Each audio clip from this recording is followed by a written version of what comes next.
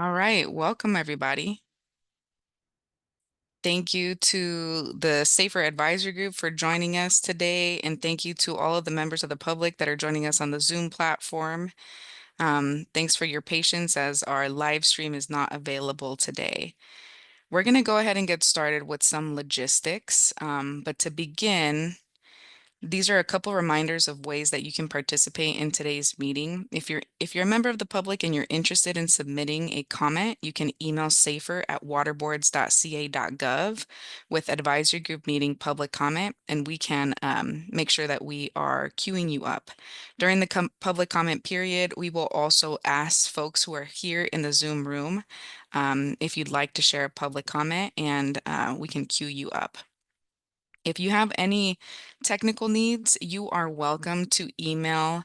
You're welcome to email safer@waterboards.ca.gov. You're also welcome to send a chat to the participants with PowerPoint in front of their name. So English PowerPoint, Michael Ben, or Spanish PowerPoint, Amelia. If you have any technical issues, you can chat those two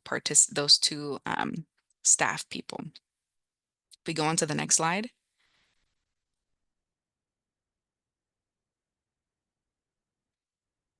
All right, we are in the Safer Advisory Group meeting number 4. We can move on to the next slide and some meeting logistics. Moving on to the next slide. All right, so to begin with meeting logistics, this meeting is being offered in English and Spanish.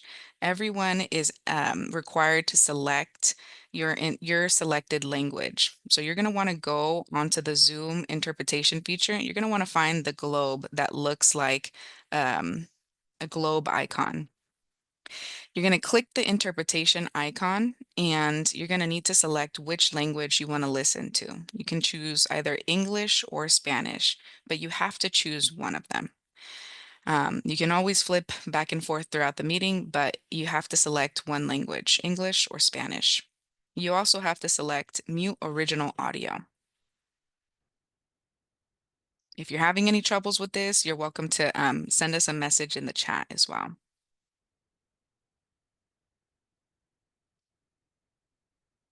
All right, we can move on to the next. So in addition to having English and Spanish audio, the presentations are also available in English and Spanish. So at the top of your screen, you should have two options. One that says English PowerPoint, Michael Ben, Spanish PowerPoint, Amelia. So you're going to want to select which PowerPoint you want to view, which PowerPoint slide you want to view.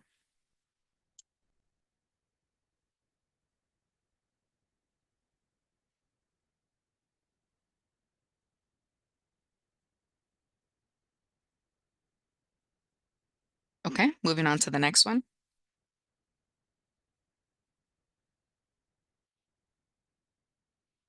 If throughout the meeting you have any questions or you need any support, you're welcome to send us a message through the chat as well. Next slide.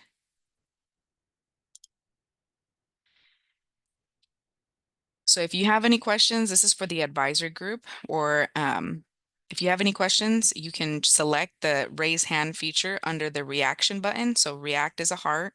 You're going to select the heart, and then you're going to select raise hand. You can also select the reaction. So if you're hearing somebody who says something that you like, you can also respond with reactions too. All right, we can move on to the next slide. We've covered this. We can move on to the next one. All right. So that brings us into our meeting. We are going to go ahead and get started. We can move on. We always begin our meetings with the reflection of the Water Board's mission. And our mission here is to preserve, enhance, and restore the quality of California's water resources for the benefit of present and future generations. And the work that the Safer Advisory Group does is really critical to our mission in ensuring that all Californians have access to safe and affordable drinking water. So as we continue on in this meeting, we want to make sure that we are remembering and uplifting the voices who have experienced economic and social disadvantages because of historical injustices. And we hope that the work that we do here today can move us forward to remedying those wrongs.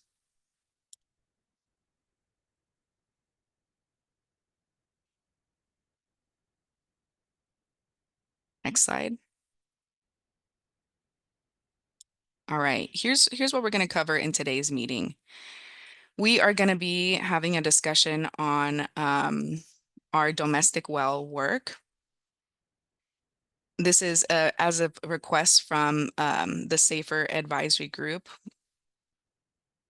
We're also going to be doing a recap of the 2024 program accomplishments and updates. We're going to wrap up our meeting with Safer Advisory Group member announcements and then close out with public comment. So those of you who are joining here from the public, you're going to have an opportunity to chime in on any item of today's agenda towards the end of the meeting. So we'll queue you up. We'll give you a heads up on when that public comment period is coming. Next slide. So here's a reminder of our meeting guidelines. We ask that you all take breaks as needed. We have a couple of breaks scheduled throughout the day, but you're welcome to pop in and out as needed. We ask that you speak slowly. That's a reminder for me as well. We have interpreters who are doing live interpretation into Spanish, and so we want to make sure that all of your thoughts and comments are captured. So please speak slowly. We ask that you raise your hand for comments and questions, and that you keep your comments concise so that we can hear as many people as possible. And then once again, a reminder, there's two ways that you can reach out for support. You can reach out to Safer at Waterboards, or you can email, or you can send a chat to English PowerPoint Michael Ben or Spanish PowerPoint Amelia. I see a lot of you sending a chat to me. I have got a lot of different screens popping up, so I may not be able to get your message as quickly as possible. So if you have anything that you want to send to a chat, please email English PowerPoint Michael Ben or Spanish PowerPoint Amelia, and they can help troubleshoot. Next slide. All right. So we're going to go ahead and get started with our name, introductions, and warmer.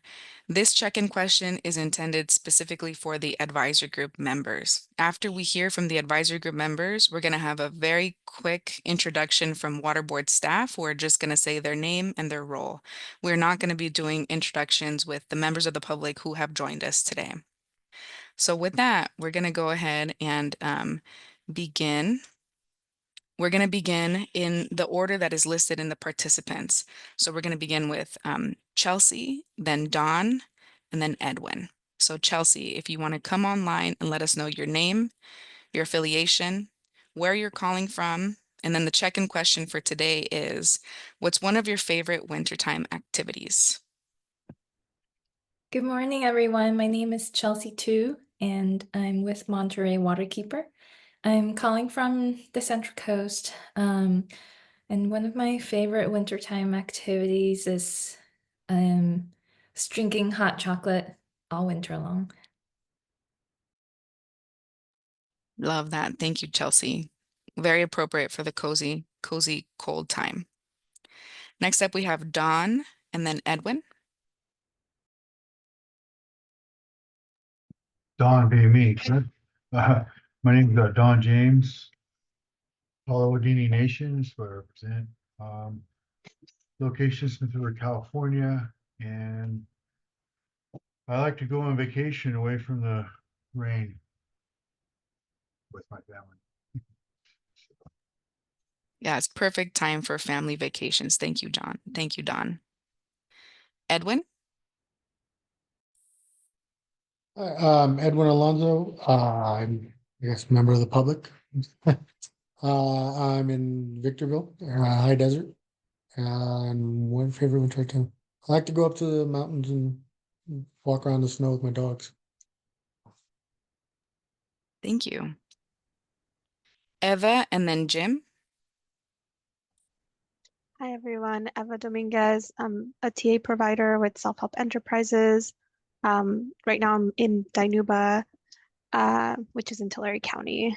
And I enjoy spending time with my family. And this year I get to go to Mexico, which I haven't done in a few years. So I'm excited to do that kind of towards the end of the month. That's awesome. Hope you have a great travels. Okay. Next up, we've got Kristen and then Michael Prado Sr.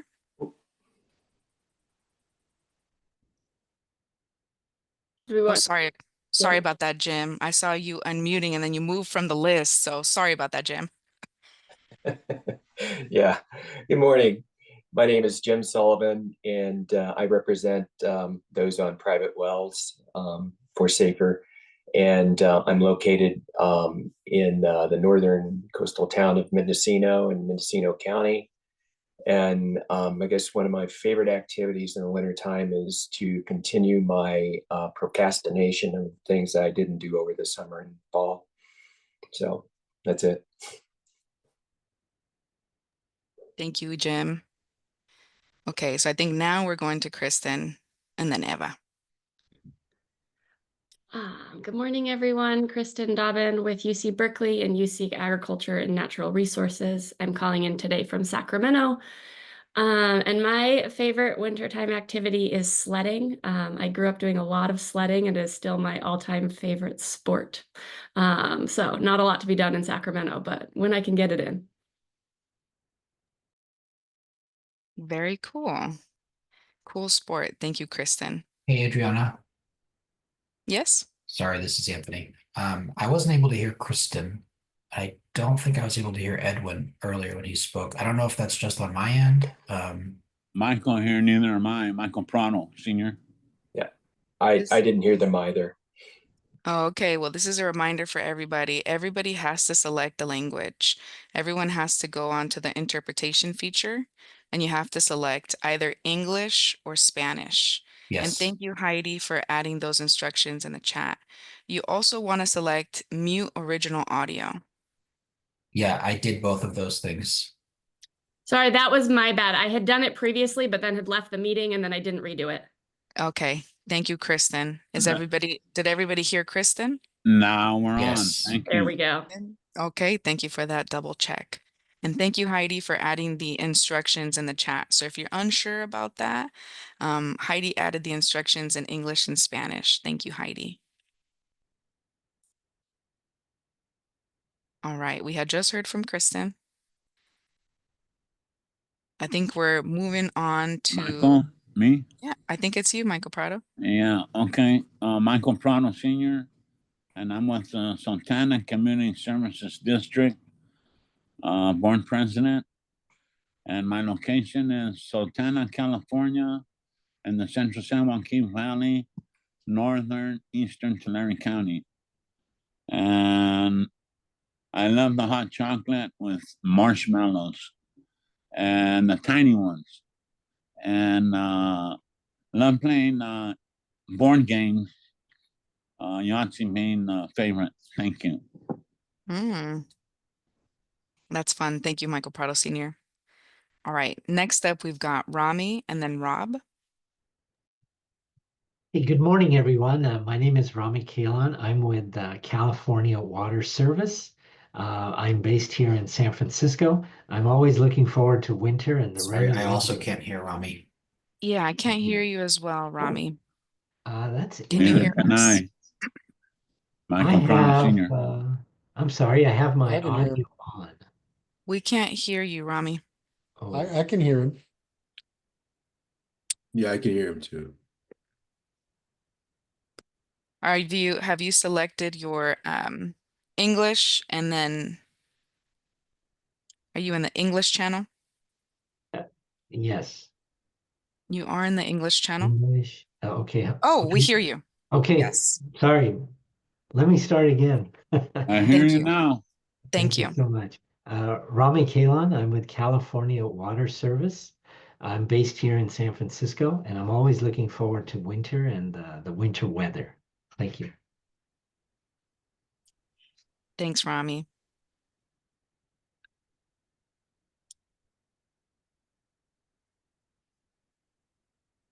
Next up, we've got Silverio and then Stephanie.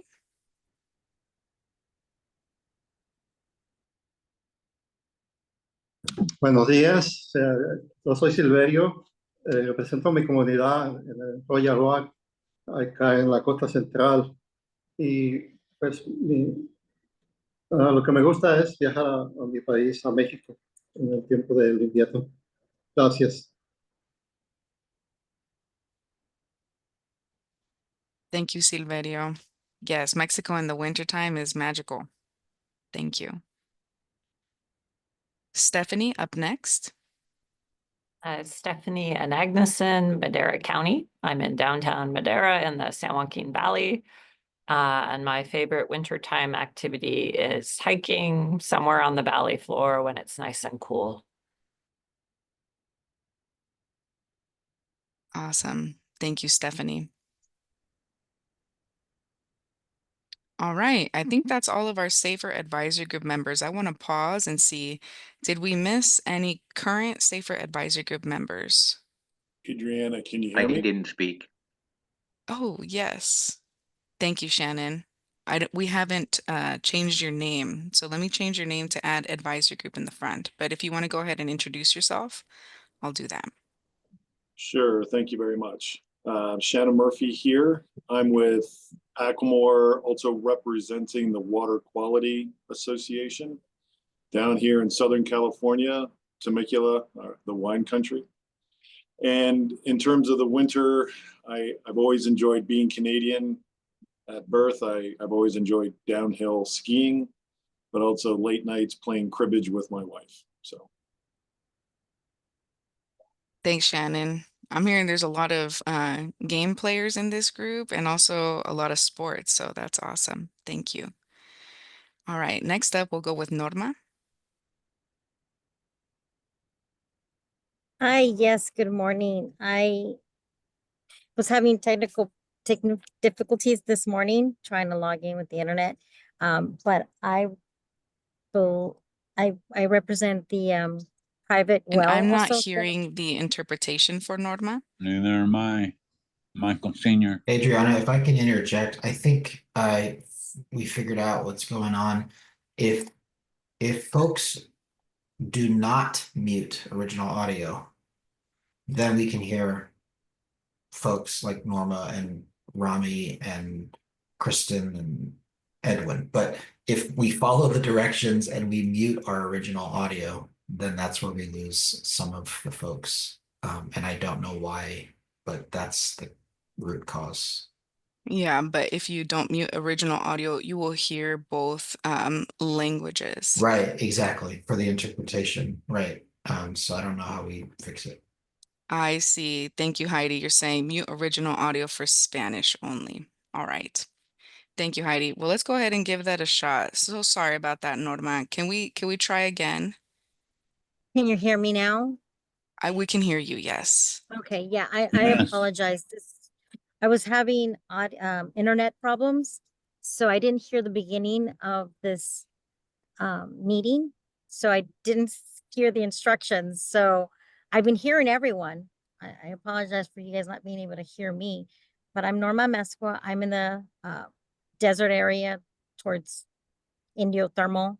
I represent the public for a private well at a small little mobile home park out here. So my favorite thing in the winter, it would be just, I don't know, staying home with my kids, watching movies and snuggling up and just spending family time.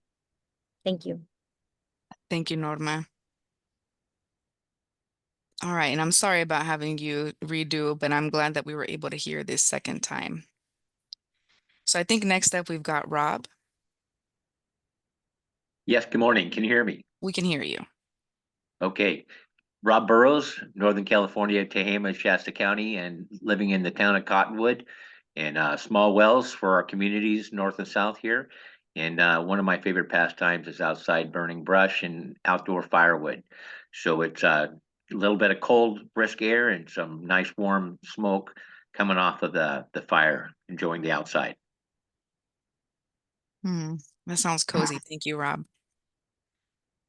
All right. Next up, we've got Isabel and then Eric. Hola, buenos días. ¿Sí me escuchan?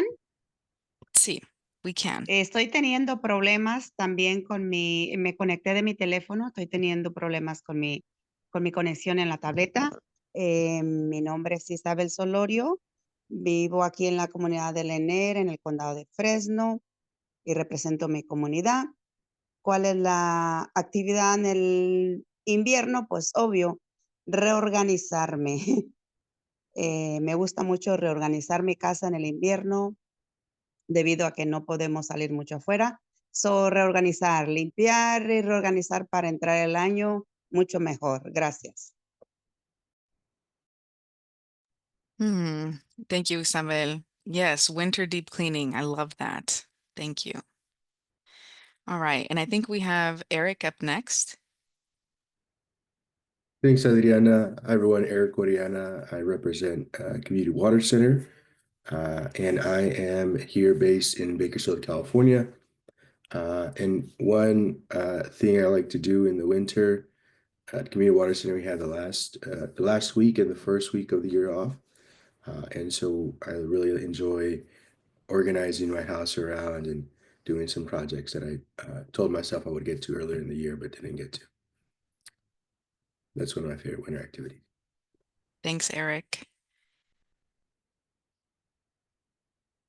All right, I want to pause and see if we missed any SAFER advisory group member.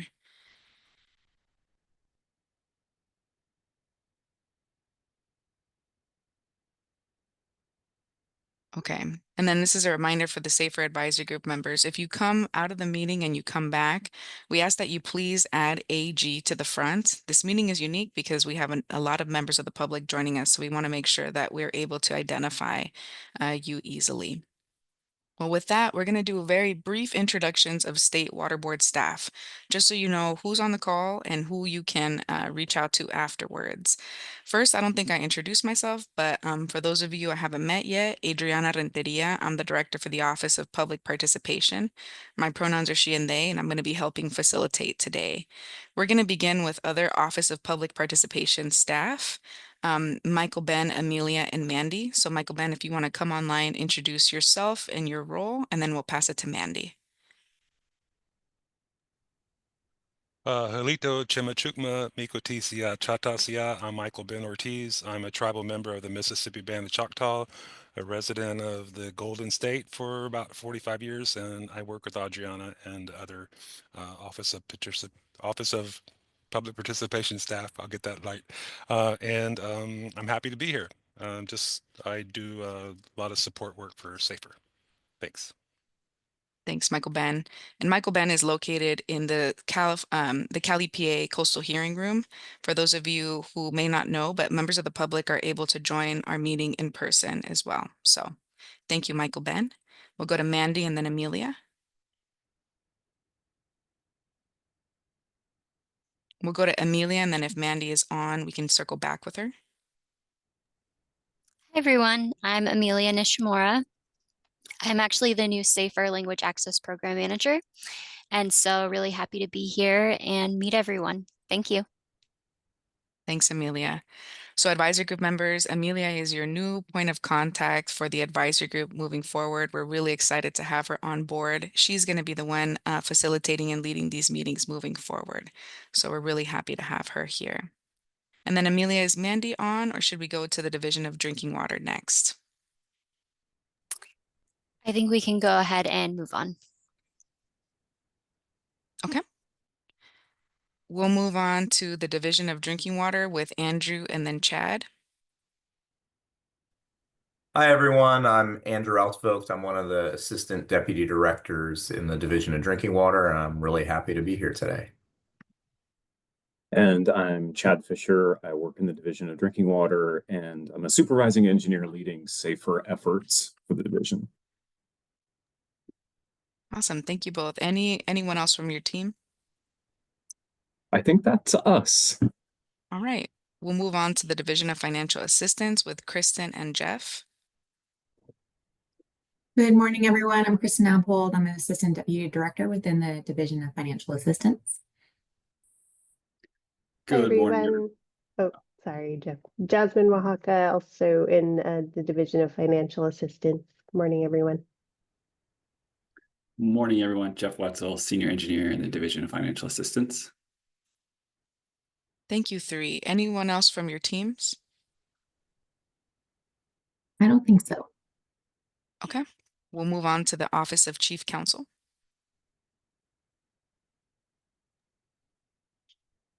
Good morning. Your friendly neighborhood lawyer here from Office of Chief Counsel. I'm Anthony Austin. I advise the advisory group, all of you folks, and I advise OPP on safer advisory group matters. Thank you. Thanks, Anthony. Anyone else from your team, Anthony? Nope, just me. All right. And there are a number of other water board staff who I know are listening in as well. So happy to have them listen in as members of the public. With that, I think we're going to wrap up our introductions and warmer, and we're going to transition to the next part of our agenda now.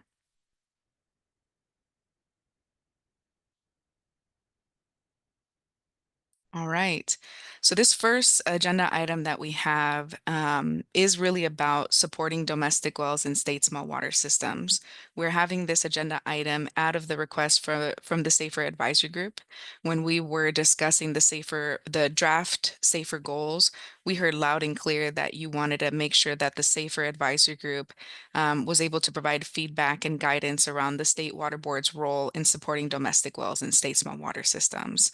So we're going to be having Andrew from our Division of Drinking Water share a little bit about big picture, what is happening in the state around domestic wells, all of the different efforts taking place so that we could have better guidance from you all around what the role for the state water board and the SAFER program should be. So thank you for making this recommendation. We're really excited to dig in today. With that, I'll pass it over to Andrew.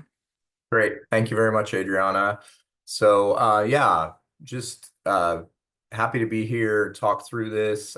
I'm going to spend a bunch of time kind of on just background, a bunch of my time, won't take too long on background, and then a little bit on kind of our process going forward. I know one of the things that we've heard consistently from all of you and other advisory group members and the public is just that, you know, we need to have I don't know, I think more of a cohesive message and things to say and guidance on what we're doing in domestic wells. And so this is sort of the beginning of that. So there's not going to be any sort of big suggestions or anything here, but we want to really use this to hear from all of you on what we might do kind of moving forward on domestic wells.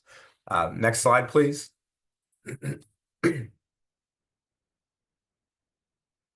So this is just by way of a bit of background, just to get kind of terminology and a little bit of understanding. So domestic wells are privately owned wells that can either supply water to individual homes or less than 5 connections. So it may not be just a single home, but it's called a domestic well if it has less than 5 connections.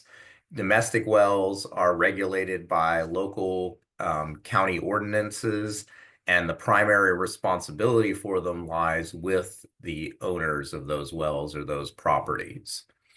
A state small water system are wells, generally wells that serve between 5 and 14 connections. So if you're above 14, if you're 15 or higher, then your water system that's regulated by the state. But if you're between 5 and 14, then it's regulated by the county that you're in. And, you know, both state smalls and domestic wells are eligible for SB 200 funds to support consolidation and water quality improvements.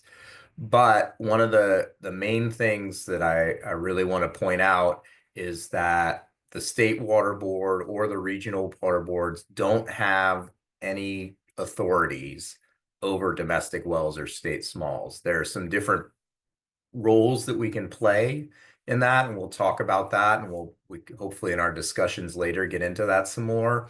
But really the authority and responsibility is at the local level for the regulations around domestic wells and state smalls. Next slide, please.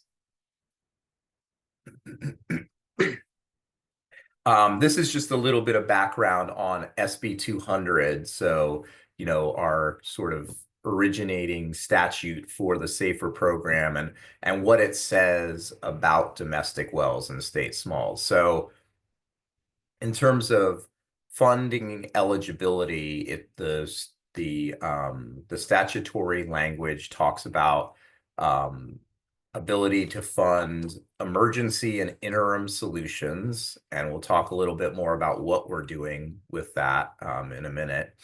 And then also consolidating domestic wells and state smalls to larger water systems. So that's like the main place that it's called out in terms of what we can fund related to domestic wells and state smalls.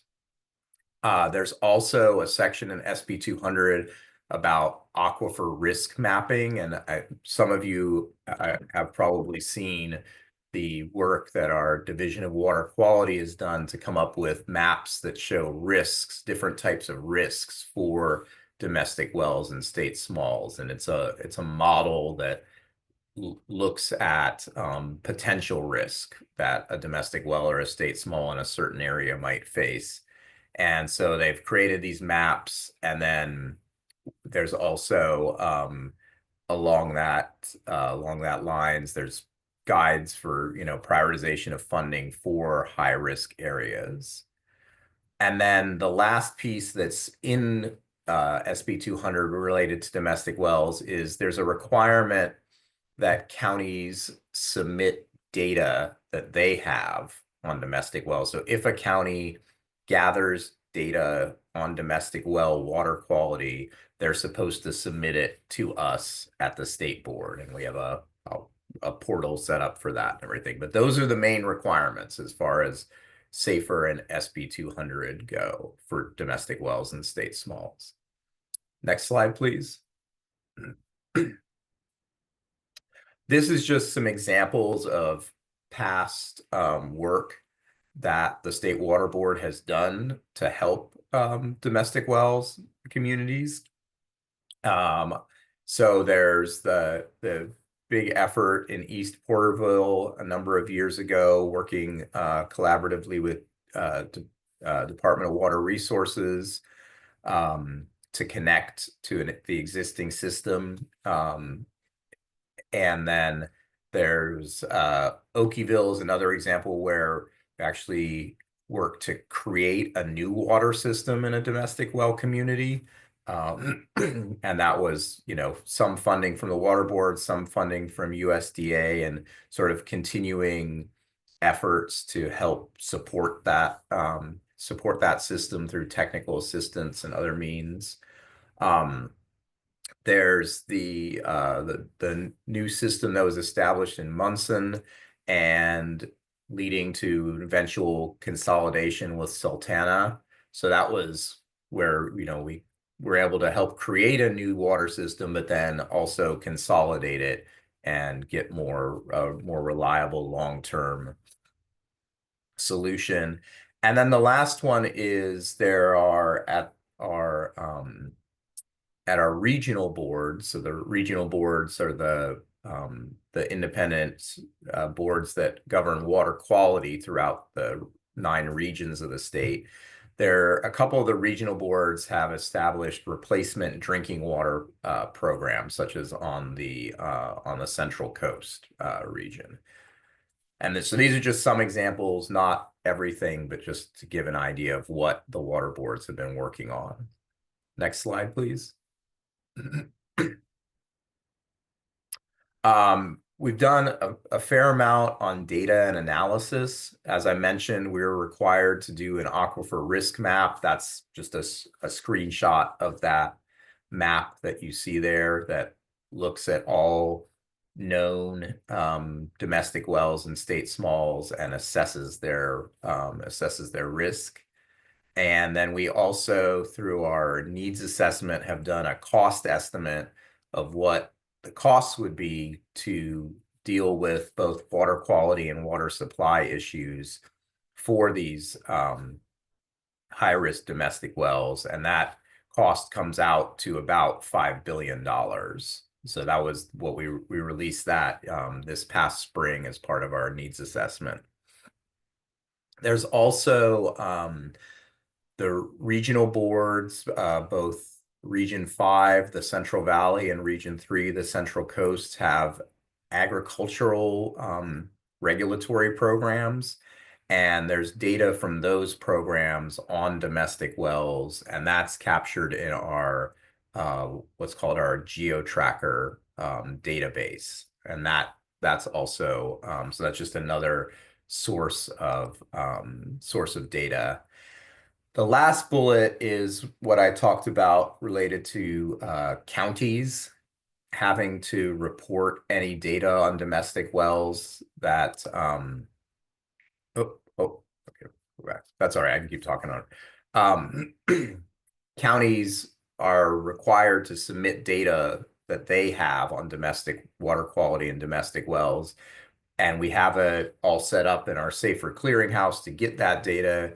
Unfortunately, almost no county has submitted data. I think we have about 3 or 4 data points for that. So even though they're required to do so, either because they don't collect the data or they aren't, they just aren't submitting it to us. So even though there's that requirement, there's really no data there. So anyway, that's that related to the data. Next slide, please.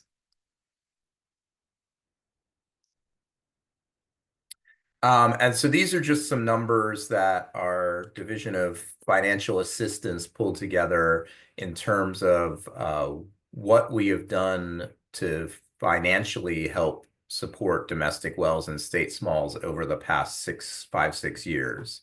And so you can see it's broken down by sort of category or type of assistance. The total amount over those years is $118 million. So pretty substantial investment in bringing solutions and helping out domestic wells. And you can see within each category the number of domestic wells that have received that assistance. Next slide, please. And then this one is the current levels of assistance that we have. So you can see currently there's about $114 million being spent within these categories. If you look at the numbers, there's a big chunk related to technical assistance, another related to construction, which is really consolidation projects, consolidating domestic well communities to other existing water systems. And then the regional programs, which we'll just talk briefly about, that are coordinated efforts within different regions and counties in the state. Next slide. So these are our current regional programs. So we have county-wide programs in a number of counties that you can see here. They consist of so this is funding that we give to counties who are interested. We actually reached out to all counties in the state, but not all counties, but many of them weren't interested in having a program at the time, which was a couple years ago. But we do have a couple counties that are. We also have work by RCAC and Community Water Center in different parts of the state, and then our efforts by self-help in the the southern San Joaquin Valley as well, and the counties there. So these are how we're trying to work together with counties and local groups on regional type solutions related to domestic wells. Next slide. I wanted to also touch on, so most of what we've been doing a lot of what we've been doing in SAFER, of course, has been related to water quality. We certainly have done work, especially through those county programs on helping domestic well owners whose wells have gone dry. But there's also another advisory group that's run through the Department of Water Resources called the DRIP, the Drought Resiliency Task Force. And they're focused on drought and on water supply issues almost solely. And so I just wanted to let folks know who may not have been aware that the DRIP is there. They've come up with work plans, and a couple of those work plans relate to domestic wells. One in particular is around roles and responsibilities and who really does what. As I mentioned, a lot of the authority lies with the counties. A lot of the responsibility tends to fall to domestic well owners or property owners themselves. But part of what the DRIP is trying to do is to get a more coordinated look throughout the state and even through like federal programs of who really does what with domestic wells. And so that's something that we're working on through the DRIP, and our board chair Joaquin Esquivel is a member of the DRIP. See there. Next slide, please. And so what we're really trying to figure out, and what we really want to hear from everybody here about, is like how we can come together for a more coordinated response in domestic wells, both internally within the water board. As I mentioned, we have a number of different programs at the regional board, at the state board, and SAFER, so that we're coordinated better internally between the programs. And so we're working on that. And that's something that we hope to be able to have more to talk about with everybody by the spring, what that internal coordination for us looks like. But then also coordinating with other agencies. So it's mainly the Department of Water Resources, but we're also talking with and working with other state agencies, such as the California Office for Emergency Services, and the governors. Well, they just renamed themselves, but I can't remember their current name. Anyway, what used to be the Governor's Office of Planning and Research, who does the planning guidance for counties and local governments. So we're working with them as well. So we want to get better coordination between our state agencies on this, and better define what that means. And then, of course, we really want to make sure we get input from everyone here, as well as the DRIP Collaborative, and try to bring those kind of efforts together as well. And I think that was it for the slides that I was going to present for today. Thank you, Andrew. So here's how we're going to lead into our discussion today. We're going to first begin with any clarifying questions. If you heard anything from Andrew that you're unsure about, we're going to begin with clarifying questions first. So we're going to ask that you raise your hand. After a couple of minutes of clarifying questions, we're going to be putting a couple of feedback questions that we have for you all. We'll put those feedback questions up on the slide. We'll give people about 10 to 15 minutes to think on their own, and then we'll hear from every single advisory group member. We'll just go down the list and hear your reflections on those questions. So that's kind of how we're going to be leading this discussion here. So for the next couple of minutes, we're going to be doing clarifying questions. So right now, we're not asking for direct feedback. Hold your feedback for for the next round. Right now, clarifying questions. We'll pause and then come back and hear from everybody. So to kick us off with clarifying questions, Chelsea. Thank you. Thank you, Andrew, for that really great presentation.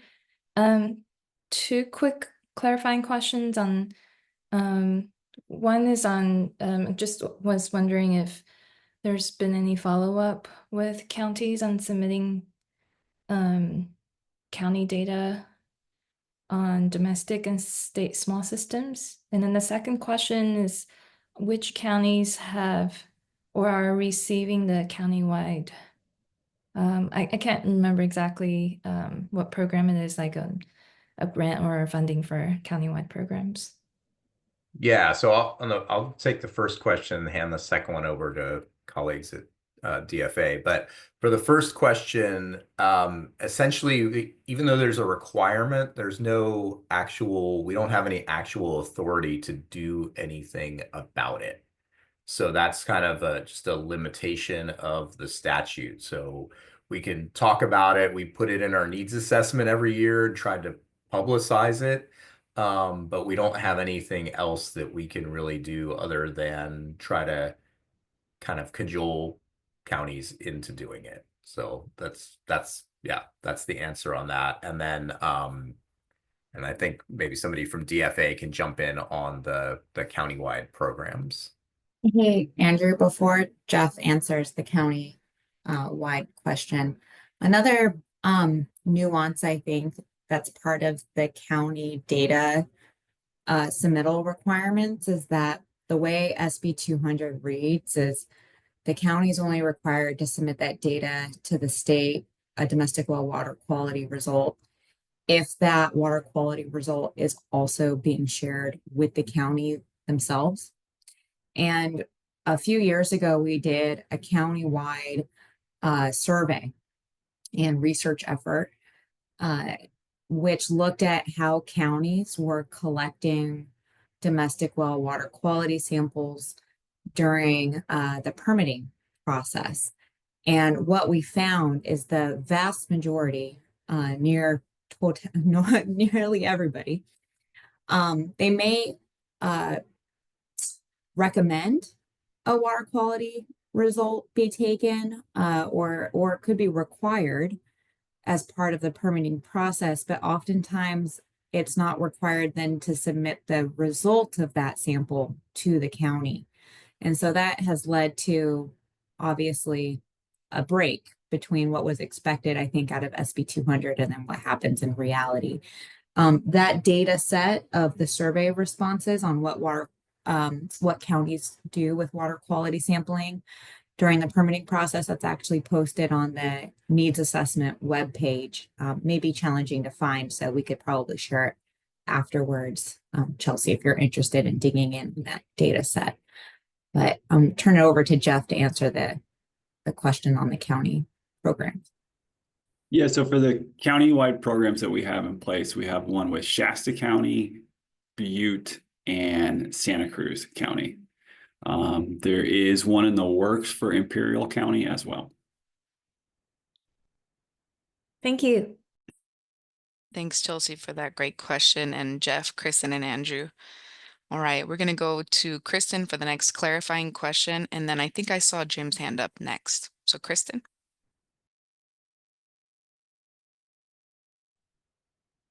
Okay, thanks everyone. That was a really great presentation and really helpful to see all the parts come together. My question is just about how point of use and point of entry efforts fit into this framework of the board's work around domestic wells, both like the report and the pilots. I just didn't see that here and I'm struggling to fit like kind of where that falls with this other work. Sorry, we neglected to put that in, and I'm actually going to hand it over to Chad he can talk very briefly about that. Yeah, sure. Thanks for bringing that up, Kristen. I think that's some important work around domestic wells, and yeah, even some of the folks on this call are participating. At any rate, so like Kristen mentioned, State Board produced a point of use and point of entry report. It's now been a year or so since that report was finalized, and that report suggested 7 different pilot pilot efforts, which should think of those as like areas for further work rather than like, constructing some sort of thing on a bench top.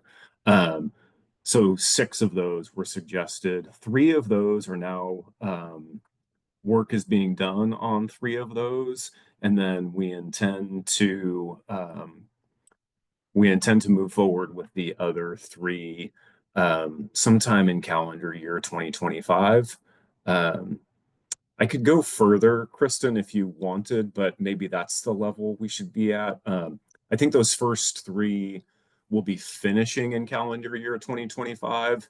And there's some really exciting things there about developing educational materials, also from a technical standpoint, developing certification standards for some of the contaminants out there that we don't have a certified device for. So some things for me there will really make some solutions possible. So I'll stop there.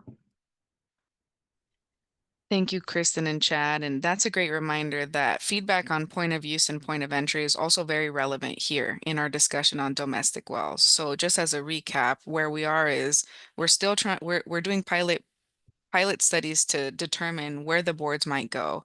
And then if you could just reiterate the 3 kind of questions that you're looking into right now, Chad, with those different pilot studies. You mentioned certification. Yeah, there is the last one is slipping my mind. I'll put it into the chat, but there's certification efforts for about 5 different contaminants, which should allow devices to be manufactured and certified for performance for removal. And then there's the educational materials and strategy. And then the other one is developing I'll call it a curriculum, but is developing a pathway for folks to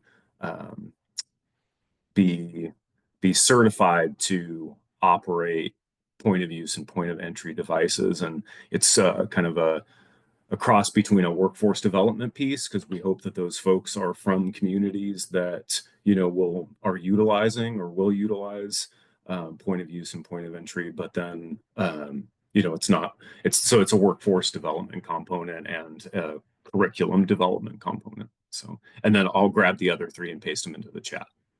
Thank you, Chad. And then before Sure. you leave, just so that Yeah. everyone has the same understanding, could you say what is point of use and point of entry, and why is Yeah. it relevant to our conversation on domestic wells? Yeah, sure. Thanks for that opportunity. So for a domestic well, I think like Andrew teed up and folks probably know, but a domestic well is a well that somebody has likely in their backyard, right? And from the well, water goes from a pipe into the family's home. A point of entry device would be before that pipe gets to the house, or as it gets to the house. All of the water would be treated in this point of entry treatment device. And so that means that for point of entry, all of the water in the home is treated water. So that's flushing the toilet, that's kitchen sink, bathroom, etc. So that's point of entry. And then point of use is a smaller little treatment device, and it's usually in the kitchen, usually next to the kitchen sink, and installed kind of under the sink with a separate tap. And that treats only the water from that tap. I think that's what at least most people are familiar with, where the kitchen, there's the faucet for the kitchen sink, and there may be a separate faucet that has the treated water. So, and then just to put a point on it, so that means that the only treated water in the house comes from that spigot. The reason why it's so relevant to domestic wells is at a public water system that has a well and then pipes that go to many, many, many homes. It makes sense if you need to treat the water to treat it there, right next to the well, and then treated water goes to all the homes in the community. But with just one domestic well for each home, there isn't an opportunity to do it that way. So that's where a point of use or a point of entry device could come in.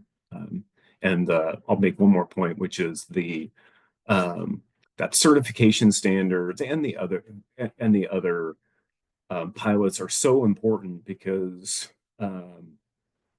we want it, you know, point of use and point of entry. We want to ensure that it's a viable solution for folks, right? And that's the report, and then the pilots are about really that, about exploring the current state and then filling gaps where there are. So, and I should make a point also that, you know, many homes use point of use and point of entry now successfully.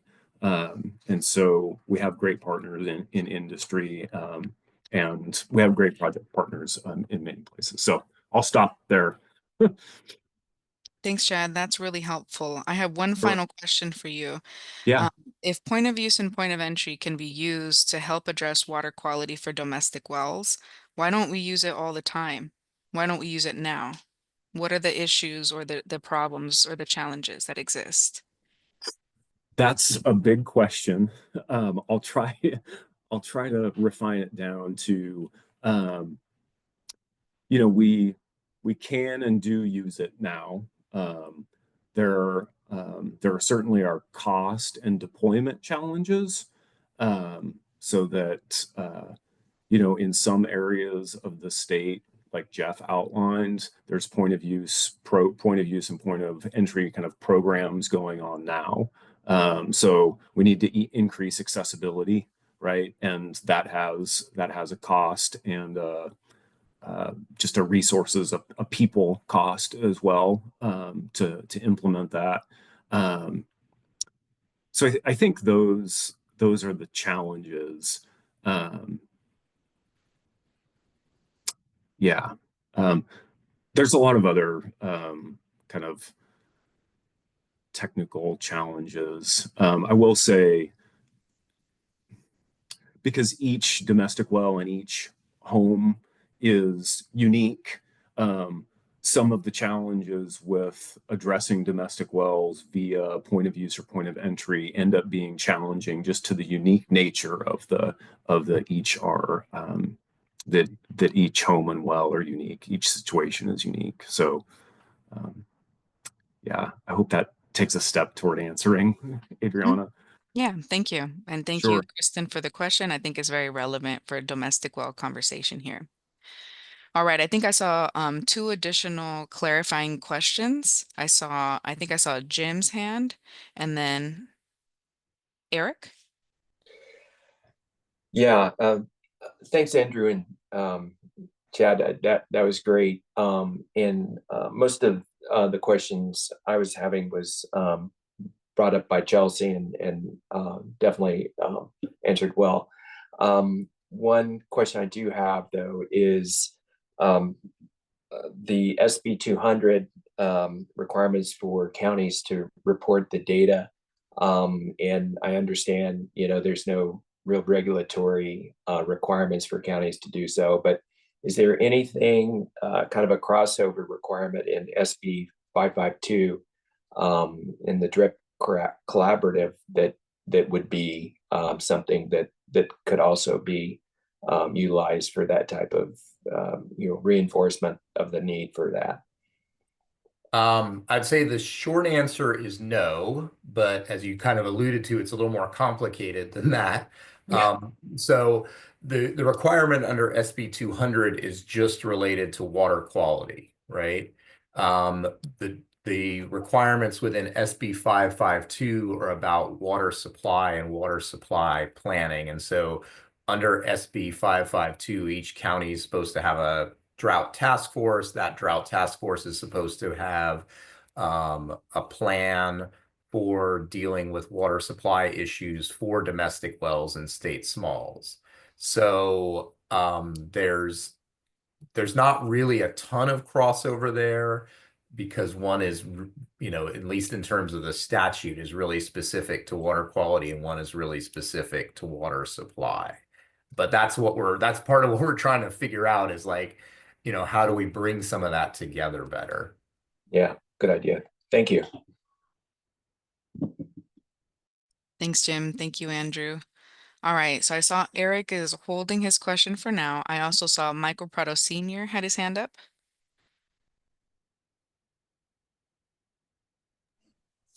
Mine's not answered. Thank you. Oh, it did? Okay, Yeah. awesome. Isabel, go for it.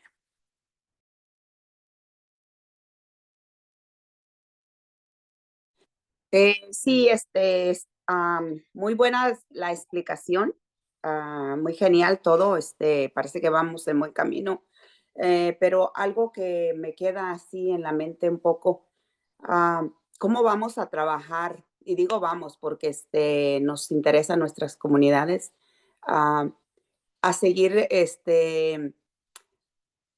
hacer o sea, yo lo llamo como reunirse todas esas piezas del rompecabezas a discutir estos temas que nos afectan a todos. Esa sería una. Y número dos, para seguir trabajando en conectar sistemas. Yo, mi comunidad, sigo con lo mismo que debemos a agilizar eso de conexión con otros sistemas que estén cercas y hay mucha discrepancia y es mucho más como política. Disculpen lo que lo digo, pero sí, es mucha politiquería y nosotros tenemos que mirar soluciones. El día que yo ya no esté ayudando a mi comunidad por X motivo, mi comunidad quede segura, en manos seguras que tengan agua segura y accesible y a bajo costo. Gracias. Thank you. Thank you, Isabel. So maybe that's a question for Andrew. How are we going to fit all of the different pieces together that affect us, the domestic wells and also the consolidation of systems? How are we going to continue to connect communities that have not been able to be connected for many years? And how are we going to be able to overcome the political challenges that prevent us from moving forward with consolidations and other type of comprehensive water solutions? Yeah, that's a really good question, and I think it's sort of one of the critical questions that for the whole group to think about, because we are limited in our funding. As I mentioned, we're limited in our authority and what our staff can work on and different things like that. And we really want to try to figure out with all of you where we should be focusing, because there are a lot of different things that we could do, right? There's more need than there is resources when it comes to drinking water. And that's one of the things we'd really like to hear about is where should we focus? Because, where should the money go to? Where should our staff work go to? And what are those ideas? And that's something that we'd like to have a continuing conversation, but hopefully, maybe by the spring or the summer, we'll have something more that we can all come together and say, this is what we're going to try to focus on. Thanks, Andrew. Thank you, Isabel. Yeah, I think that's spot on. I think that's the feedback we want to hear. Where should we focus? Thanks. Michael Prado Sr. All right. Everything got hit on the nail. I think the state needs to start, and I'm speaking because we have a project in consolidating Munson into our system. We have several pieces that still need to be completed. And the state continually keeps accepting applications, keeps opening up other cans of worms before they even finish a project. I know it can't be done overnight, but we've been waiting for ours since 2017. And hopefully 2025, sometime before 2026 comes, we get all these people connected that are waiting. So my advice is quit taking on so many projects and get the ones that you already have started. Get them done. Thank you. Thank you, Michael Prado Sr. And I think that transitions us into really your feedback. Where should we prioritize? Before we transition into the discussion questions that we have, I see there is a question from a member of the public. I don't know if anyone with the DDW, Division of Drinking Water team, knows about this question, but it's an interesting question. Does anyone know if Tuolumne County has submitted their data? And generally, is there a way that people can see if counties have submitted their data on domestic wells and state smalls? Andrew, you want me to Yeah, answer that for go you? for it, Kristen. Thanks. My former position. So yes, if you take a look at the Excuse me. 2020. Oh, yes. Excuse me. I have one more thing, if I may, Adriana. Oh yeah, if we wouldn't, let's go ahead and have Kristen just finish answering the Okay. question on where we can Okay. find that data, and then we'll come back to you, Michael Prado. Thank you. Thanks, Adriana. Yes, we published the list of counties that have submitted both their inventory records and then the water quality data in the annual needs assessment, which is available on our website. And I think that can be shared after all of this with folks. But if you check out the 2024 drinking water needs assessment, there is an appendix that indicates which counties have submitted their data. And I don't believe Tuolumne was on that list, but please take a look. Thank you. And then Kristen, is there a website? There's the website for the needs assessment, but there is also a web page developed for counties to learn more about the data submission requirements out of SB 200. So if you type into Google, the website is called Domestic Well and State Small Water Quality Reporting, I think. And when SB 200 passed and we built out the new data portal for counties to use, we launched the website, and we also hosted a number of training sessions with counties to let them know about these new requirements. So we can also share a link to that webpage as well. Okay, awesome. And I'm seeing some very proactive folks in the chat already putting in the 2024 needs assessment and the State Water Board's webpage. So thank you all for the question and also for contributing. All right, we're going to move on to the next slide. And this is a slide that has a list of discussion questions that we have for you all. So once again, like Andrew mentioned, oh, so sorry, Michael Prado Sr. Yes, we'll go to your question and then we'll jump into discussion. I apologize. I talk too much, but don't miss me. The reason I brought all this up, and I'm sorry I hit my nerve, we have a regional project that's set before us in the northeastern Tulare County, which will bring a solution to 7 communities. And the 7 communities is Yanam Seville, Santana and Munson, Arosi, and Cutler, and East Arosi. East Arosi has big problems that haven't even been solved. They haven't even got no connection done yet. I know it's in the process. Cutler, they have contaminated nitrate in their water, 123 TCP. And they need help. They need water now. Munson and Sotera, we're still waiting to get our stuff done. So there's a lot of projects out there that need to get done, not only on one scale, but on the regionalization. And before that can happen, we need everything done to each individual community. I kind of feel sometimes we're putting the horse before the carriage, and it don't work that way. Thank you. Thanks, Michael Prado. That's really helpful too. And can I maybe even just add just on that, just as we think about what we're discussing, as Mr. Prado rightly pointed out, I mean, those communities have both been working for a long time and waiting for a long time. And one of the things that, I mean, Chad will talk later about some of our safer goals and how they apply to water systems, but I wanted to point out also that, just, in that same area, there are folks with domestic wells, right?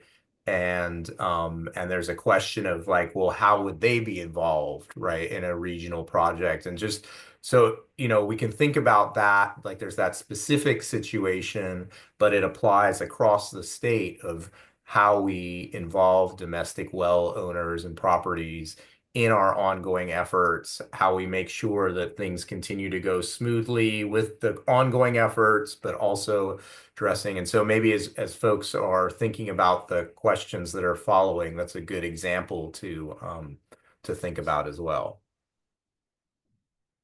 Yeah, definitely. Thank you both. I think that tees us up really well if we go on to the next slide. All right. So here are the discussion questions that we have for you all. I'm going to read them out, and afterwards, here's what we're going to do. We're going to take a 15-minute break, and in that 15 minutes, we ask that you think about these questions. You can write things down if you want. If not, you can walk around. You can add another load of laundry. You could do whatever you want in those 15 minutes, but these are the discussion questions that we need some help with. What specific needs or gaps in domestic well support aren't currently being addressed by other current efforts?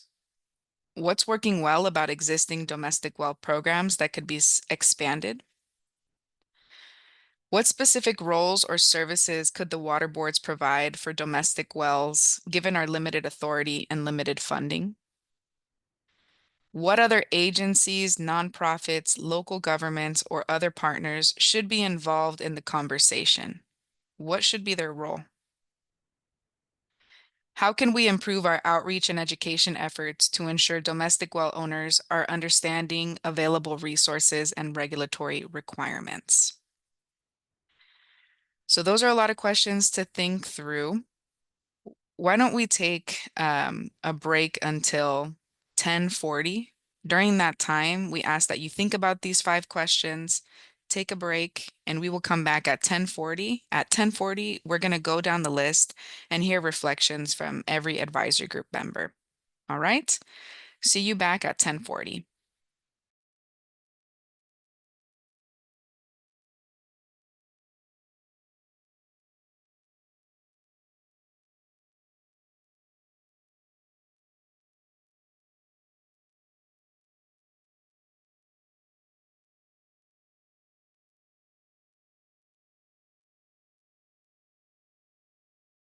Michael Ben, if you could go the previous slide.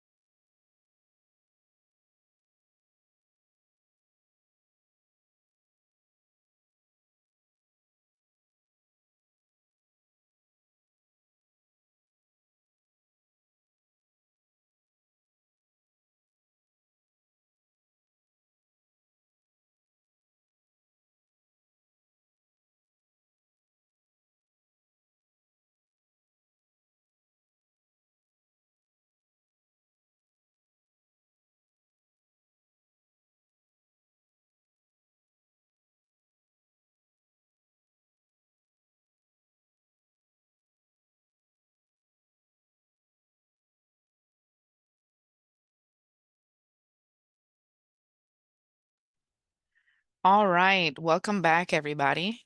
If you stepped away for a quick break, I ask that you come back to your computer screen if you are an advisory group member and turn your camera back on so we can go ahead and get started. Michael Ben, please go back one slide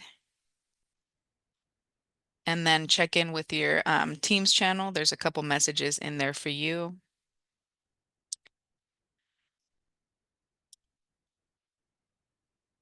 We should have both the English and the Spanish questions are in the chat if you want to refer to them.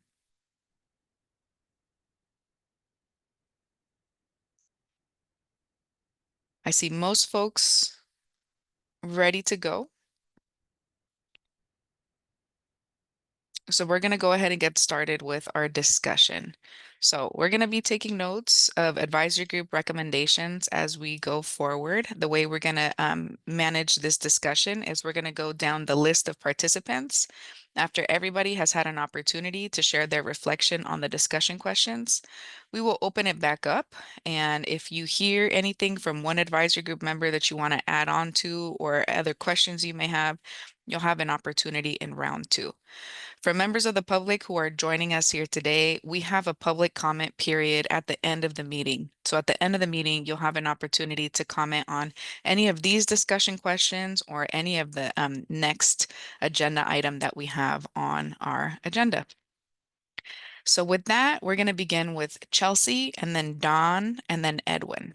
So Chelsea, whenever you are ready. And you don't have to answer all of these reflection questions. You can pick one, you can pick all, you can pick actually any other feedback that you'd like to share. Thank you. I definitely don't have responses to all the questions, but I've been mulling on the question that I did pose earlier on gathering data on domestic wells and water quality within those wells, and also including state small systems, of course. So I love to see if there's some multi-agency, local and state collaboration on not necessarily requiring that counties, update their ordinances, but really working with counties and well owners and system operators to collect that water quality data. This is definitely not a super well-formed idea yet. And so that's my input there, and I love to think about it more with the State Water Board staff. It just seems like that's a key gap that has been missing. We've been talking about it for a couple of years. And without that additional authority from SAFER, I think there's still creative ways to provide incentives and work together to make sure that the water quality data from these domestic wells and state small systems are collected and reported.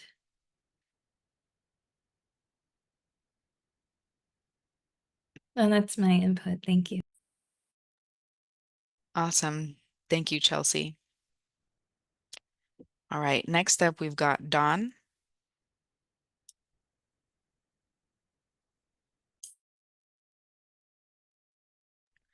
Looks like Don stepped away from his computer, so we'll come back to Don, or maybe Don, you're back. Yes. Don, if you're available, yes, Don James, if you're available to share your perspective, otherwise we can come back to you too. Oh, it's all right. I'm here in Smith River right here, and we just got an earthquake detected. So the office was just shook down there where my wife is at. I just got Oh no, if you need to take a moment, please. I don't know what more. I don't know if I have any. What do you call it? Constructive or anything to add at this Okay. time. So Okay. thank you. Thanks, Don. Sorry, we just had earthquake here too, so I'm gonna step away for a moment. Oh no, I hope everyone's okay. Yes, please, please, uh, duck and cover. Please, take care and check in on your family and friends. Sonoma County as well, headquarters. Oh wow.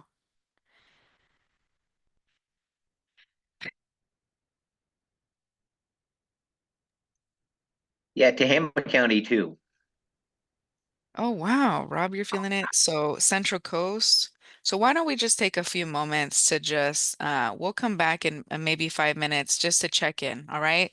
Let's take a couple moments to just experience this and be safe.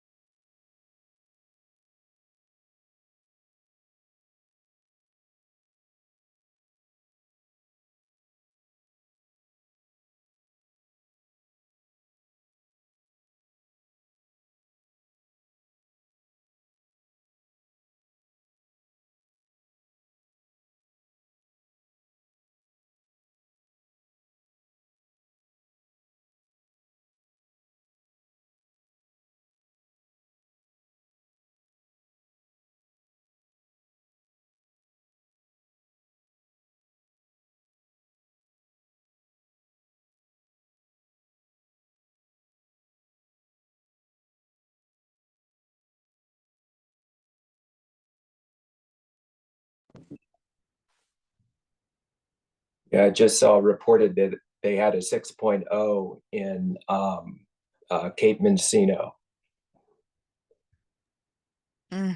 That's really scary. Yeah. Ooh.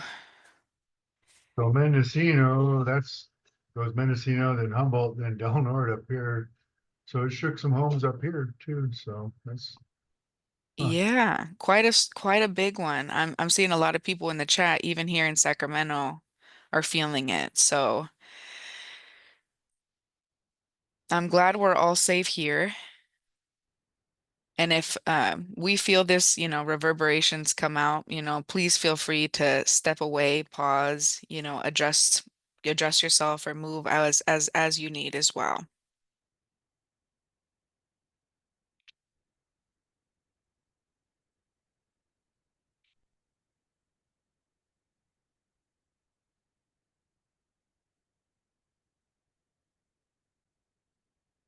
Okay. Well, here where I'm at in Sacramento, it feels as though things are a little steady. So we'll continue here, but if we need to take another break, we can definitely do so. Um, the really cool thing about having a virtual advisory group is we have people from all over the state. So it's really cool to see. It's really cool to see that. I think we had just heard from Don before the earthquake. I think the next person who we have on our list is Edwin. Edward, if you're in a stable place and if you're ready to share, uh, we invite you to come online. Yeah, I'm in a stable place. I'm on a granite shelf in the middle of the desert. It looks like somebody has a question. Oh, Eric, Sorry, Edwin. do you have a question? I was trying to get next in line. I'm okay. And I can't hear you, Eric. I heard him. I was Oh. trying to get next in line. Sorry about that. Oh, okay. We're going down the participant list. So I think that you are actually next after Edwin. Awesome. Go for it, Edwin. Yeah, I don't have anything specific to these questions. But I have noticed that a lot of the talk or a lot of the answers have kind of been like it's either not in our purview per se or authority, as it says there, limited authority, unlimited funding, or for some of these domestic wells, or there are other programs that do deal with this, and they're and I understand that there's a slowness to all the projects, but I think I looked at the water boards just to give a precursory to see where the information would be, and I looked at the social media, I guess sources or whatever, and I didn't see anything. I haven't seen any posts from the water board for months. on Instagram, just to give an example. I think the last one was in April. I may be wrong, but it just seems like there needs to be more outreach or education or things available to even for us to use to give people. Like, yeah, I mean, just being able to go to the social media pages and stuff like that and see something or direct us somewhere. If someone does have a question that's manageable. It's difficult sometimes to find information. That's about what I got to say. That's really helpful. Thank you, Edwin. All right, next up we've got Eric and then Eva. Thanks, Adriana, and I really appreciate board staff bringing these really important questions to the advisory group for discussion today. One of the things that I wanted to share with you, and I guess I'll probably mix and match some of the questions in my response here. But overall, I think we saw a good example today during the presentation of some domestic well consolidations that could be carried out. And I'm hoping that the board could really work towards more domestic well consolidations, given the sustainability and resilience that they provide for at-risk domestic wells. And I think I'm sort of looking ahead at the agenda today, but looking at the goals that the SAFER program has developed for water systems, he's hoping the State Water Board could also develop goals around domestic well communities. And so some of those goals could be, beginning construction on domestic well consolidation projects for the communities that are currently receiving TA by the end of the SAFER program. And then setting a benchmark for a number of communities that the State Water Board hopes to provide TA for those domestic well communities that are currently not in the process to plan towards a consolidation. So those are some of the goals in terms of consolidation for domestic well households. I realized that about 140,000 domestic wells in the state of California are at risk of not providing safe and clean drinking water to their communities. And so the need is great. And it would really be good to see what the State Water Board could come up with in terms of what you think is possible to fund and to outreach to. I also think there should be benchmarks for number of wells sampled in the state of California.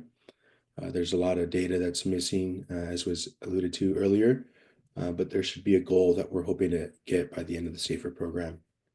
And then ultimately, since consolidation won't be the solution for everyone, set benchmarks for decentralized solutions in the state of California, and then also look at set benchmarks for what operations and maintenance looks like for decentralized solutions, given their there's added expectations for monitoring for water systems. There should be set expectations for point of use and point of entry or decentralized solutions as well. And I think that those are overall my goals. My feedback is we need to be setting benchmarks for domestic wells, and hope some of those were helpful. Thank you, Eric. And then I'm not sure if I captured all of them. So I want to make sure I capture them. And I think Andrew also has a follow-up question. So the first one was when beginning construction on domestic well consolidation, begin construction on domestic well consolidations for communities receiving TA. And then the second one, was it more TA for domestic well communities? Could you clarify the second one? Yeah, thanks, Adriana. So set a benchmark for a number of communities that are not currently receiving TA to receive TA by the end of the SAFER program. And that's specific to domestic well communities. Okay, thank you. And then I think I got the follow-up benchmarks too. But I'll pass it over to Andrew, who I think who had a follow-up. Yeah, thanks, Eric. I just wanted to ask both you, but then also for the other members of the group to think about is what does it look like for you to have domestic well consolidations? Because it can look like, the way I've been thinking, we've been thinking, it can look in a lot of different ways, right? And, should it be, you know, for example, you could focus in on domestic wells that are within the boundaries of an existing water system, right? And that would have one set of sort of technical issues as well as costs associated with it. Or you could focus on communities that are more outlying, and that has like different costs and different issues. And so I'm just asking both you and the group of like, just to think about, like, are there, ideas on what that might look like in terms of what more kind of looks like to you? Yeah, thanks for that follow-up question, Andrew. And I think both we want to see like along the line, like where there are domestic wells nearby, um, water systems, consolidate those, but also like projects that are, you know, solely domestic well communities, and domestic well households. You should be consolidating those as well. So both of them. Great, thank you. Thanks, Eric. Thank you, Andrew. All right, we can go next to Isabel, and then we'll go back to Eva, and we'll continue going down the alphabetical list. So Isabel and then Eva. Sí, sí, así voy a ser también bien breve, recalcando lo que acaban de comentar. En nuestra comunidad, en lo que se ha discutido sobre conexión con sistema más grande al lado, hay conexiones que no pertenecen. So, para mí sería genial que los pozos que están afiliados, o sea, que van por la línea donde está la comunidad, también sean reconectados. Así vamos a crear un grupo más grande y esas personas que entran en ese sistema. So, ahí ayudaríamos a dos cosas: conectar dos comunidades y conectar los pozos que están alineados por la misma vía de donde pasase la conexión. Gracias.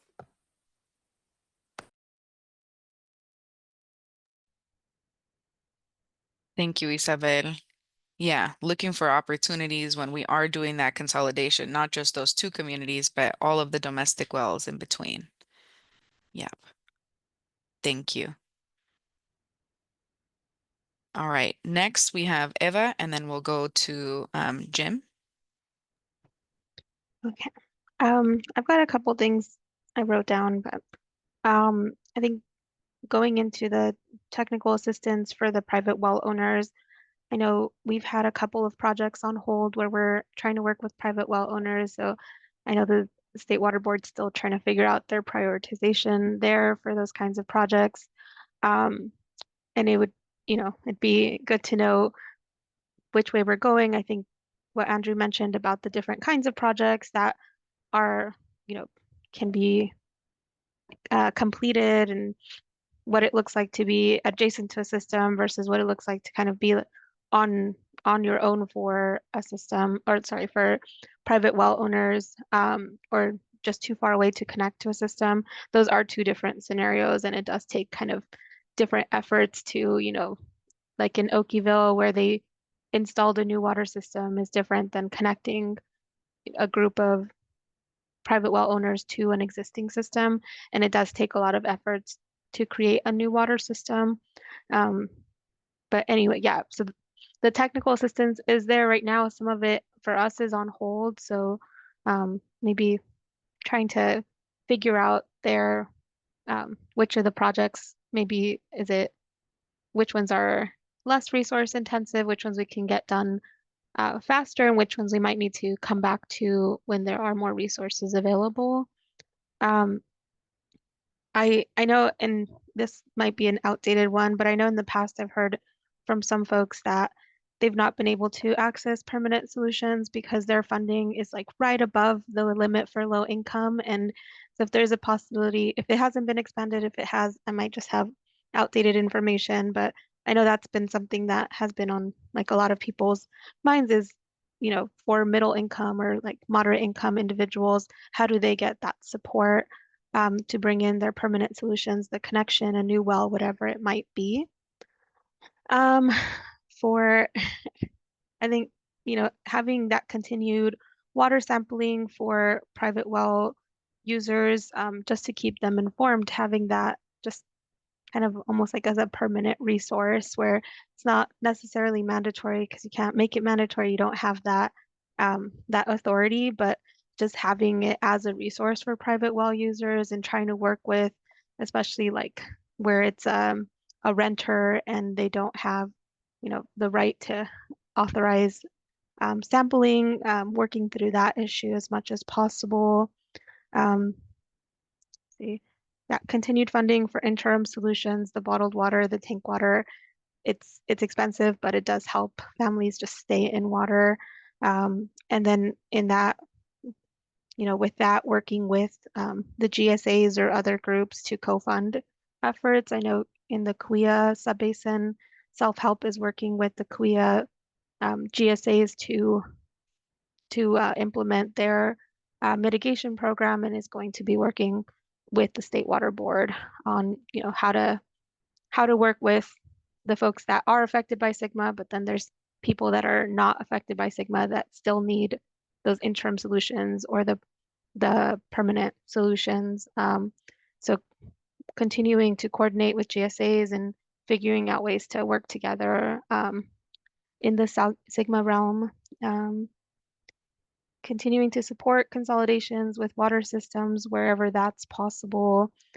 And like you guys said, like looking for existing projects where there might be two systems connecting. And, I know we have one out near Porterville where we're connecting a school, and instead of just doing a direct connection to the school, the city of Porterville asked if we could loop around so that private wells could have the opportunity, or private well users could have the opportunity to connect later on.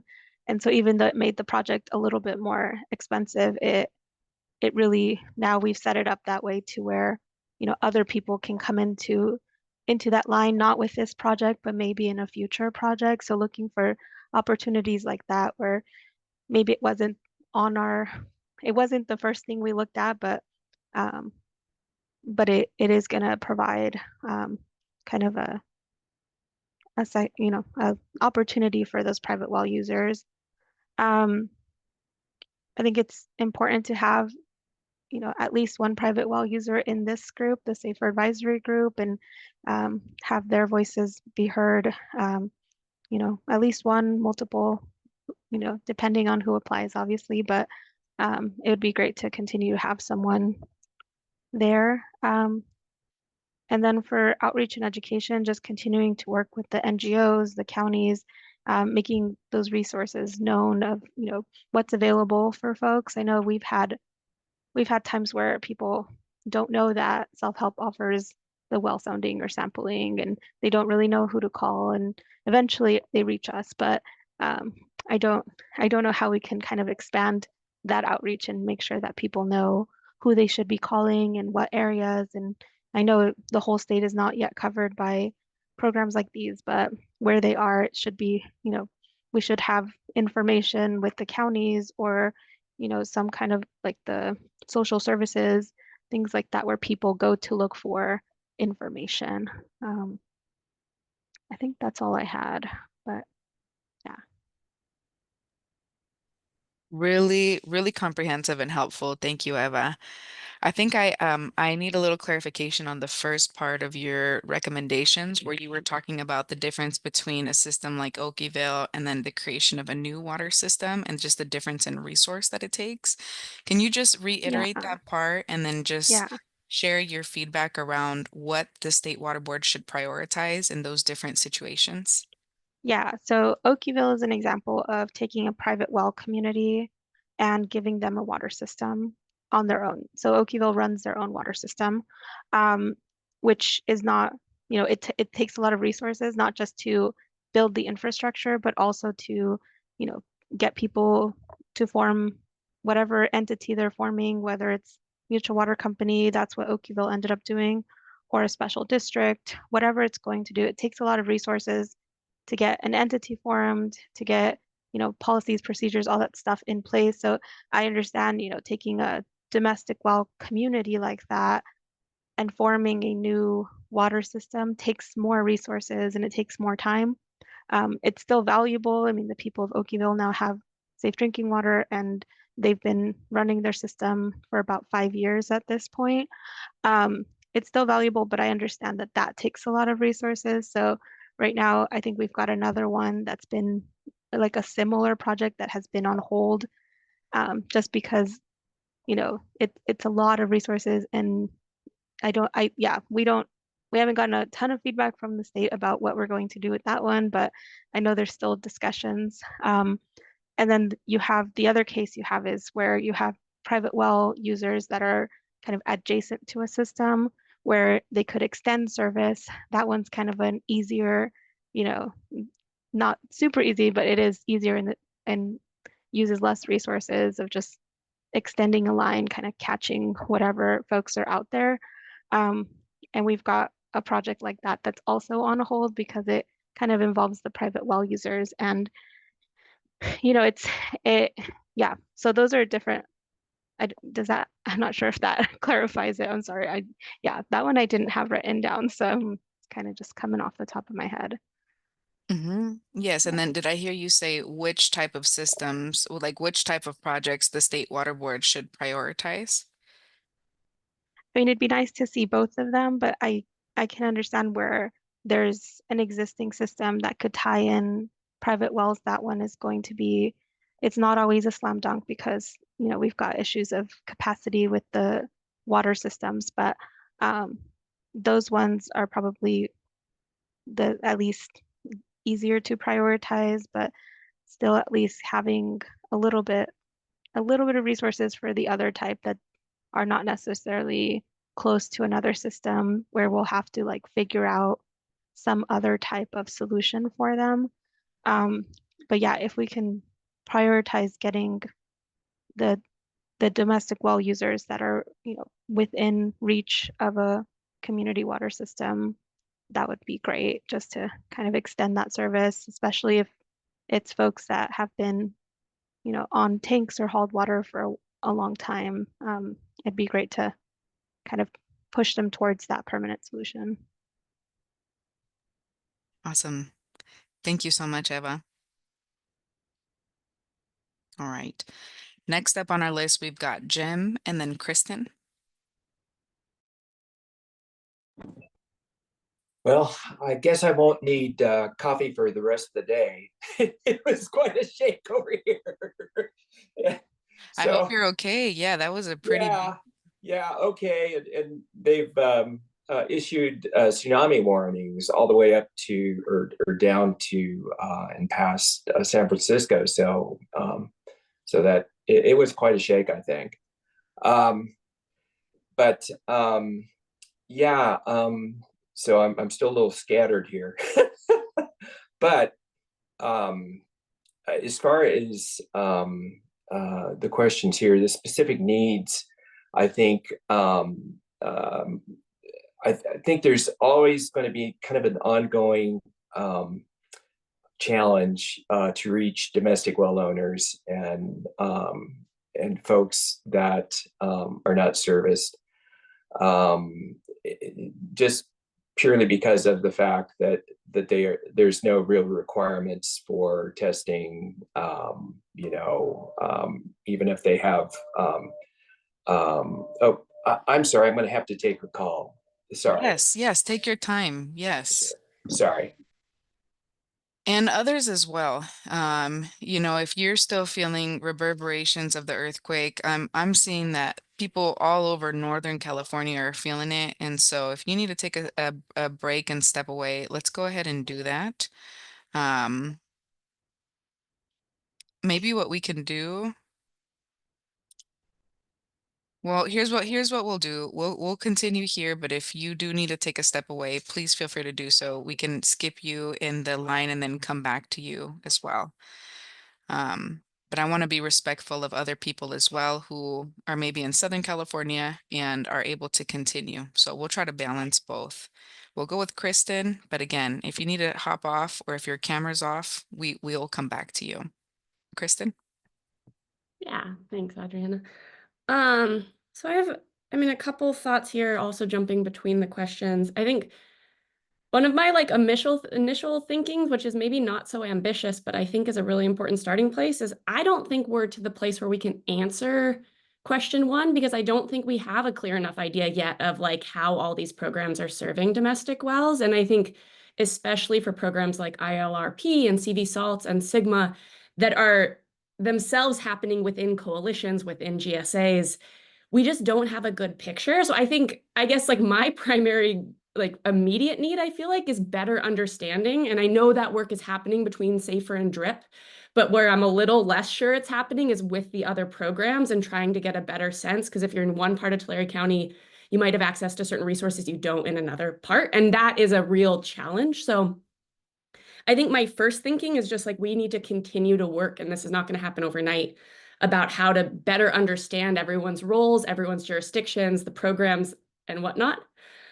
And then I think arising to that down to question 4 or 5, I think right now the onus is on domestic well owners to navigate that system that we can't even explain, and that's never going to work. And so once we have a better understanding of how the pieces fit together, I think the coordination and centralization of domestic well resources is, to me, how we will get outreach and education efforts. I don't think everyone doing their own thing I just don't see it working. So to me, I think that would be the next step, is how do we, it's not to say that like one entity is running all these programs, but how do we coordinate them so that domestic well owners go to one place? I think Eva was saying something kind of similar, and then there's like kind of coordination there.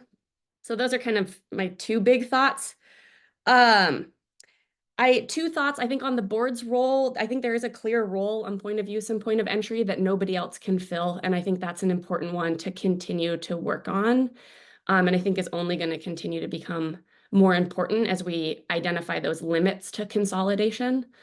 And then the last thing I'll say is, this is, I guess, related to the coordination, is the data collection. So I think we do need to also coordinate and figure out what data we have, which requires that coordination, and then figure out how we grow that data. And this might be what Jim was saying too. I think there are ways, this would require new policies, but there are ways to try to get better data from domestic wells. Some other Western states have kind of triggers when properties are sold, or triggers, like various ways to try to gather more information so we have a better sense of who's out there and what their problems are. And I think we'll never be able to respond to the problem if we don't have a good understanding of who's served by domestic wells. And so kind of filling data gaps is my other big priority here.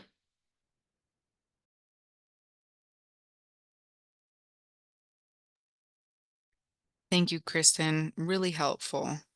I've got a follow-up question on your point around the complicated system. There's so many different programs. Were you recommending a consolidation of programs, or were you just recommending a better awareness of the different types of programs and how they work together? You know, I've been thinking about this a lot. I don't have the answer. I think it could go either way. I think there is a way by which programs could, like, whether that's like formally combine or they just pool resources to operate in a collaborative way.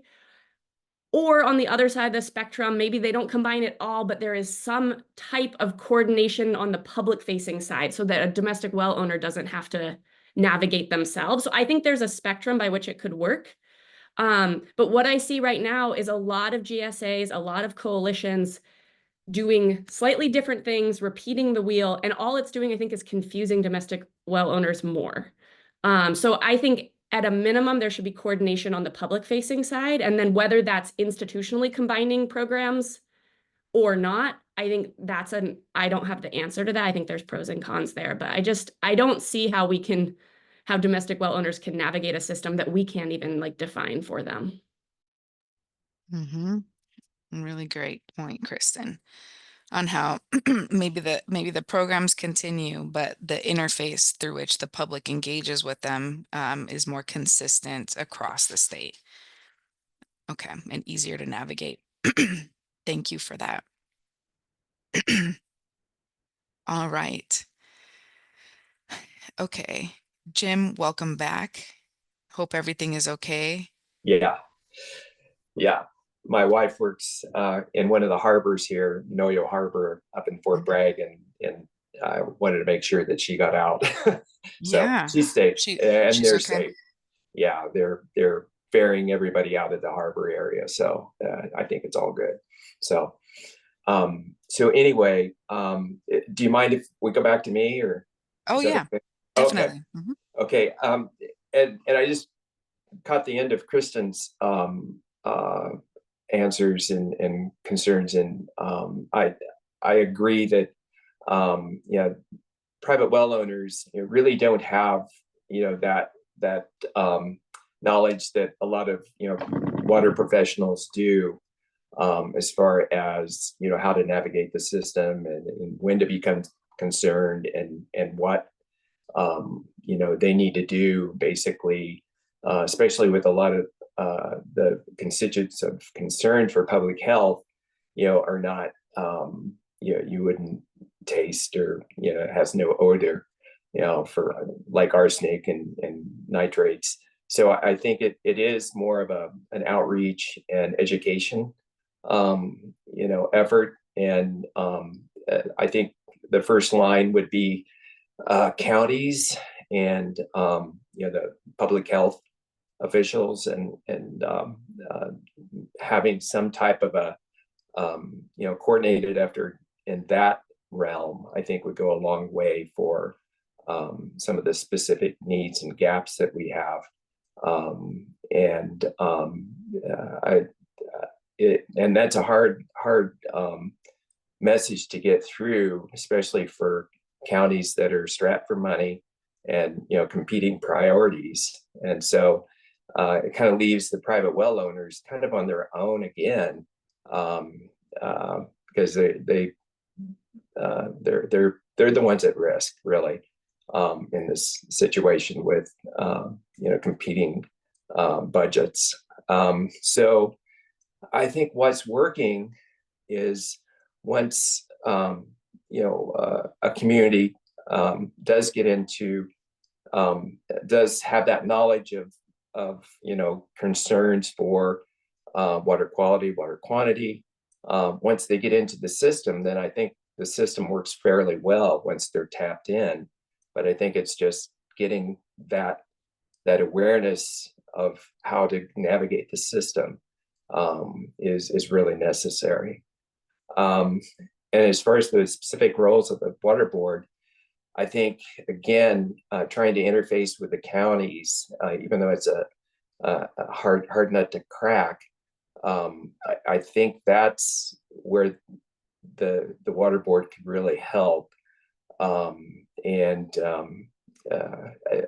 I've had no success up in Mendocino County trying to get our board of supervisors and those that would have that ability to engage more in water quality, water quantity, and private well issues, to become advocates for this. And so I think maybe the water board, if there was a way that you can appeal to a county, and get that interest going, I think that's where the water board could really be helpful. Let's see. As far as other agencies and nonprofits, I think the Central Valley could be a real good messenger for how that could be navigated. They have the most need, as far as the size of an area, and it seems like they have been able to really get nonprofits and local governments coordinated. So maybe there's some lessons learned there. And as far as how to do it, I don't know. And as far as that, improving the outreach and education efforts. And again, maybe we can learn some things from the Central Valley, and how to better that effort. That's it. Really helpful, Jim. Thank you. And I'd be curious, because of your work with the county and domestic wells, I'm curious if you have any advice or feedback around how the State Water Board may appeal to a county to either improve collection or to create their own program. Any advice you could give? Yeah, the town of Mendocino, we have a population of about 850. And we're in the first steps of going through the SAFER programs with a technical advisor, technical assistance to help us, kind of navigate, where we can go as a community. And we have both drought and I have concerns about water quality issues. And I think as far as how that could be improved, there's a lot of ownership in a person's well, and they think their water's the best, and even though it goes dry every year, it comes back every spring, so they feel okay about it. I think if there would be what's helped us is having a local presence in outreach, to do listening sessions, and get the feel for the community as to what they're, if you get past, the ownership and it's great water and it's mine, and start looking at the concerns, I think there's a thread there that you can kind of build, trust with, having a local presence, and then that the state connection with all of the resources that the state has available, but then you have that local connection through kind of an advocacy for the community that has that local connection. I think it's all about connections.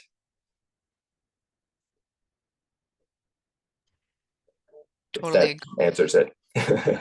Thank you, Jim. And I think Sure. I think that's also reflected in the Central Valley, and why you see so much success in the programs that Self-Help, Community Water Center, RCAC, and others have led to because of that local presence and trust. Exactly. And the remoteness of a lot of areas in California, builds that, the resiliency that you have to be kind of on your own. But, then you have that local connection of people caring about, improving their situations. I think it goes a long way. Thank you, Jim. Anything else? No, that's it. Okay. Awesome. All right. Next up, we're going to go to Michael Prado Sr. and then Rami.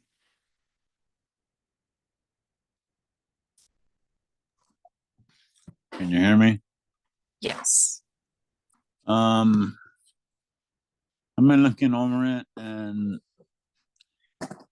I believe everybody's kind of filled in on the first one.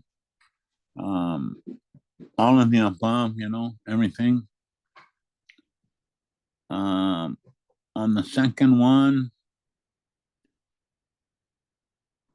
I don't really know what's working well for the people. I do know that a lot of them don't even know what's out there. A lot of them don't know how to get on the internet and stuff like that. To expand their support, I'm not sure what can be done there. And the water board, I mean, they can only do what you can do right now. And the limited funding is really a big holdup. As we all know, in the minute you wake up and exit your door, it's all about money.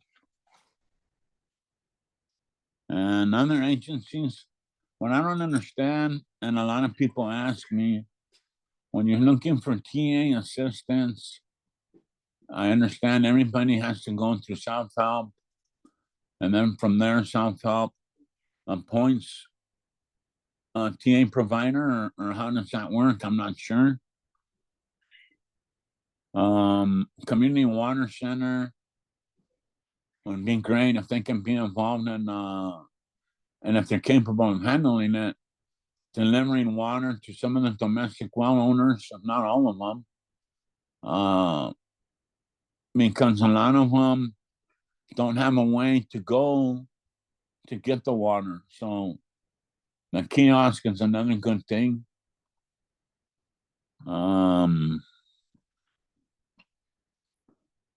And how can we improve outreach and all of that? That's a good one too.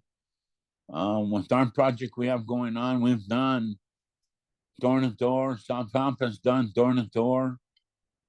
I don't know if a mailer would help, but the feedback we would give when we went door to door is, I don't care what's in my water, I'm still alive. I've been drinking it 80 years and I'm still here.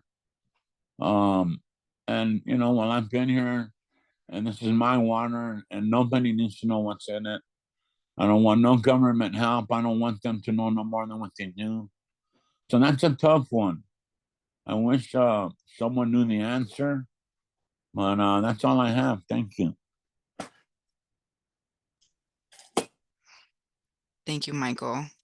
Yeah, and I think that that conversation is really at the root of what comes up a lot when we even have opportunities for domestic wells to get connected to water systems. How can we move past that and kind of focus on the benefits of long-term sustainability? Definitely.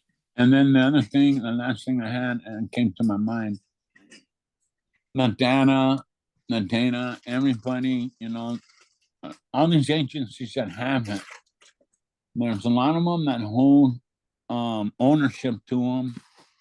I don't know what the big deal is. We're all in it for one solution, and that's to make everything sustainable as possible.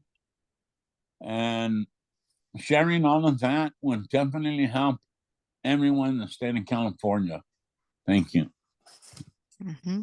Agreed. Thank you, Michael. All right. Next up, we've got Rami and then Rob. Yeah, good morning, everyone. This has been a great discussion. I'm learning a lot. Many years ago, when I used to work for government, I used to say, I'm here with the government and I'm here to help. So, Michael, thank you for bringing up that issue that, hey, there could be a lot of well owners or a few well owners who don't want any assistance and are completely satisfied with, their wells as is, even though they may not be meeting health quality standards. So my company, California Water Service, we are a water-based company. We pump a lot of groundwater, but domestic wells are, much smaller, much shallower. They're pretty much out of our wheelhouse. During the last great drought, many years ago, we did provide trucked water to East Porterville residents. Just a couple of comments. Andrew's presentation this morning was excellent.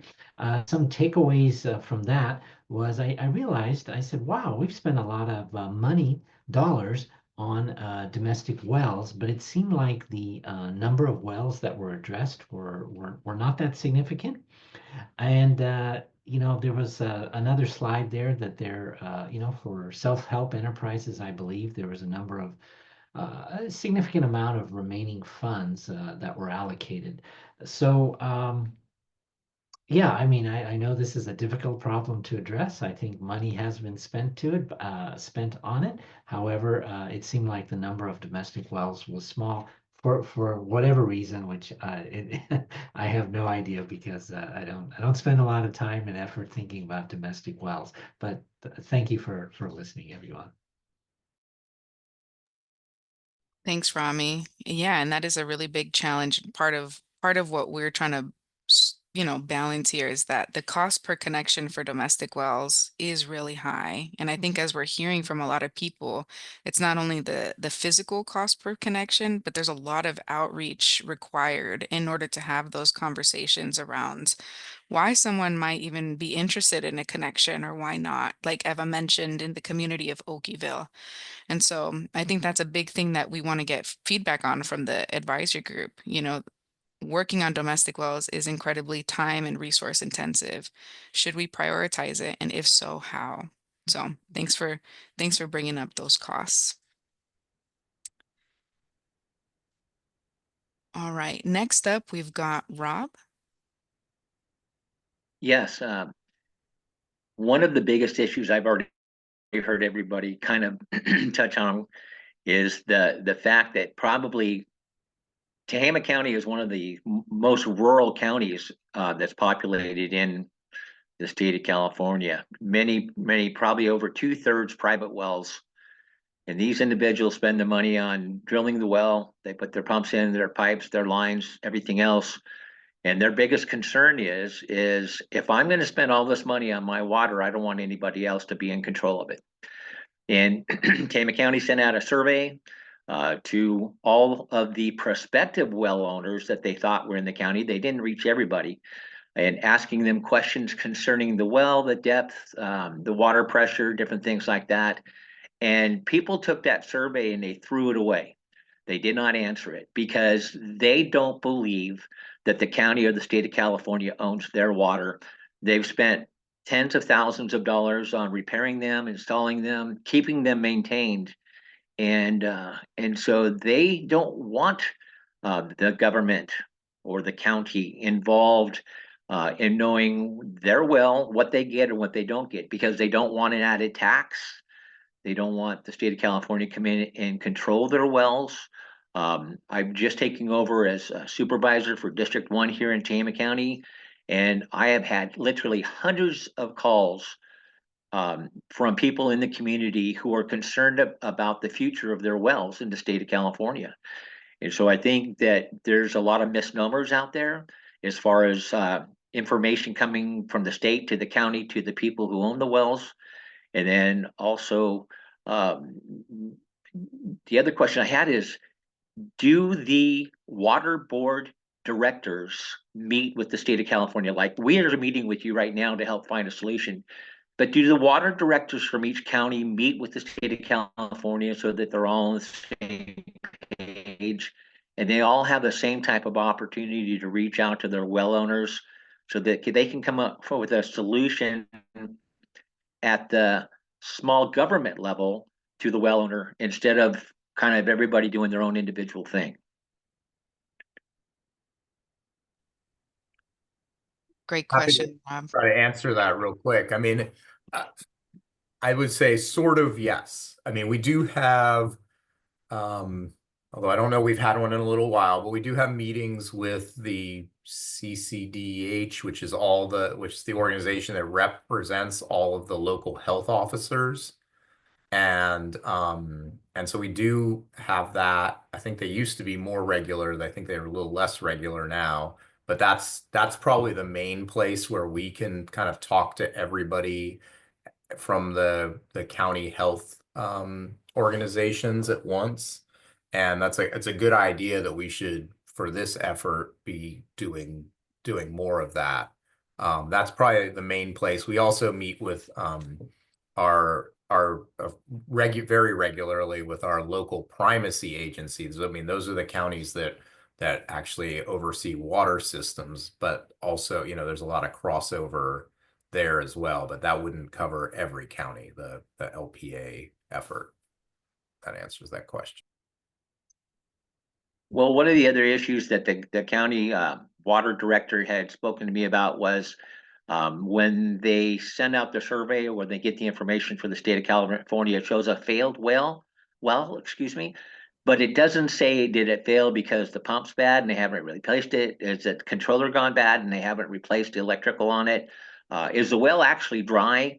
Is it intermittent? I mean, there's all these different questions. that does the state track the fact that it's a mechanical failure, and or does the state track that the well itself is failed because there's no water, or is it all clumped together? Because I think that's one of the issues. I mean, if somebody doesn't replace their well or their controller, it has nothing to do with the water itself. And so if they're all grouped together into one subject matter, then I don't believe that's a good snapshot of what's actually going on with the water in the rural part of the community. A lot of people have water there, but they're poor and they don't have the money. So it's cheaper for them to go buy bottled water than it is for them to spend $3,000 to replace the pump, or $10,000 to replace the pump or the wellhead, or whatever it is that they're working with. And so I think when it comes back to once again, Mr. Prado said that it comes down to money. And when you're talking with people with an economy that's tough, and it's easier to buy water at Walmart than it is to spend thousands of dollars to get their well going, they're doing what they're having to do to survive. I was going to make a comment there. I think it's important to note that if we're talking about the domestic well space and well failures, it's being tracked at a county level. It's not being tracked at a state level. And so, you know, one of the problems, right, is you just pointed it out, like the fragmented of the nearly 60 counties doing it their own ways, even in a tracking. And you know, I'm not sure even all counties track their domestic well, you know, failures or outages. And I'll just double down on your point that a well going dry is a lot different than a circuit breaker failing or a pump failure or whatnot. So.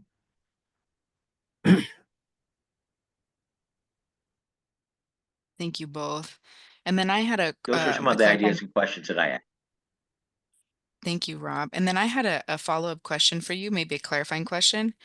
You said that domestic well owners would reach out to you and they were concerned about the future of their wells. Did you mean they were concerned about the water supply, the water quality, or the fact that there was a perceived idea that the state would regulate it or have to test it?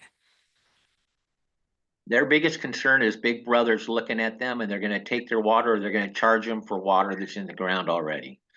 We have a lot of ranchers in agriculture here in Tehama County that are small families or small ranchers and things like that. And they're just trying to survive from one situation to the next, and they don't want somebody micromanaging them if they're surviving okay as it is. They don't want somebody coming in and telling them they have to do this or the other thing or whatever else. Some of these wells have been owned by families, the same family, since the 1850s. I mean, it was a dug well, and then it became an electrical well, and now they're surviving with what they have. And so there's some of it could be education, some of it could be lack of education, some of it could be rumor. But there's no hard evidence, and the county is not providing hard evidence as to exactly what they want. And because people don't trust the water board here in Tehama County, because there's been some issues in the past, that they're very, very reluctant to volunteer any information, and they don't want to be on the radar. They want to be self-sufficient with their solar, self-sufficient with their well, and they don't want the government involved, whether it's local small government or whether it's large government. Really helpful. Thank you for clarifying that, Rob. And it sounds like a combination of different things. Yes, maybe some education, and maybe there's also an element of independent choice and consent that's coming in here too, and with people wanting to make their decision for their family. So thank you for that. Okay, anything else, Rob, before we go to Shannon? I mean, we could talk all day on those subjects, but I think I think the ideas that everybody are bringing up, if you put those all together, they cover a broad spectrum of the issues that we have here in the state of California. Okay, perfect. Thank you, Rob. We'll next go to Shannon. Yeah, good morning. Thanks for letting me speak on this. You know, Kristen and Jim, obviously a lot of what they said resonates with myself. I'm coming from the side from the Water Quality Association group where we do a lot of point of entry and point of use programs. And so I really appreciated Chad and his comments earlier about, what point of entry and point of use is. I also noticed that we spend quite a little bit in bottled water. And I know in some cases that's the answer, but it's a quite significant amount of money, probably about the same amount of money that was spent on alternative products like point of entry, point of use, or consolidation. So there's a lot of money being spent just on bottled water just to get the water flowing, which is, a thing. There's a lot of, I'm being duplicative here, but there's a lot of energies being put forth by a number of different groups on how to attack this and how to solve this problem, or at least get the education out. I've heard education several times. I think that really needs to be a key focus, personally, because I think there are groups, when we talk about collaboration, I know with the Water Quality Association, we're collaborating with the Groundwater Association, because the Groundwater Association does a lot in this space and they have a lot of education. They've got a website called wellowner.org that has a lot of great information. I've also pivoted folks over to a website called privatewellclass.org.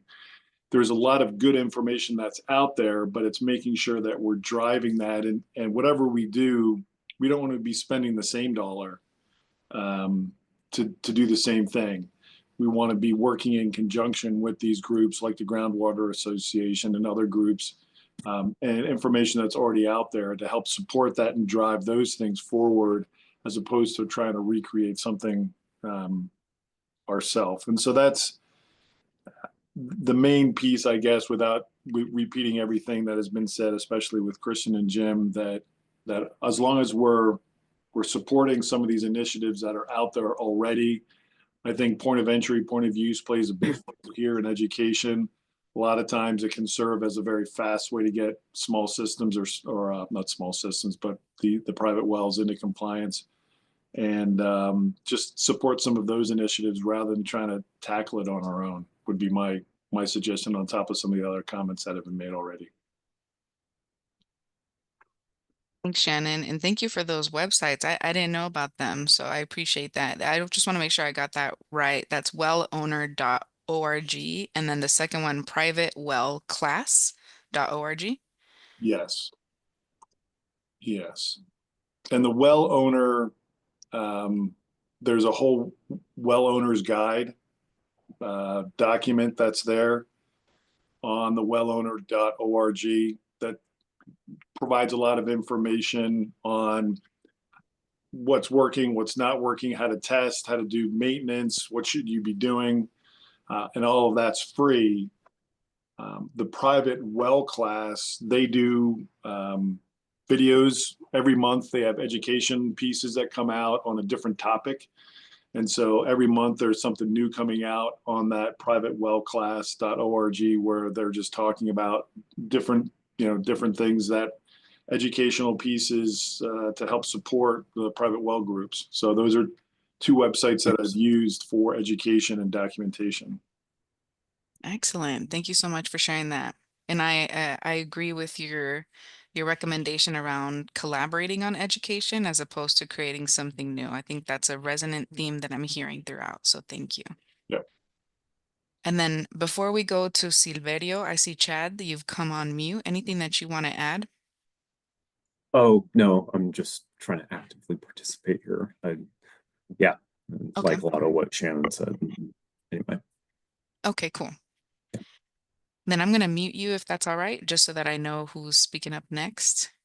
But we're going to move forward to hearing from Silverio and then Stephanie. Sí, buenas tardes, otra vez Silverio. Pues yo quiero compartir lo que hemos vivido acá como comunidad. Pues es algo que, como están diciendo, que nos hemos ido educando poco a poco. Y pues también no quiero dejar pasar que Es cierto, los programas que nos ayudan, pues eso del agua embotellada, nos ha ayudado bastante. Estamos muy contentos y agradecidos de nuestra comunidad. Quiero agradecer por parte de ellos. Pero pues de ahí no ha terminado todo. Nosotros queremos consolidarnos a un sistema que está cerca de donde estamos y es costoso, pero como dicen, nosotros somos los mexicanos, el perdido a todos va. Nosotros votamos para la propuesta 4 con la esperanza de que, pues se logre el propósito con la ayuda luego de todos ustedes. Estamos en el mismo barco. Entonces, yo digo que pues así es como se han hecho las cosas. Siempre hemos contribuido con estos impuestos y vamos a seguir contribuyendo. Entonces, no veo yo por qué no logremos tener nosotros agua limpia en nuestras casas. Es nuestra meta.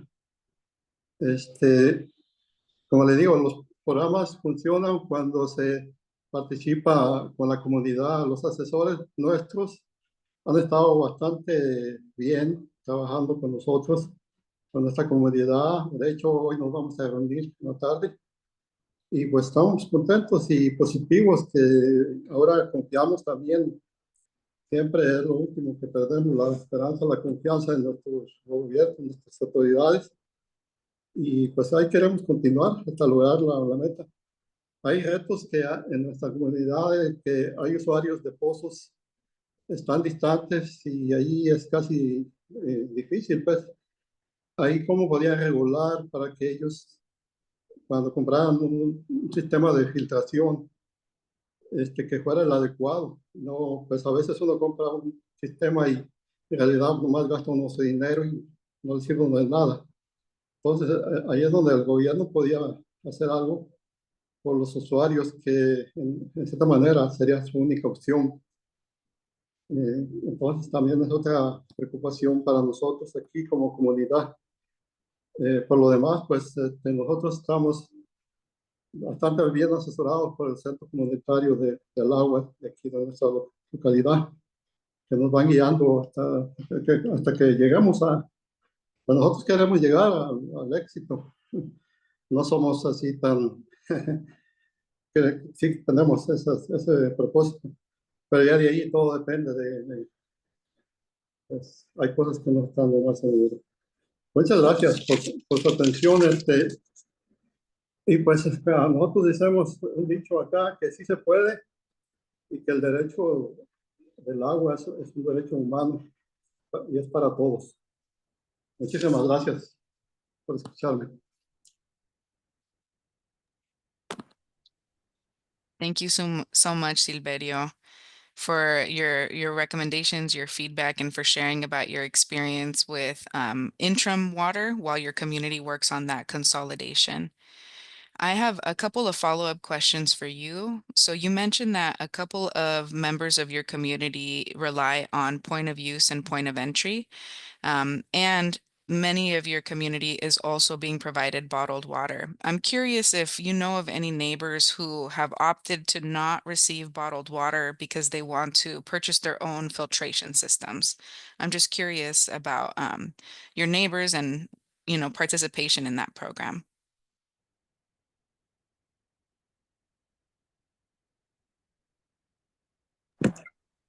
Sí, yo hablo de esos vecinos que están distantes porque nosotros estamos ubicados, son 3 calles y ahí en esas 3 calles hay la posibilidad de que nos llegue el servicio del sistema que tenemos visto que nos puede proveer el agua. Pero de las personas que estoy hablando están distantes, están como en lomas, no están en lugares apropiados donde se puede transportar la tubería y todo eso. De eso estoy hablando. Entonces, gracias. Okay, thank you for clarifying that the distance is the reason why they're using that point of entry. And I appreciate your feedback around education around if people are going to use point of use and point of entry, which ones would be helpful to buy, based on what contaminates and how people can determine that. That's really, really helpful. Thank you. All right, next up, we've got Stephanie. Thank you. Well, I'd like to echo some of Shannon's comments. We have found the private well class information really, really helpful. I'm a private well owner and a geologist, and I learned things. So I would say the more it can be pushed out and shared, it's an existing resource that's really helpful. In terms of the presentation, I particularly enjoyed that there was a project in Okieville that was featured that wasn't just a consolidation. In Madera County, we have a fair amount of clusters of domestic wells that could be new systems, but could not be joined due to geographic distance to other areas.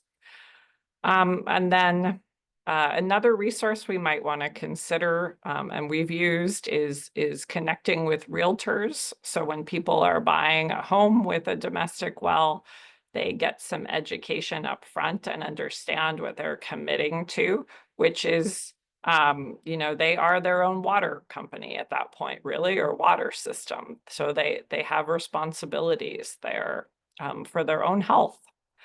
And then I just wanted to offer a little bit of a county perspective. Counties have a really tough job, just like the state board. And we are all doing this work without enough resources. And so, Madera County, for example, has a $8 million structural deficit. So that means there's not enough money to provide the existing services. So if someone is not reporting some data, it's not because someone's not doing their job and goofing off. It's because we're all working 60 to 80 hours a week, and there's a giant backlog. So I just want to offer a little bit of a county perspective there, because I think it's easy to get into kind of a scapegoating mentality with this, and we're all in public service. Thank you.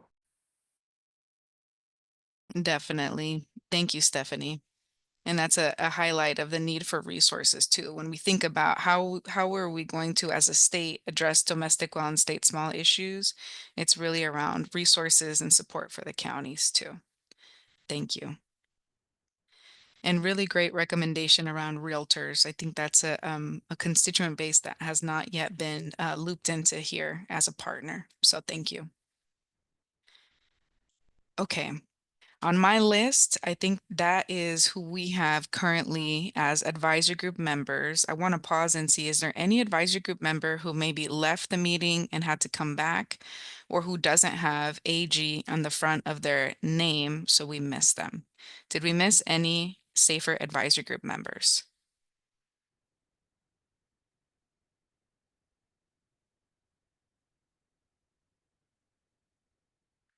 Okay. I will check in with Division of Drinking Water and Division of Financial Assistance staff. Any final reflections, thoughts, or follow-up questions for SAFER advisory group members? You've heard a lot of great feedback today. I don't have any specific follow-up, but I did really want to thank everybody. I think we got a good array of like super thoughtful responses. Obviously, everybody's been thinking about these things well before this, and I think it'll really help us on our staff level to come back to you all with some maybe more specific things in the future. So taking what you all have told us, there are definitely some recurring themes, and figuring out how we can pull all that together. Yeah, just very, very helpful, very appreciative of the conversation. Thanks, Andrew. And I'm seeing thumbs up from Kristen and from Chad, pausing to see if there's any other comments from State Water Board folks. I can't help but comment, Adriana. I wanted to thank folks. The expertise and experience in this space in our advisory group is just excellent.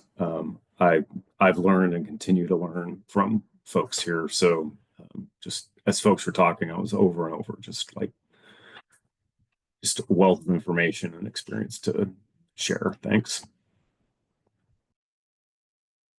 Definitely agreed. Thank you, Chad. Michael, go for it.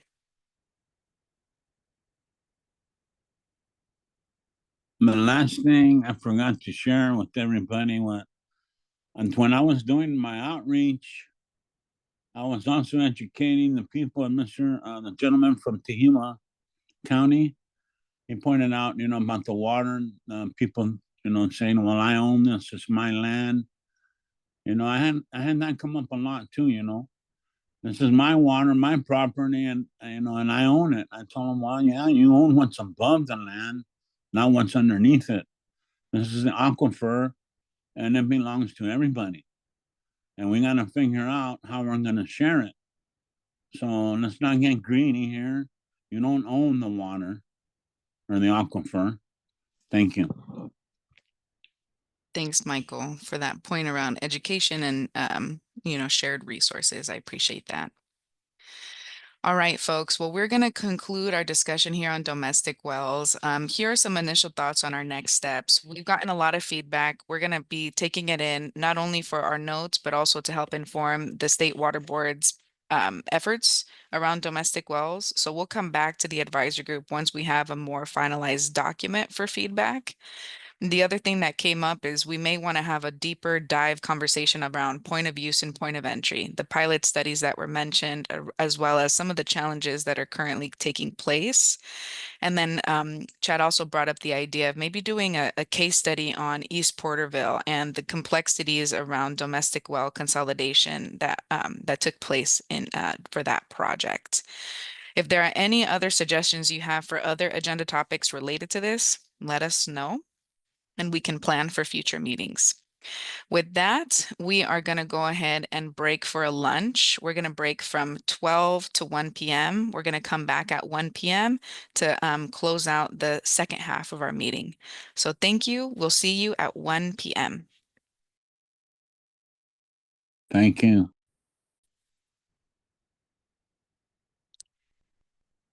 All right, for the next part of our agenda, we're going to be reflecting on the end of the year accomplishments and progress made for the SAFER program.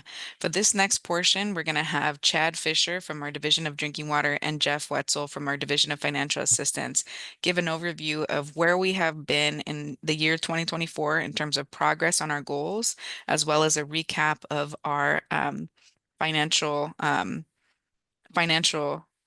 accomplishments as well. So I think I'll pass it over to, I believe, Chad first, and then we'll pass it over to Jeff. Great. Thanks, Adriana. I hope folks took time to eat lunch and take a break rather than just get to emails or something. So anyway, nice to be with you all. And I also wanted to, again, thank folks for their just sharing their experience and their expertise in the morning. It was really great for me. I'll reintroduce myself. My name is Chad Fisher, and I'm the supervising engineer in the Division of Drinking Water, leading DDW's SAFER efforts. We can go to the next slide.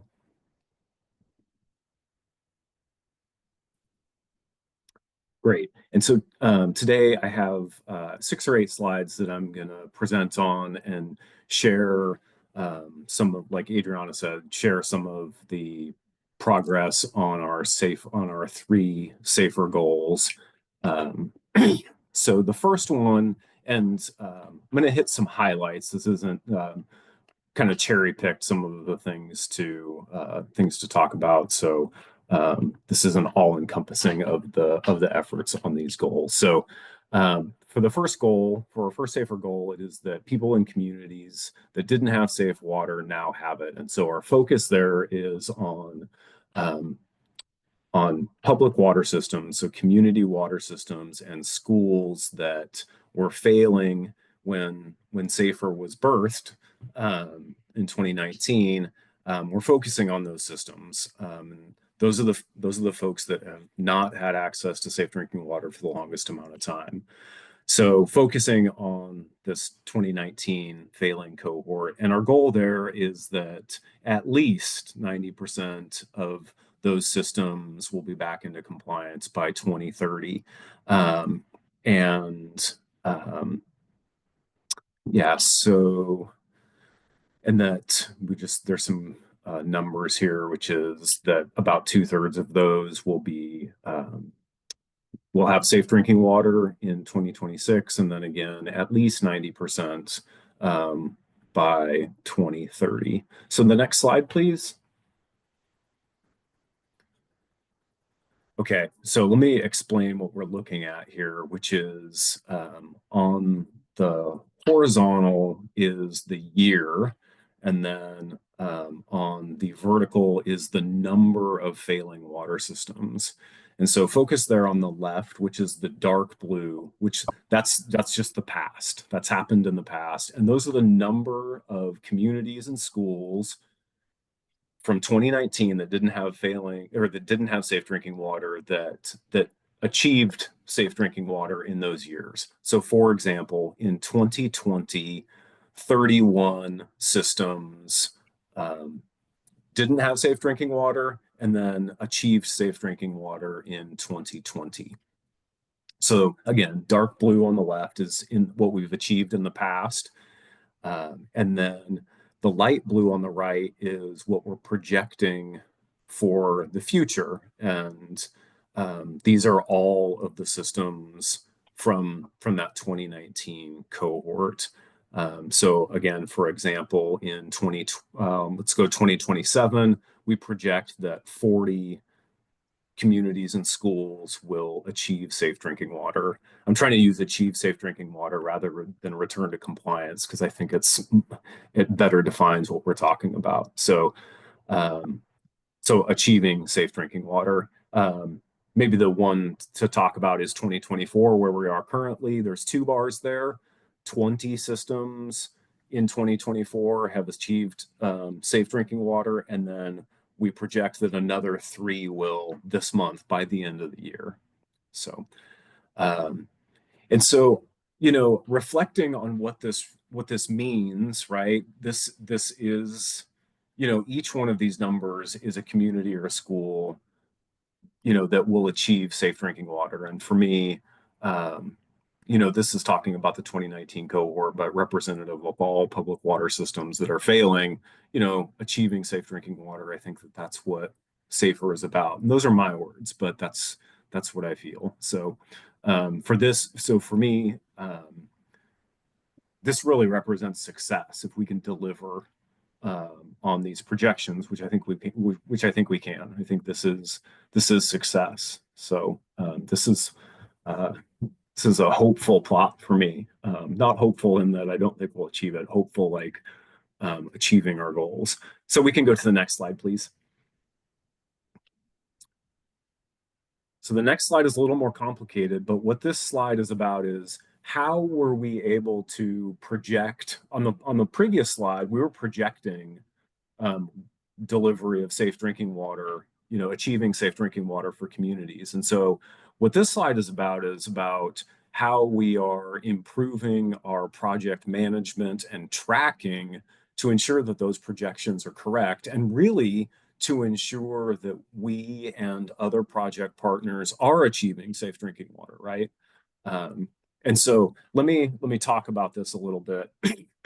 So we've developed, I talked about this in our previous meeting, but we've developed 10 project phases so that we can talk about projects, in the N=1, each specific project, but then we can also talk about our whole SAFER portfolio as far as public water system side of SAFER. We can talk about the whole portfolio to understand currently where projects are in their trajectory towards safe drinking water. But then also, as we continue tracking, we'll also be able to improve to identify more specifically where projects generally get hung up or spend the most time, or where we should focus on efficiencies and improvements. And so I think that these project phases, I think, 2 very important points for me is it creates a language that we can talk about projects, and we can talk about, project to project. but it also, I'll go back to my first point, which is this is how we and project partners can understand the trajectory towards safe drinking water and ensure that a project, quote, stays on track and achieves safe drinking water. So let me go to this, this bar chart. The light blue bars are the number of projects that were in that phase in Q2 of 2024. And then the dark blue bar is the number of systems that are in that phase in Q3. And so we're going to do that each quarter. And so what we should see is that projects should be moving to the right on this bar chart. And so you can see maybe if you look where it says P06 and P07, in P06, you can see that 19 systems were in that phase in Q2, and that now 14 are in P06 in Q3. So that's a difference of 5, and you can see that that they jumped over to project phase 7, so P07, and then even some in project phase 5 jumped into project phase 7. So you can see progress of projects here, and again, just a really important step for us understanding and better managing projects. Next slide, please. All right, so goal 2. So goal 1 was about, well, goal 2, sorry here.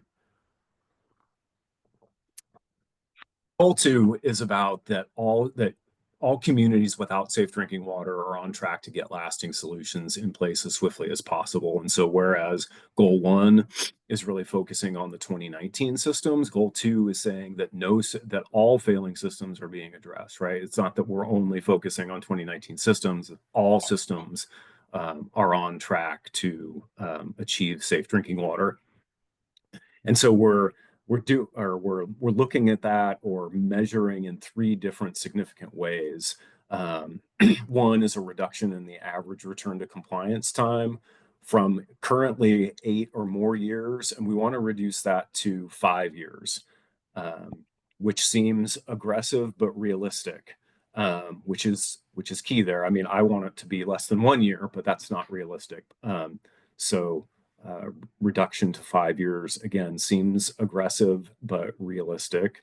And then 2, that our technical assistance providers will complete planning activities in 2.5 years or less. And so that's the time that unsafe water is identified to having a complete construction application. We're trying to reduce that with our technical assistance providers to 2.5 years or less. That again is aggressive but achievable. And then 3, the Division of Drinking Water, we're improving our enforcement to include compliance deadlines and corrective action plans. And so that is that the well, it is just what it says, is that enforcement is being improved to require these deadlines and the corrective action plans. Some of our enforcement had previously, but we're trying to make that more uniform. Next slide, please. So we're looking at one of those, which is the improving enforcement. So bear with me here while I explain this. And so if we think about when this slide was created, there's 384 failing water systems. And 345 of them are failing for a primary contaminant, a secondary contaminant, or a source capacity violation. And the reason why this is important in this conversation is those 345 should have a compliance deadline and should have a corrective action plan. So of those 345, if we look at them, 92, that's the next light bar, 92 of those systems are are very close to achieving safe drinking water. So when we say project phase 9 or 10, that means that they are either embarking on construction or currently in construction. So the reason why that is important is because they are so far along that a deadline and a corrective action plan don't make as much sense. If they fall off of where they are, we'll revisit that, but they don't need to be visited now. And then this gets us to the 245, which is failing water systems that don't have a current corrective action plan and don't have a current return to compliance deadline. So 245 of our failing systems, we need action there. So we've taken action. And what we've done is we've sent letters from our regulatory agencies. So that's Division of Drinking Water on our regulatory side, and our county local primacy agencies. And that letter says, a water system, you're failing for this particular contaminant, and you need to submit a corrective action plan, by the first of the year. So this is a way to ensure that failing water systems, that we agree to a timeline, and we hold each other accountable to that timeline to achieve safe drinking water.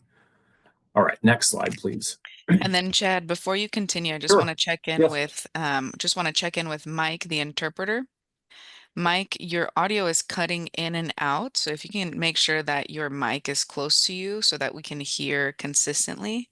And if you need to take a break, maybe we can switch to Heidi while you work on your mic.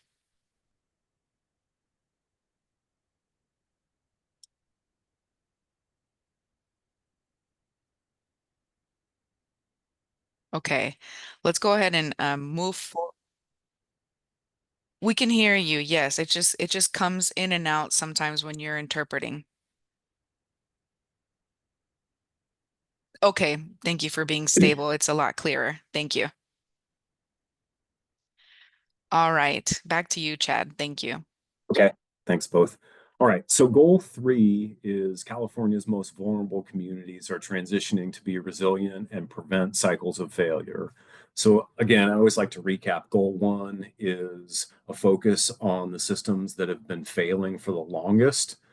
2 is that all systems are being addressed and have a path to achieve safe drinking water. And then this goal is about that that our water systems don't fail again, right? We're trying to prevent cycles of failure. And so this is about sustainable solutions. So our, I apologize.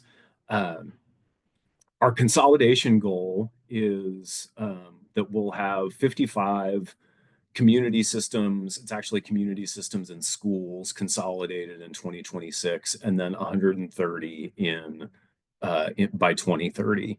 I'll remind, actually, I'll just move on. So what we're trying to do is it's at least 20 per year. And so we're trying to reduce the number of failing systems that fall back out of compliance and reducing the number of multiple emergency assistance requests. And again, it goes back to this: can we prevent cycles of failure? And for me, that is sustainable solutions. So we can go to the next slide. Okay, so again, a little bit of a complicated bar chart here, but what this is systems that are returning to the failing list since 2019. So we can think of these as repeat offenders. And so I'll take an example here. In quarter 1 of 2021, there were 3 systems that returned to the failing list. And so what this looks like in the real world is that, you know, this system, this water system, this community or school, they had unsafe drinking water. And then the system and project partners remedied that. And then they had access to safe drinking water. And then this chart is about, and then they failed again. And so this is what we are trying to prevent, right? And so these low numbers, when we're thinking about, you know, there's more than 1,000 communities and community water systems in schools. Actually, there's like 3,000.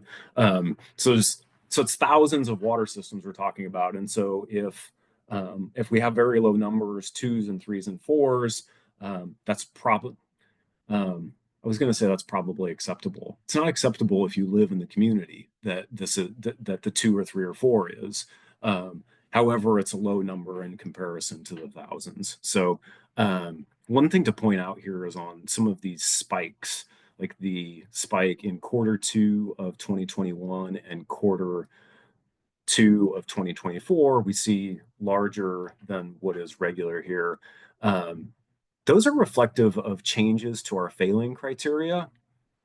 And I'll take the Q2 of 2024. The change in the failing criteria there is that we changed the failing criteria to include source capacity failures. So before Q2 of 2024, water outages and a water accessibility issue, it wasn't on our failing criteria. And so we weren't keeping track of it in this way. And so this is a real improvement, right? Because not having water coming into folks' houses is failing, right? That is a failure to deliver safe drinking water. It's a failure to deliver any water. So we improved it. We improved our failing criteria. But it did increase the number of repeat offenders. I think that's what I wanted to say on that slide. So we can go to the next slide, I guess, which is questions. Thanks, Chad. Sure. And then we've broken up Chad and Jeff's presentation. So we'll take a pause here and see if there's any questions or reflections for what Chad has presented on progress on goals. Here, if you have feedback, we welcome feedback here. So at this point, we're merging together any questions you may have, as well as any feedback, anything you're seeing that you want us to keep in mind. We'll begin with Eva, and then we'll go with Shannon. Eva? Thank you. It's a lot of really great progress. I have a couple of questions. Going back to the measuring progress, I just wanted to see where, like, the systems that have projects in application review, are those represented in the application phase, or where do those fall in? Because I know that's one place that we get stuck when we're helping systems, is really getting that application through and, you know, making sure they're eligible. Mostly like TMF capacity is the issue, but I just wanted to see where did it fall on the chart. Sure. Maybe if we can go back to back a few slides to, it's on goal number 1. Keep going. There we go. This one, slide 30. Yeah. So Eva, you ask a great question, which is what do these project phases mean?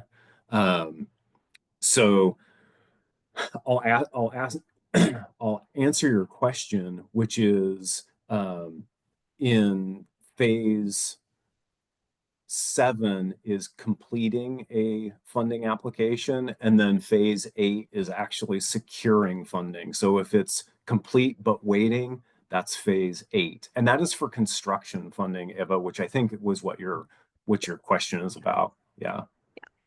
Okay. And then the other question I have is for the next goal of resiliency for systems.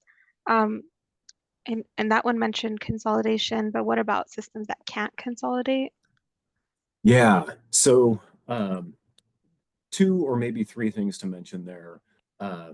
Yeah, right. When we think of sustainability for systems, when we think about resiliency, we think about physical consolidation with a usually larger and system that has TMF capacity to meet current and future challenges, right? Like, and so that's why we are measuring that, because if that is our gold standard. But you're right.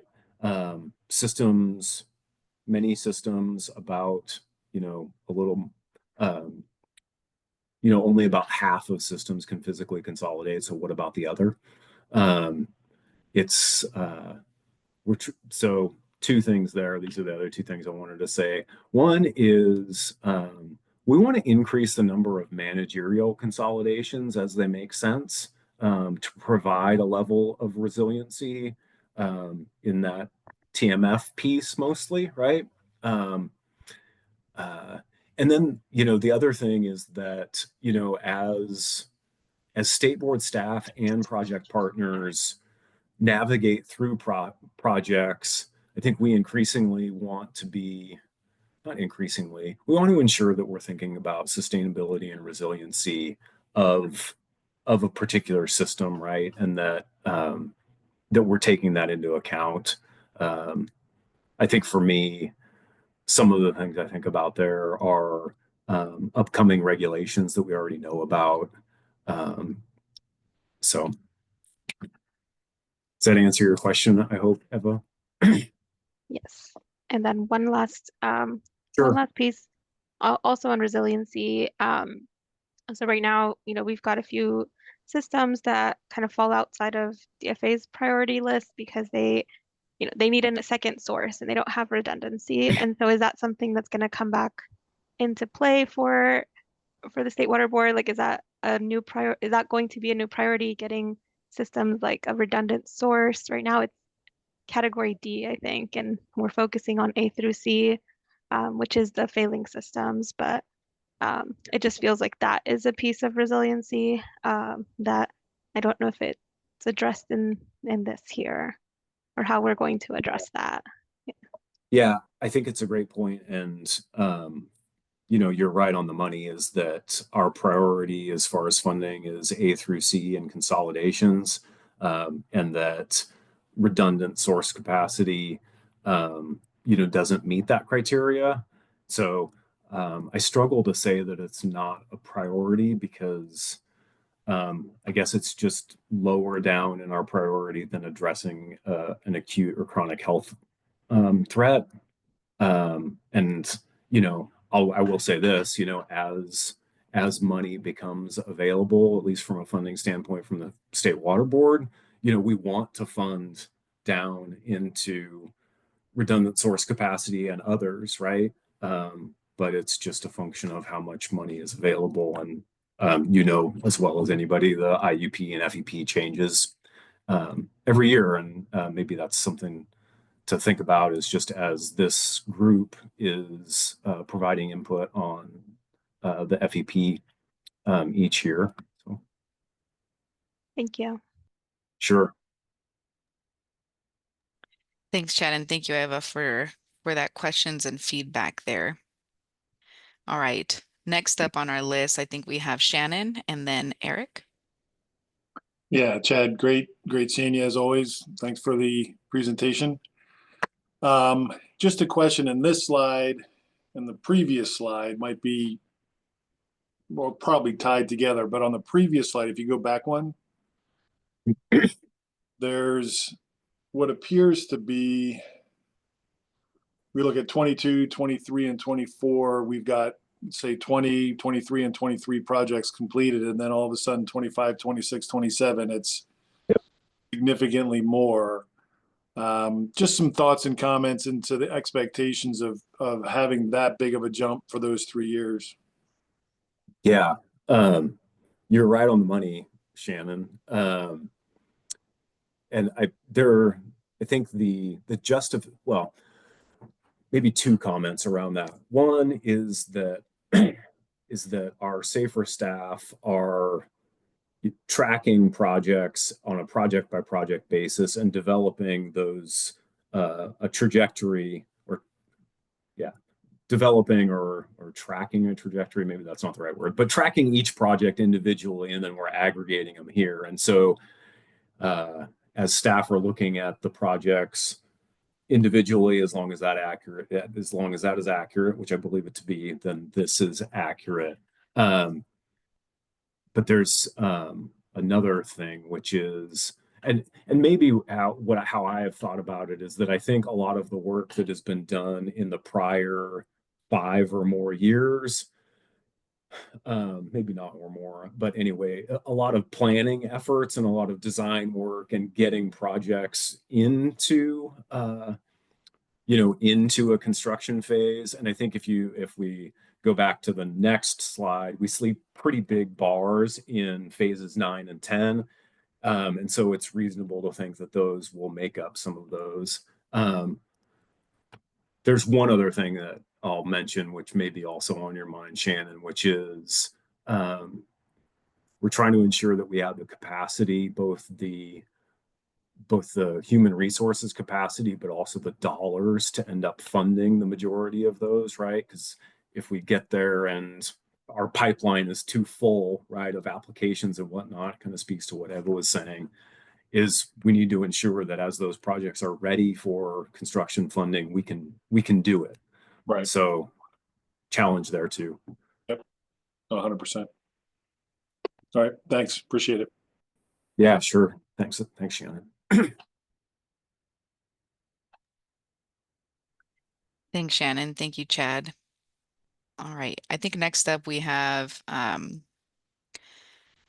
thanks, Michael Ben. I think we can stay there on the questions and answers because I think we had one additional question from Eric. So we can stay on that slide on questions and answers, and then we'll go to Eric next. And this question and answer, it could also be feedback. So we don't have a separate portion on feedback. If there's anything you want to share, this is the time for that too. Thank you, Adriana. And sorry, I'm trying to figure out some issues with my Wi-Fi, so I'm calling from my phone right I now. think Eric might be muted. I can hear Eric, and if you can't hear Eric, it might be because you are muting original audio. So we learned that earlier today. You want to select English and then keep original audio open. If you select Spanish, you want to mute original audio. Okay, so I'm on English and unmute original audio. Okay. All right, sorry about that. I'm on my phone as well, and so there's some settings I haven't changed on my phone. Apologies for my side. Well, I just had a question, but overall, I think the goals are really good. I had a question about the return to compliance timeline. Chad, I think you are addressing something that we all want to see, which is we want to see projects move faster. And I was just wondering what the board is planning to implement to reduce the timeline from 8 years to 5 years. And I think that's just a question that's been in my head for some time. Yeah, I think, and Jeff may want to talk about it. Well, I don't know if it's in his slides or not, but certainly some improvements in our internal processes. I think of our expedited drinking water funding that we now have available. I also think, Eric, the project tracking in the phases that I've laid out, this is something that's newer to SAFER.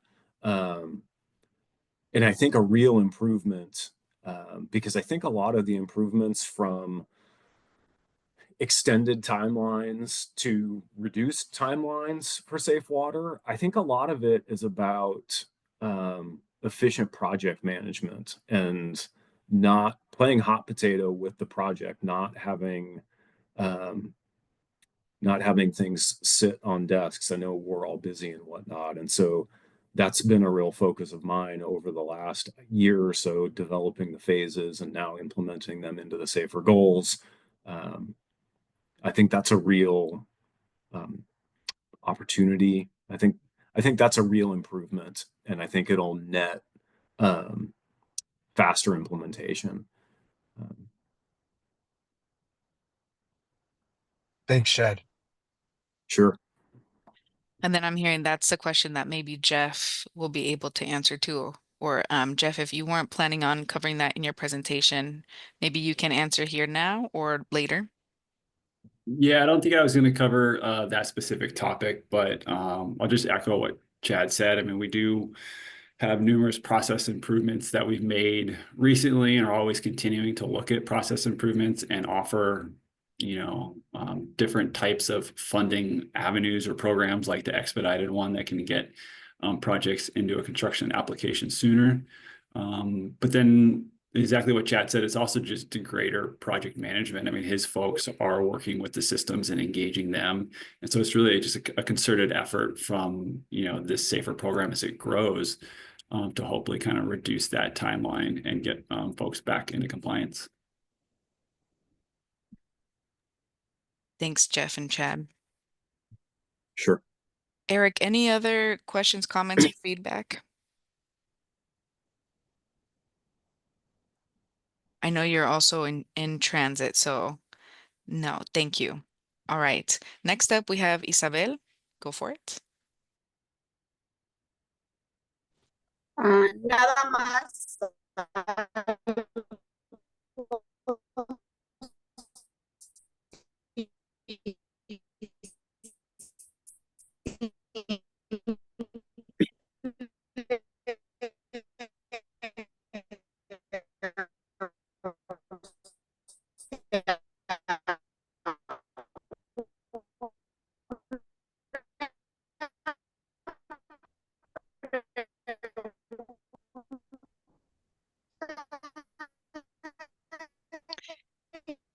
Isabel, it sounds like your audio is coming in and out.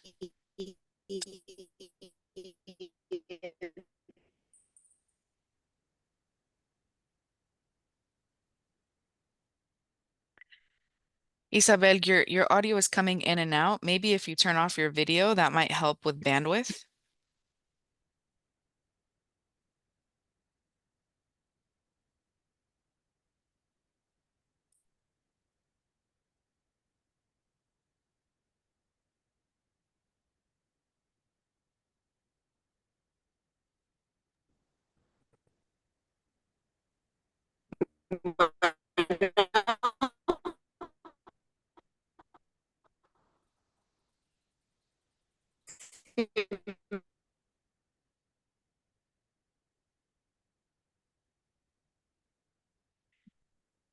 Isabel, we can also, oh,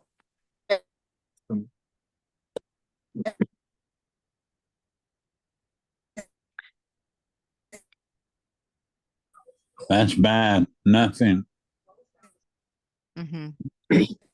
Isabel, your audio was coming in and out. Maybe we can come back to you and we can see if you have better internet connection.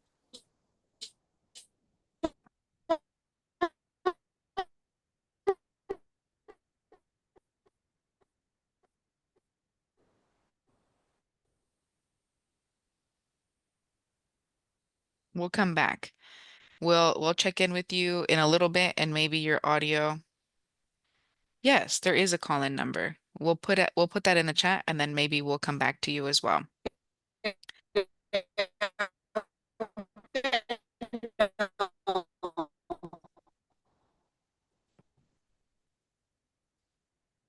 And then in the meantime, while I'm looking for the Zoom phone channel, are there any other comments or questions from any other comments or questions from the advisory group? Michael here, if I may, Prano. Go for it. As we were speaking on the subject of expediting consolidation projects per se, last year I was contacted by Ahmed Robani on the State Water Board. You familiar with him? Yes, sir. And we went over the process. I should say, let me back it up. He contacted me to see if I wanted to be part or want take part in talking with them about consolidating projects that could help expedite the procedure from point A to point Z. And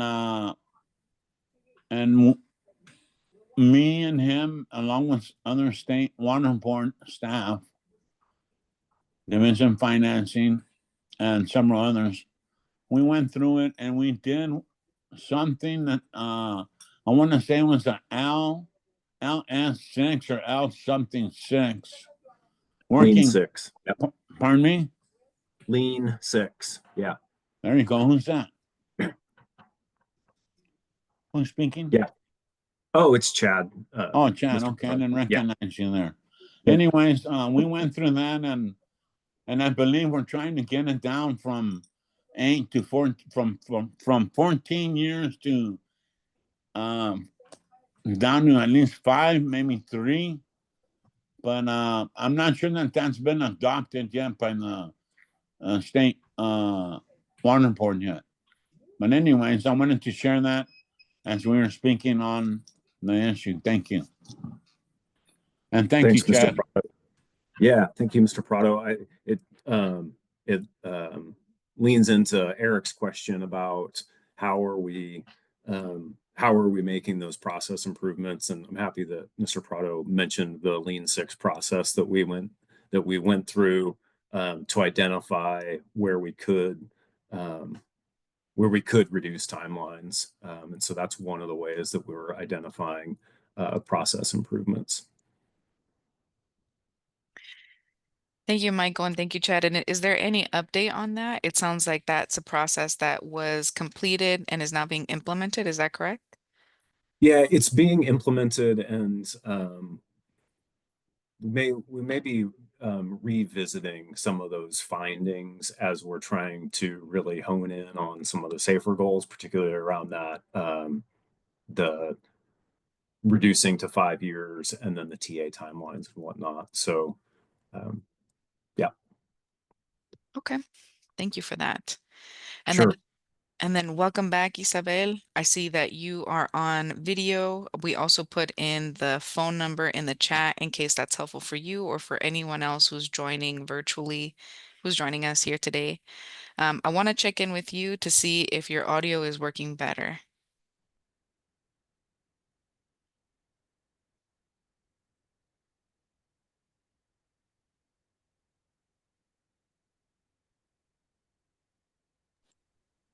¿Hello? Yes, ¿Sí me escuchan ahora sí? we can hear you. Yes. Ok, sounds good. Ok, voy a ser breve, bien breve. Nada más es un pensamiento de analizar el tiempo para unificar los sistemas. La otra es una pregunta, ¿se ha estado pensando en las tribus indígenas americanas que están involucradas en lo que es todo esto del agua? Gracias. Thank you, Isabel. Maybe Chad, if you want to answer the first question around the time measuring for consolidation of systems, and then I can try to answer the question around tribal water systems. Excuse me, Yeah, some of the translation Michael here, and that was very breaking up on my end. Oh, it was? Yeah. Oh, okay. What I heard from Isabel is a recommendation to analyze the time needed to consolidate systems, and then more information about what's being done to include and involve tribal water systems. Thank you. So the first question or comment around analysis around, how long a consolidation process takes, or even how long achieving safe drinking water takes. That's one of the things we are looking to achieve with the project phases and the project management. It's also one of the things that Mr. Prado mentioned that we've done through that Lean 6 process. So, Isabel, I think you're right on the money about looking at that, and then I think as we know that, then identifying sticking points of where we can improve.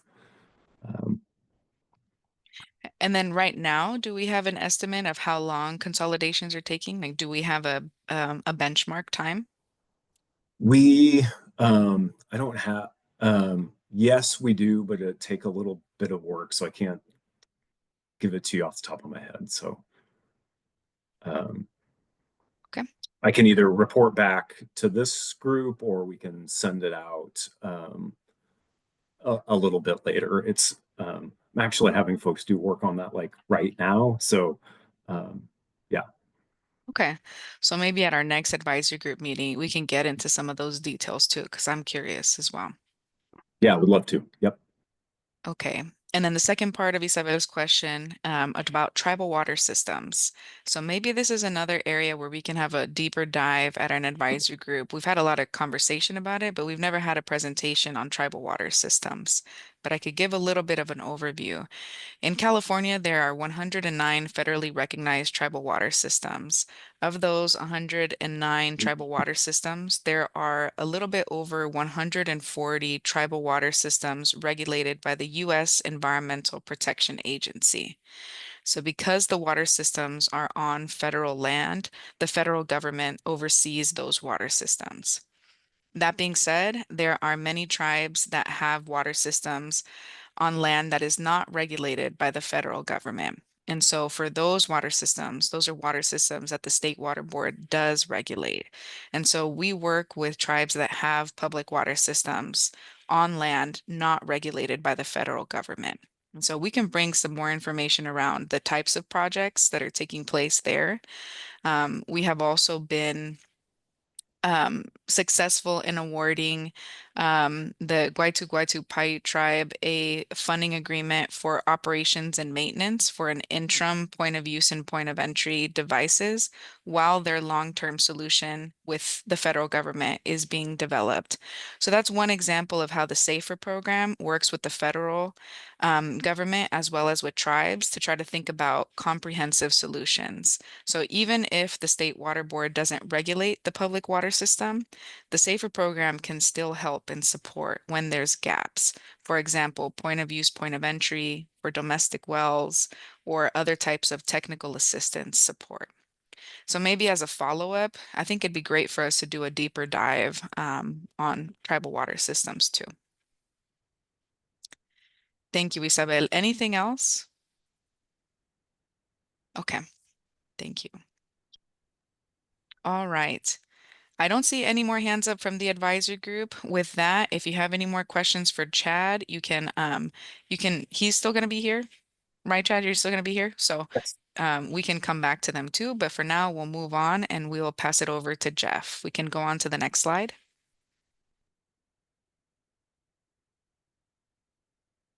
All right. Good afternoon, everyone. I'll reintroduce myself as well. So Jeff Wetzel, Senior Engineer over the Safe and Affordable Drinking Water Unit in the Division of Financial Assistance. And today I'll be talking about our fund expenditure plan. And last we talked at the advisory group meeting number 3 this year, our yearly fund expenditure plan was out for public comment. And then since then, we took it to our board and got it adopted. So just as maybe a little big picture or side step for those that don't know, every year with the Safe and Affordable Drinking Water Fund, we develop a fund expenditure plan and we release it for draft comment and then take it to our board for approval. And in that plan, we cover a little bit of how the funding went for the previous fiscal year. And then we also talk about our priorities and our goals and our funding targets for the fiscal year going forward. Next slide, please. So with the public process this year, we had 2 public meetings. One of them was the Safer Advisory Group 3 meeting in July, where we talked about the draft fund expenditure plan. And then the next week there, we presented it to our board in a board workshop. And then we also had 3 written letters come in, one from California Water Association. And then we also had an NGO or a non-governmental organization conglomerate letter come in from Community Water Center, Clean Water Action, and Leadership Council. And then our 3rd letter was from Self-Help Enterprises, another NGO that we work with. Next slide, please.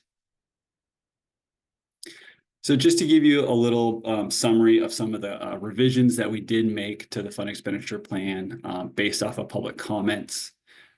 We do go through, generally speaking, and update some of the tables and the text to extend the reporting range to June 30th or the end of the fiscal year. So our fiscal year starts July 1, goes through the rest of that year, and goes over to June 30th of the next year. So as we begin drafting the fund expenditure plan every year, we do some reporting out on some of the accomplishments and the funding committed and projects completed. And normally that kind of pauses for our reporting for the draft fund expenditure plan around March. And then as we complete the final fund expenditure plan, we go back and we update all those tables and texts to capture the whole fiscal year. The next update or the revision was around one of the comments that we've kind of received in regards to the new the goals that Chad had talked about a little bit ago. And then we in the fund expenditure plan have our 5 safe and affordable drinking water fund priorities. And we did clarify in one of those priorities, and we added some language in there that includes planning for consolidations of domestic well communities with contamination issues. And then another major or another significant shift or revision was we took $10 million that was previously included in the construction solution type for the safe and affordable fund targets for this fiscal year, and we moved it into technical assistance, which would make technical assistance for this fiscal year $20 million. And that is basically just in the anticipation of the greater need for planning assistance for domestic well communities. Next slide, please. Also related to the new safer goals that were introduced in the front part of the fund expenditure plan, we added a new subsection that kind of just discusses at a high level the 2019 failing systems and kind of the progress with those failing systems. That was added to the document. And then lastly, in our racial equity and environmental justice metrics section, we did get some feedback from an equity consultant, and so we updated some of our mapping that showed the distributions of funds committed. Next slide, please. Okay, so those were the changes that we made to the draft fund expenditure plan, and now if we want to start talking just about the goals and the funding targets adopted in the final fund expenditure plan. Next slide, please. So tearing off those 3 safer goals that we introduced, these are the 5 safe and affordable drinking water fund priorities that were included in the fund expenditure plan. The only change that we made here in the draft to the final version was in that 3rd priority, where we added the support for planning for projects that can benefit nearby domestic well communities with contamination issues. The other priorities stayed the same. Next slide, please. So these were the actual safe and affordable drinking water fund targets that we did land on in the final plan.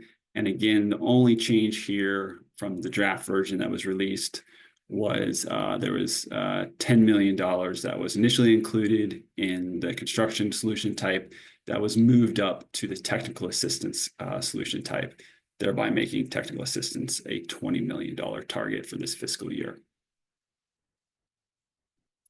Next slide, please. So just kind of continuing the discussion on some of the targets for this year. So we're still going to focus on small disadvantaged communities and low-income households. There is a significant investment proposed to drinking water capital projects to address those failing systems and consolidations. And that is largely there to align with the safer goals that were introduced. But walking through these, we targeted $3 million for planning. And this would be for any planning needs that are completed outside of technical assistance. A good portion of the planning that we do is via technical assistance providers, but there still is some need outside of that. The 78 million for construction, that can help with new construction agreements, amendments for failing systems and consolidations. It could also go towards eligible expedited drinking water grant projects, and then also can be used for any final budget approval amendments, which are those projects that actually go out to bid and we have to increase the funding to match the bid. We included $10 million for interim supplies, and that shakes out to be $5 million for failing and at-risk systems, and then also $5 million for state smalls and domestic wells. There's 20 million targeted for technical assistance, and that could help with any potential TA needs associated with some of the existing agreements and programs we have. And then lastly, there's 1.5 million for administrators. That could be used for a potential system-specific administrator, or maybe even an amendment to an existing administrator agreement. Next slide, please.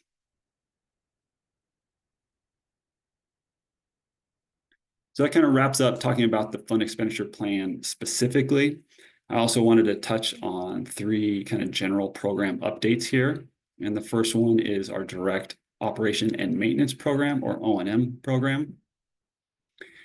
So if you guys recall, we targeted some Group 1 water systems with the direct O&M program. And as a refresher, the Group 1 water systems were water systems that had water rates that were above 2.5% of the community's median household income, and then also had a high affordability burden based off of the drinking water needs assessment.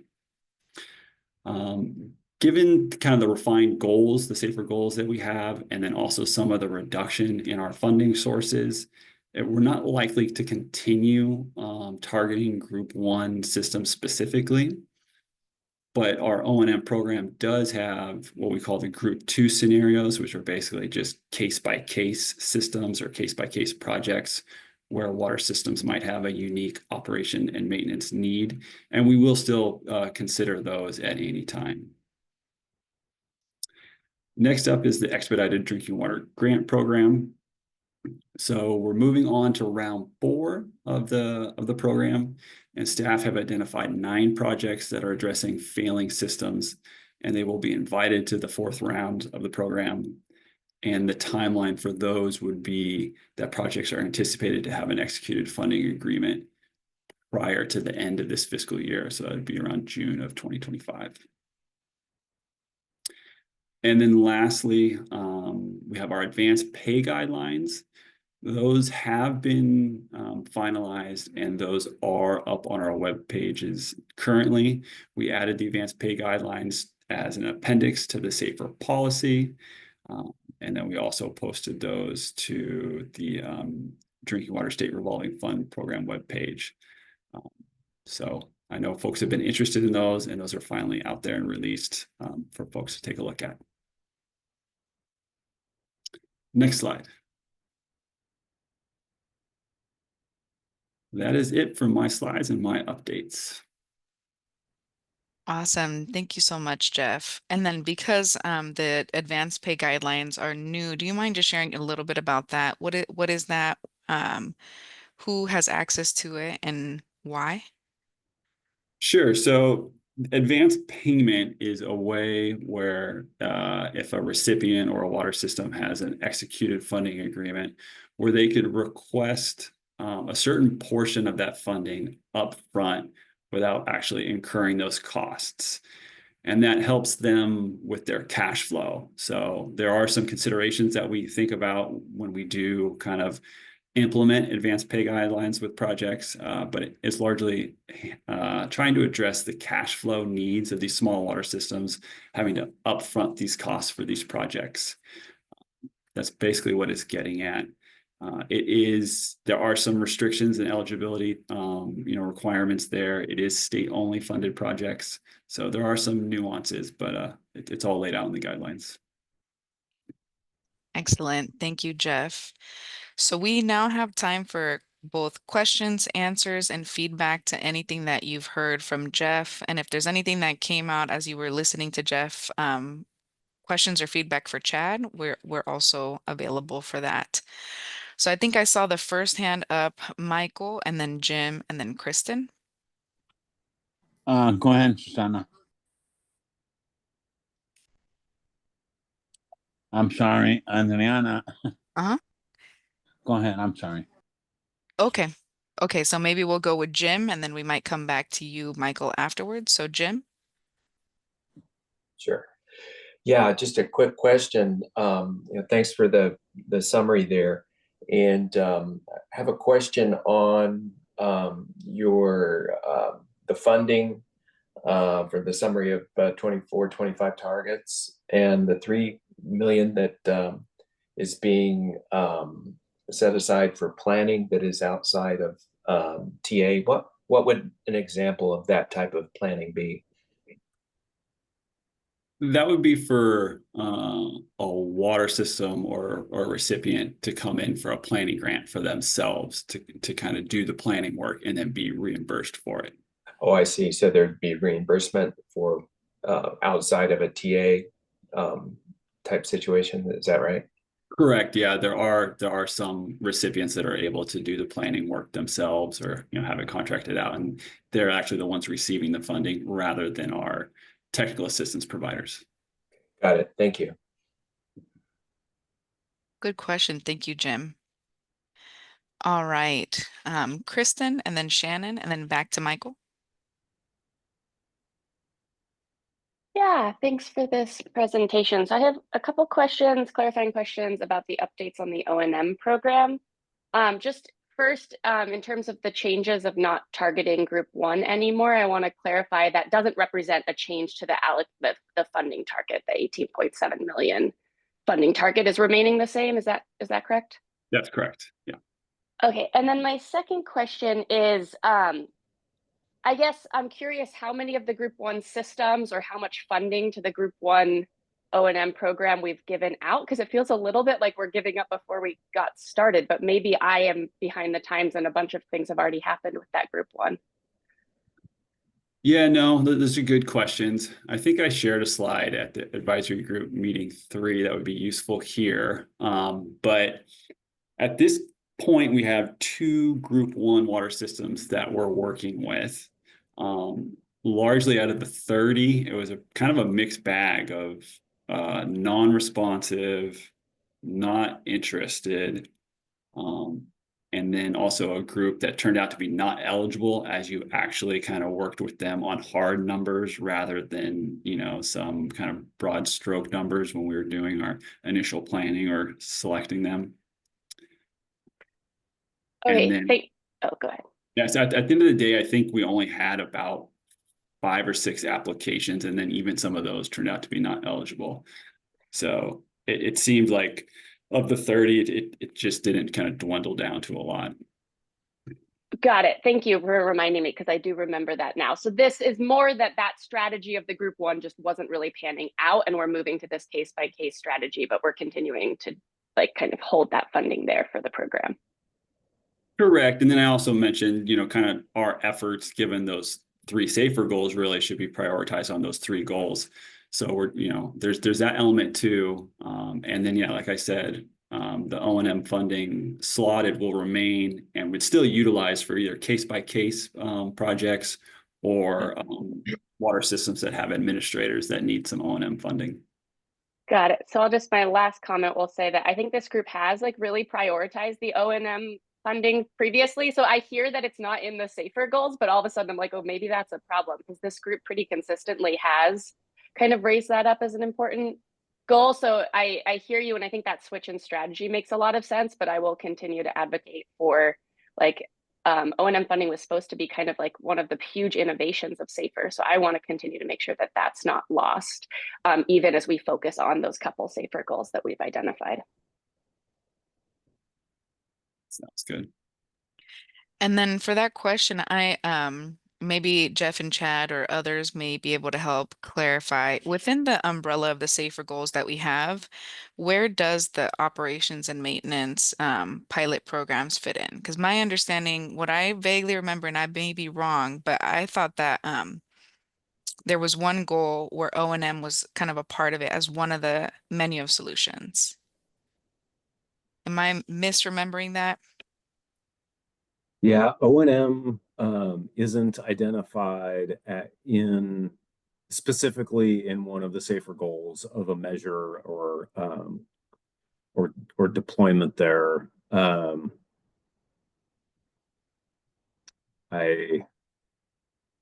think I'm remembering where you are, Adriana, but I'm like my internal computer here is trying to figure it out. Anyway, I don't know if Jeff wants to add. Yeah, I'll just add to that. I think we still all feel that O&M is an important component and an important tool that we can use, and we're not necessarily going away from that as a whole. But the group one water system effort was really just targeting water systems that were theoretically had a very high water rate and doesn't really address any like the failing systems or unsafe water type of stuff. So we still want to use O&M where it complements, I think, our other safer goals and our priorities. I'm glad Jeff went there. Just piling on a little bit. I mean, I think as we think about some water systems and the solution set that they may have access to, and what I really mean is that like the only feasible options may be some sort of treatment options or some sort of options that have an effect that increases operations and maintenance to past some sort of affordability thresholds. And so I think that there is an integration there for those specific failing systems. So maybe I'm just saying what Jeff was saying too. Okay, and then let me see if I'm just making sure that I understand this as well. So it sounds like when we originally started the operations and maintenance, there was this idea of looking at group one water systems with really high affordability. And it turned out as you went through this, that actually didn't, that idea, that pilot, it didn't pan out the way that you thought. So now the SAFER program is using operations and maintenance with other systems that may be failing or may need other types of assistance. Am I understanding that correctly? Yeah, that was a good summary. Okay. So operations and maintenance is still being utilized as a tool in the SAFER program. And I'm hearing from Kristen that it could be more clearly articulated in SAFER goals as a reflection of the feedback we've heard throughout this group over time. Adriana, do you mind if I chime in here too? Go for I it. just want to emphasize, that O&M assistance has been a really critical and essential tool that we've been able to use to help with our administrator program in particular. So I think, Jeff has gone over some of the other type of O&M assistance work that we've been trying to pilot and explore, but it's also helped being used in other aspects of our SAFER related work, especially with our administrators who've had to come in and take over systems, that are essentially the governance isn't there, they have no reserves, and the administrators need that O&M support to support that water system and getting back on track. And so I think we need to do a better job on our end and kind of articulating the different ways that this O&M support through SAFER are being used across our different kind of funding programs and tools. So I just want to let folks know that it is being utilized in a very helpful way, especially for those failing systems where we've had to appoint administrators. Thanks, Adriana. Thank you, Kristen. Awesome. All right. Thank you both Kristens and Chad and Jeff for that. And then we're coming back to Shannon and then Michael.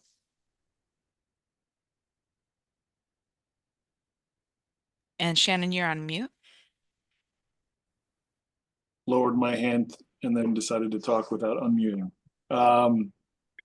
Yeah, thanks, Jeff. Good information. I know from previous meetings, there's been a lot of energy behind wanting to get monies spent on construction, right? On getting out there and getting out to the communities and getting construction done. I had to pull up the meeting notes from the group meeting number 3, just the one previous to this on the slides. And it looks like that 10 that you were talking about came out of the state smalls and domestic wells section of construction. So it was pulled out from that and went into the technical assistance. Now, does that also go for, like, is the technical assistance, again, just kind of wrapping my head around it, what exactly is the technical assistance?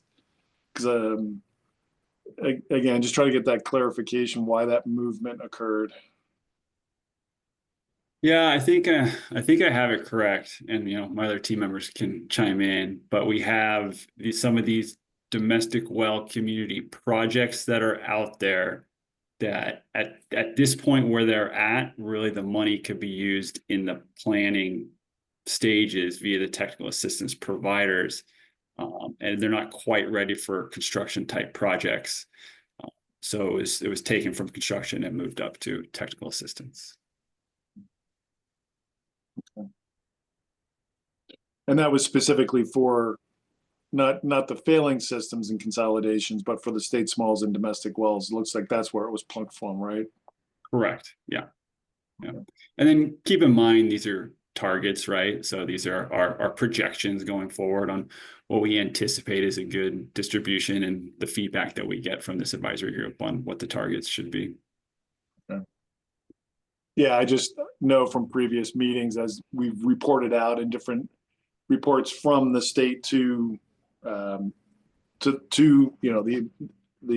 entire state in regards to where this money is being spent and how things are going. I know the past couple of reports, there's been an emphasis on construction being done. That's all. So I was just curious as to that move, but okay. All right, thanks. Thanks for clarifying that, Shannon and Jeff.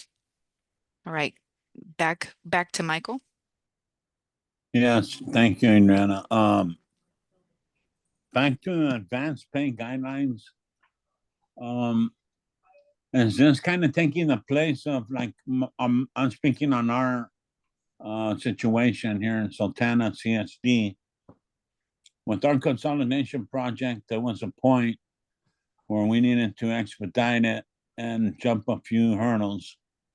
And by doing so, we needed to get a co-bank loan to get it off the ground or a bridge loan. So does this advance pay take place in that, or could take place in that? Good question. Yeah, the advance pay could help in that situation. It could act like a bridge loan in that sense to help the recipients with the cash flow. And we've also seen it with some of our technical assistance providers where they kind of hold a large amount of invoices on their books, and this advance payment guidelines can also help them out as well. Okay, yeah, because when we took Munson in, of course, they had no operator, nothing, no board, no governance. We needed to get, I think that time we got a co-bank loan to get the phase 1 going. And then for the phase 2, we got a bridge loan to get that going. But it definitely takes money to get off anything, and putting, a few thousand in there to get things going will definitely help the community in need. Thank you. Yep. Thanks, Michael, and thanks, Jeff. Yeah, these advanced pay guidelines are so important. So we're really glad that that's an available tool now. Thank you. All right, advisory group members, I don't see any more hands up, but we have an opportunity. If you have any other feedback, reflections on 2024 SAFER goals and accomplishments overall. One more thing, Adriana. Oh yeah, go for it. It's very important also, back to the O&M that we were discussing. It's very important to keep the O&M available. There may be some time, just an example, that the system that's being providing water for the community does not have financial for, like the gentleman said earlier, power it may be, or chlorination to keep safe water for the people. So that is a definitely need to stay in. Thank you. Thanks for that, Michael. All right. Seeing no additional hands from the advisory group, we're going to go ahead and move forward. Thank you so much, Chad and Jeff. And I think they're going to be here. So if something comes up, feel free to add it in the chat and we'll have an opportunity at the end as well. So we can move forward in the next slides.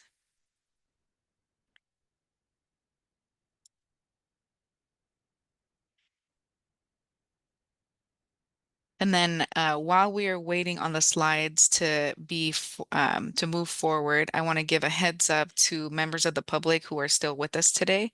We'll have an opportunity for public comment shortly after advisory group member announcements. So you can either email us, but we'll also have an opportunity if you are a member of the public. We'll also use the raise hand feature to allow for easier public comment today.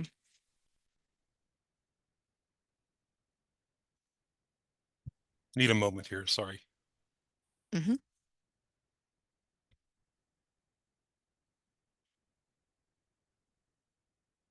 In the meantime, why don't we go ahead and take a quick, maybe a 5-minute break and we'll come back at 2:25. We'll take a quick 5-minute break. We'll come back at 2:25.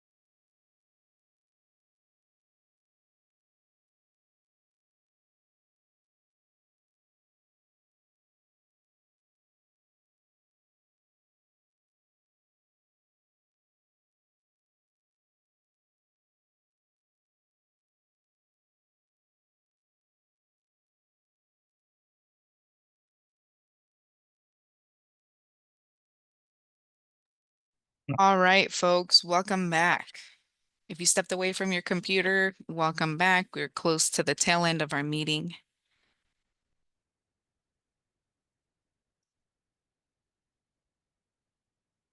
This is a reminder as we come back from break to please select which PowerPoint slide you are seeing, the Spanish PowerPoint or the English PowerPoint. And then if you stepped away from your audio and you came back, please select the interpretation feature where you're selecting either English or Spanish. If you select Spanish, also select mute original audio. I see most advisory group members here with us, so we can go ahead and move on to the next slide to get to the next part of our meeting. And in the next part of our meeting, we are excited to announce appointments for the next term of the Safer Advisory Group. So if we go on to the next slide, and then if we move the Spanish slides to the slide where we have the advisory group member announcements.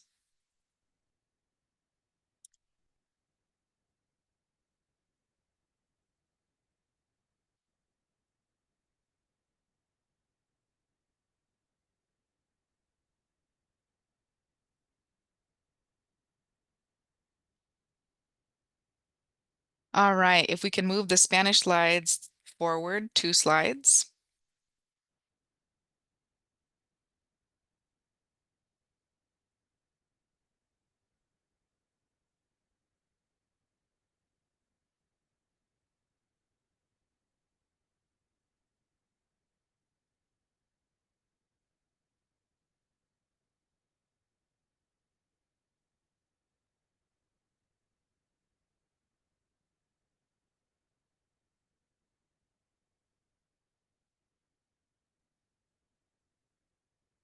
Thanks for your patience, folks, as we're refreshing the Spanish slides.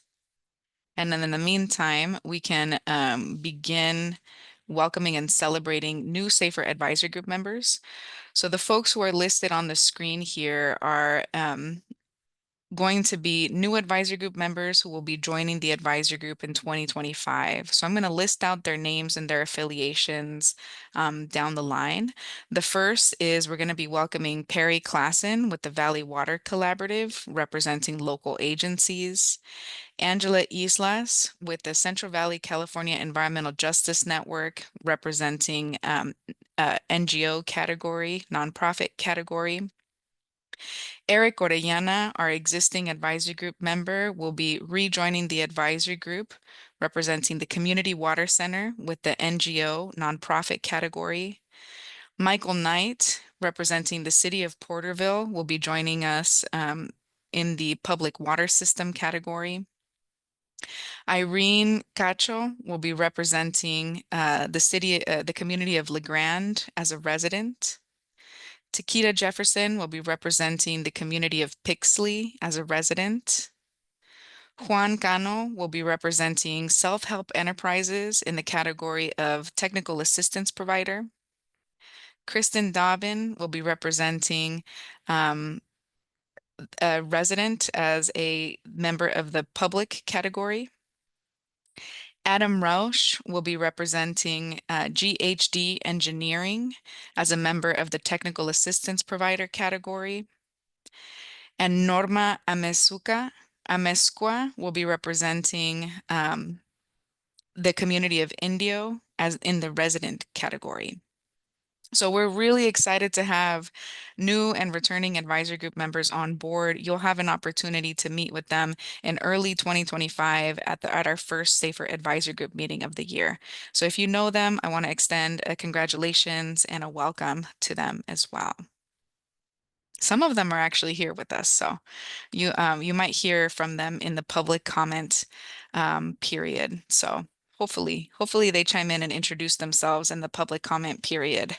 No pressure.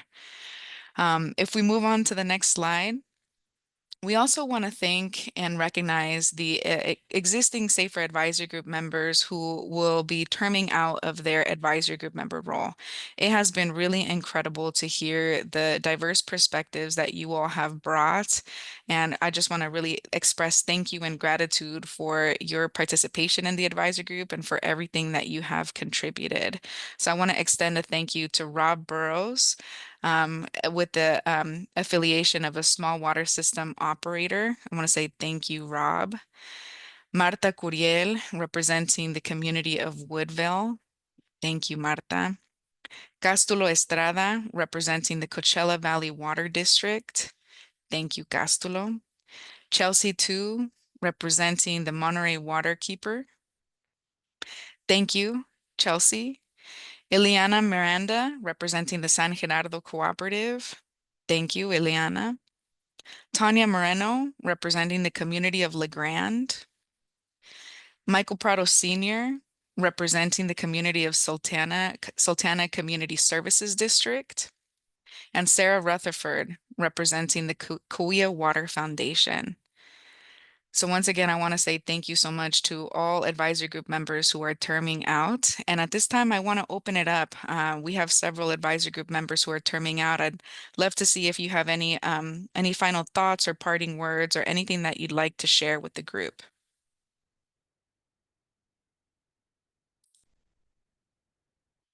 Yes, Eric and Eva.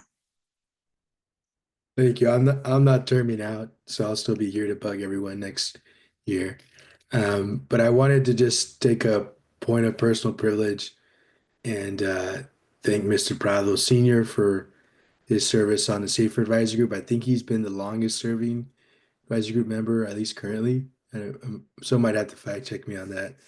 But he's been a great volunteer and a great perspective to have on this advisory group. So I thank Mr. Prado for his service to the state of California. Thank you so much, Eric. I echo that.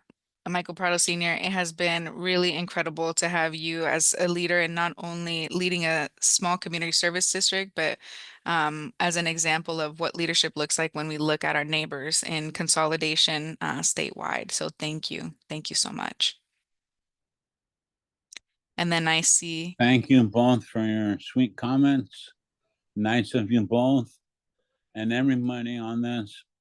I'm going to miss all of you, but I'm not going nowhere. I'll be back. Thank you. We hope so. Thank you. And then we'll go with Eva and Chelsea. Yeah, I just want to confirm that I am also leaving. I don't see my name on this list, but I am leaving, and yeah, I don't know. I'm not on either list, but it is my last year, I want to say. I just want to confirm before I. I'm so sorry about that, Eva. Okay, no I'm so worries. sorry about that. I think Yeah. that here's my understanding, and staff can correct me if I got this wrong. My understanding is that from Self-Help Enterprises, Juan Cano is going to be representing Okay. Self-Help This is like a Enterprises. switch. Yes. But I just want to confirm that with staff and also with you. Yes, that's correct. Okay. Yeah, And I'm we sorry will that have- I'm sorry for not including you in here, but thank you so much too, Eva. Yeah. I do want to thank everyone. I've really enjoyed being in the group, and especially, last year having the opportunity to, not only learn from everyone, but also go and visit the Coachella Valley and learn about their projects and kind of get a different perspective than the work that I usually do. So it's been a really valuable experience here, and I'll continue to follow along, and I'll work with Juan to, keep working in the group. So thank you, everyone. Thank you, Eva. And we're hopeful that we'll still be able to work with you in this as well. You have brought so much great expertise, in the work that Self-Help Enterprises is leading is a core aspect of the SAFER program. So thank you. All right, Chelsea.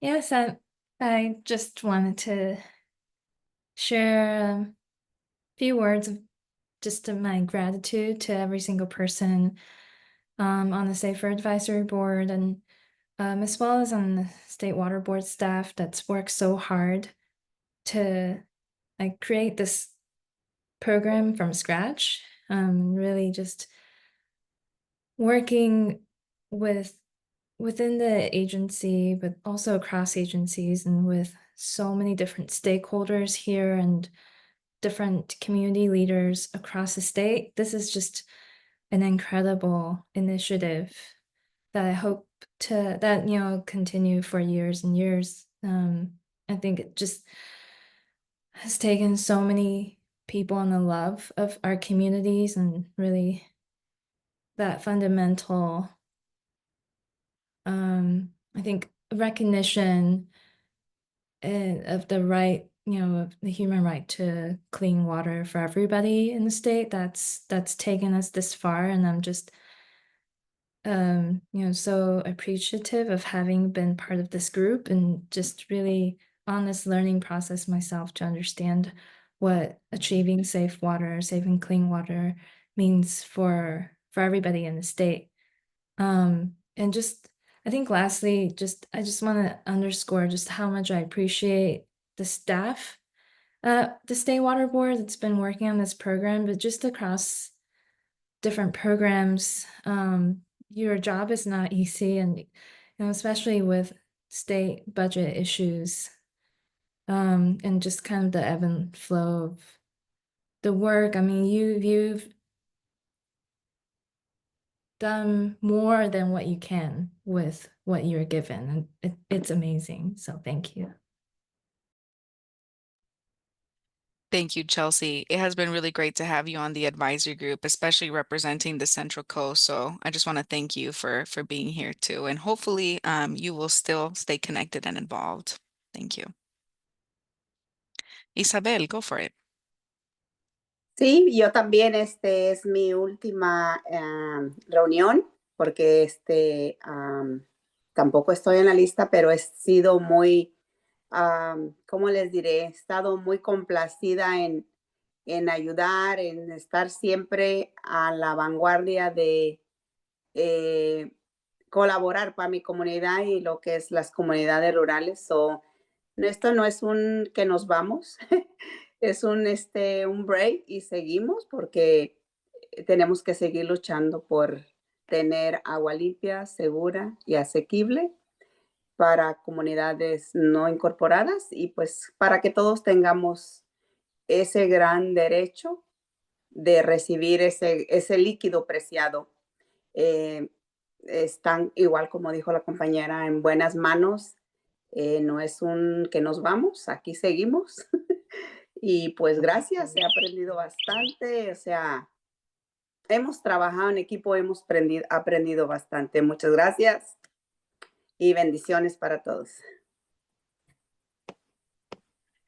Well, thank you so much, Isabel. Those are really beautiful words. I think that there may have been a miscommunication because your term is not up in December. And so we have you on as continuing on for another year. I don't know if you're still available and interested, but you have been a really incredible contribution. So we'd love to, follow up via call. It may have been a miscommunication on our part, but we don't have you terming out this year.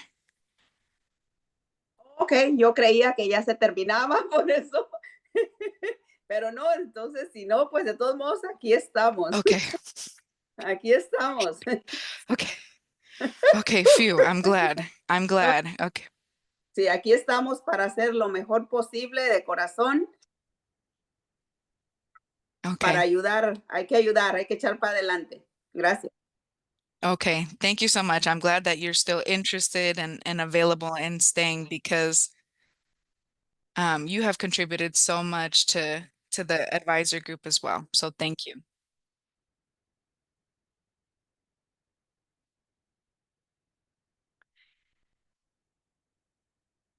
All right, I want to check in with other advisor group members.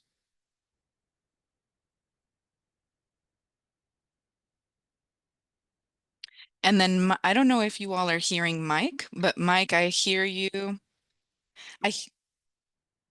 No, Mike, I think I hear you in the English channel.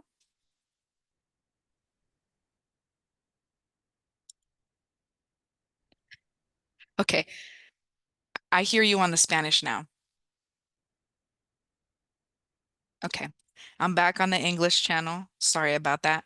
But I just want to reiterate my thanks again for Isabel. I'm sorry for the miscommunication, and I'm glad that you're still interested and available to continue your term for another year. So thank you for that, and apologies for that miscommunication. I want to pause and see if there's any other advisory group members who are terming out that would like to share any other thoughts, reflections, or comments.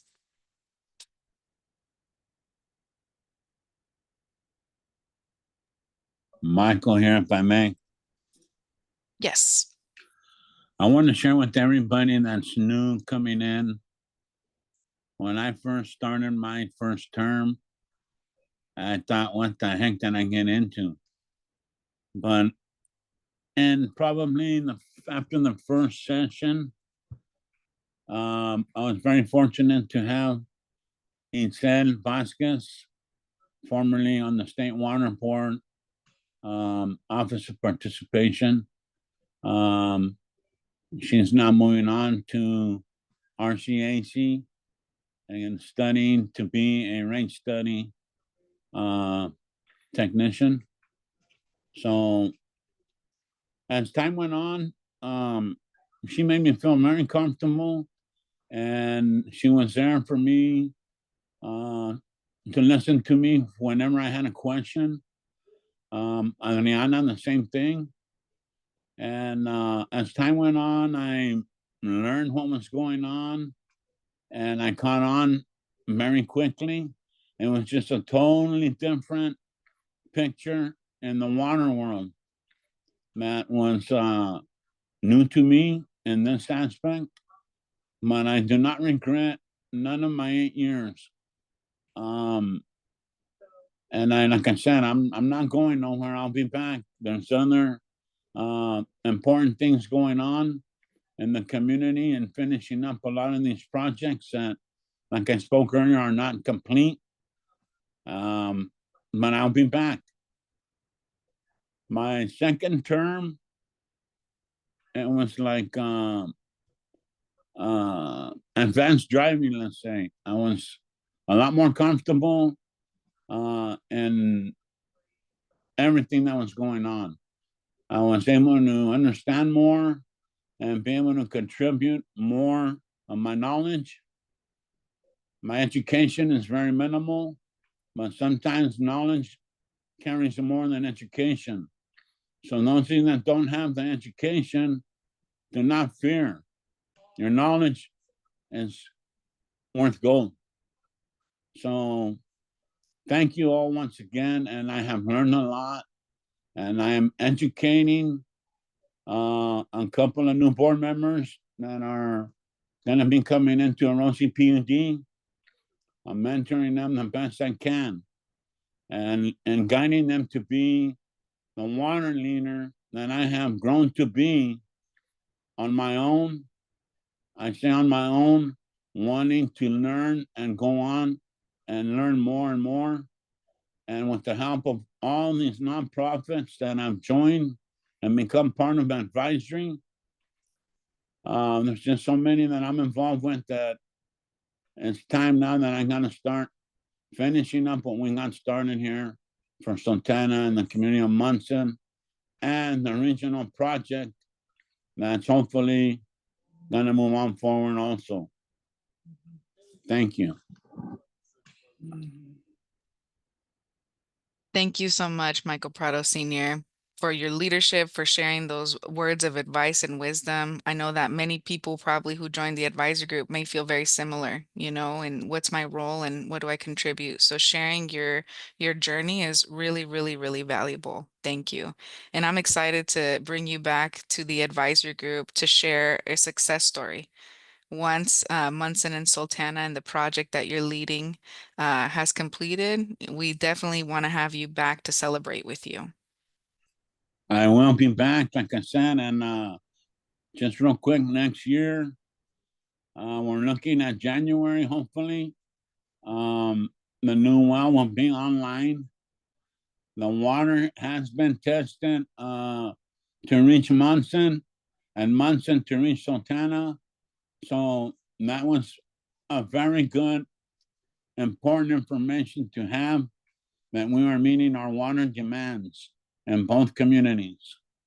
Thank you. Congratulations. That's a really incredible milestone. So we'll keep an eye out for a January date, and we might take the next advisory group to the Valley so we get to see the success in person. So keep an eye out for a communication in the future. I know, Adriana, you have asked me last year or this year, both years, when that time comes to let you know, and I have that on my to-do list. We aren't going to have a ribbon cutting ceremony. If and when that's scheduled, you will know. Thank you. Okay, awesome. Thank you. All right, folks, any other reflections, comments from advisory group members?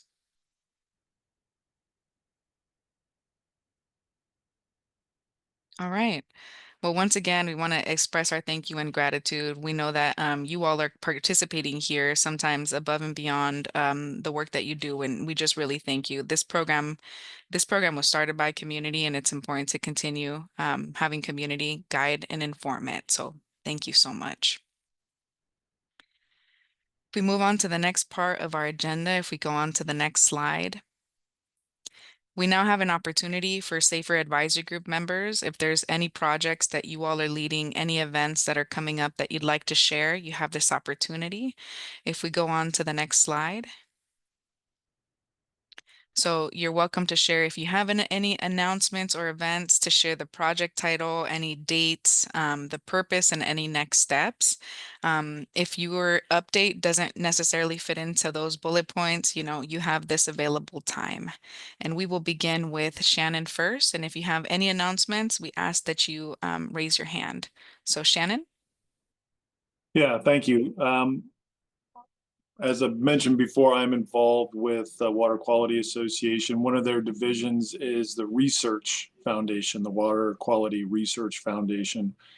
There's been a number of projects through the Research Foundation studying point of entry, point of use, efficacy, cost analysis. There's been a number of projects that have gone through the pipeline. I've chaired a number of those. There's one that's coming to fruition starting next year. It's really in its infancy. It's probably going to take at least 2 years to really go through the whole process.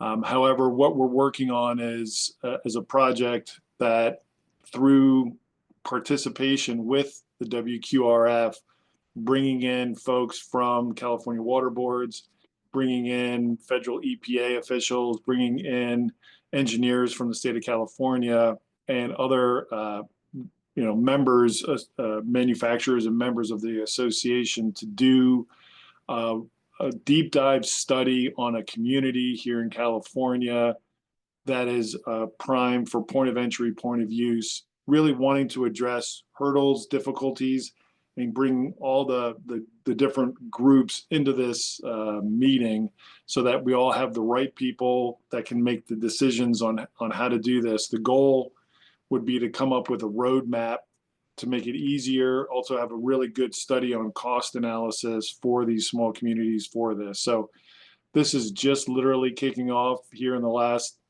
couple of months, I will say. But the team is being pulled together, and I think we're going to have a kickoff in Q1, maybe Q2 of next year. It's a project I'm chairing through the WQRF, and I'm really looking forward to this one, specifically as it pertains to small communities here in the state of California. That's so exciting, Shannon. Thank you. And then for people who may be interested, can others join, or is there a date or a website? How can people learn more? I can give some updates. Obviously, we'll be working, interacting very closely. Chad obviously will be in on that. Eugene is the individual over at the California Water Boards that I've been speaking with. In terms of the community that's not been identified yet, we're looking for something realistically, we've been looking at a couple of different contaminants, something that's fairly easy to take care of. Arsenic, for example. There's a couple others that have been tossed around. Just because there's some of these things, there's small communities that have been out of compliance for over 20 years, and we're just trying to work with those. So that's not been identified yet. We're working with the engineering firm and Eugene over at the water boards to potentially identify some of the small communities that we could reach out to. I think what we're going to try to do is get a couple of different ones and then speak with each one, because as been discussed here, sometimes small communities, it's difficult. They don't want necessarily the outreach. But Eugene is going to be involved. Chad obviously will be involved. And as we get some more information, I can forward it to this team as we flesh out some of the details. Right now, nothing's posted. The Water Quality Research Foundation, and I can post their website in the chat room here in a minute, but that's where all the information is going to be as we get this thing moving forward. It would be on the WQRF website. Okay, awesome. Well, that's a really exciting study. So we're excited to learn more. Thank you for putting that website in the chat. And if there's anything that you want to share in the notes, please let us know and we'll capture that too. All right. I think the next announcement that we have coming up is Eric and then Jim. Thanks, Adriana.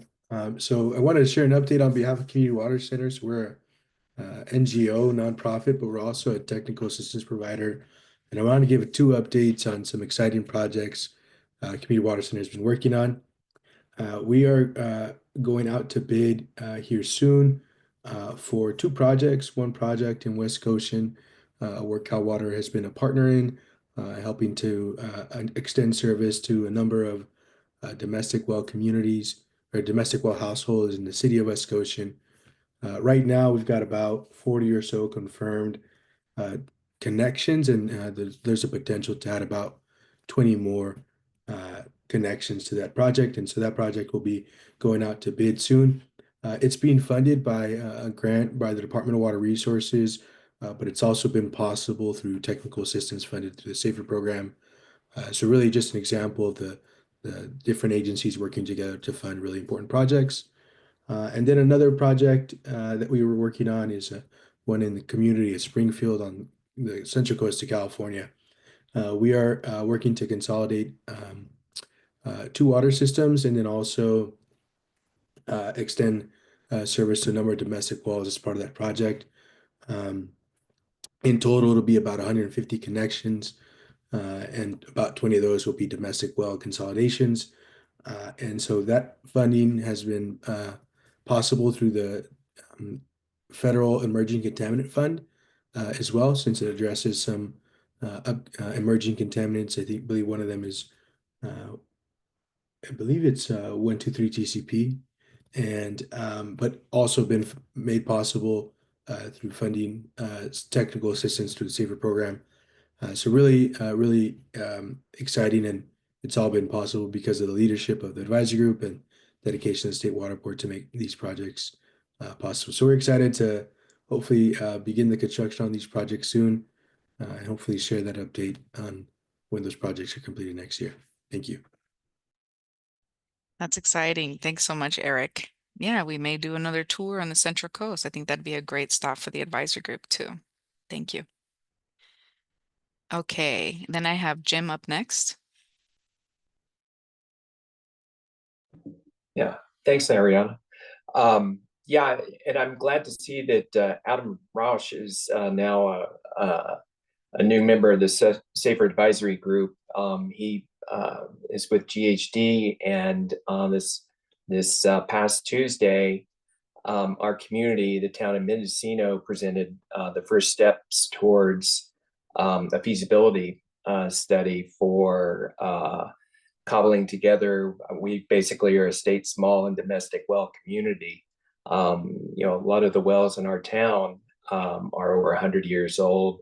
A lot of them hand dug, and we're very drought prone in our community, and basically everyone's on individual wells. GHD is our technical assistance provider through the SAFER program. And our first big public event was this past Tuesday. And they presented the first step towards our feasibility study, which was a source water study of looking at all the sources that potentially would be available to us, in creating a public water system, and kind of gave an overview of what we have, how much we need, and kind of an idea for us all to think about is where do we go from here? And so I don't know if Adam, I don't want to put him on the spot, but if he wanted to add anything, it would be great.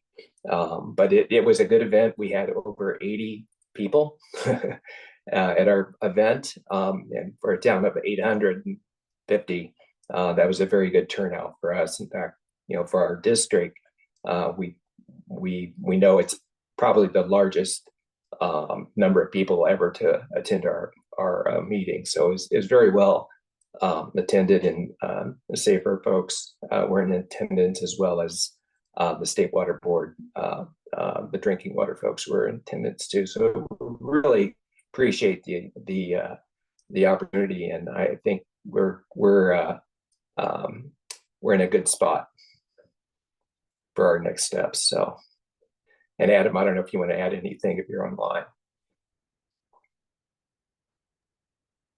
Maybe not. Yeah, go for it, Adam.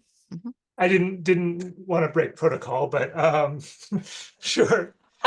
Since I believe I'm still a member of the public through December, but I will say, first of all, thank you, Jim, for that lovely introduction. I'm glad that meeting went well. I am really excited to join this group.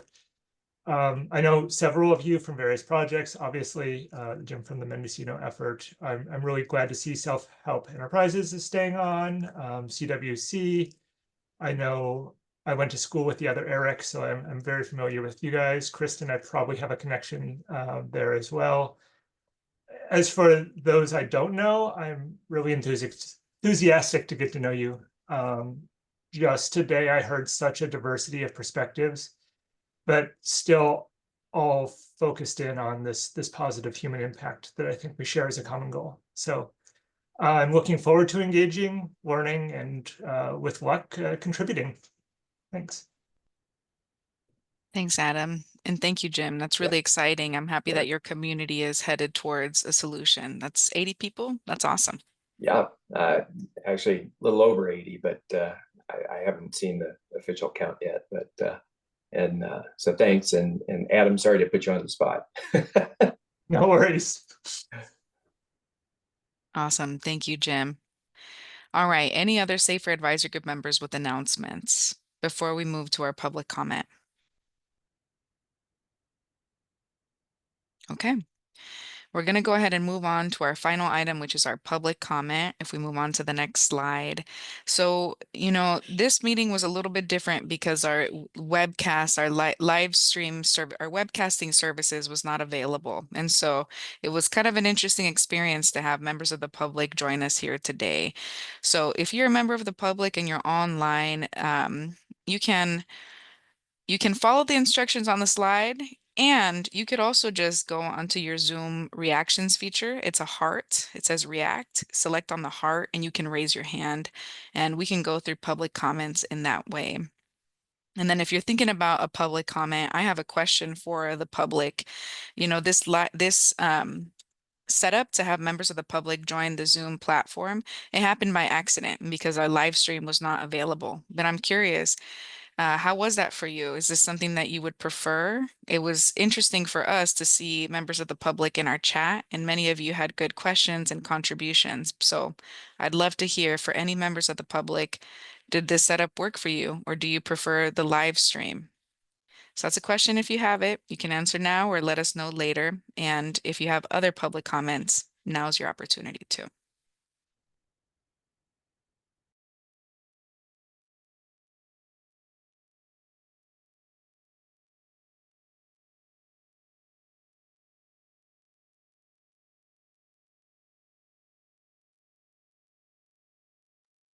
Yeah, go for it, Angela.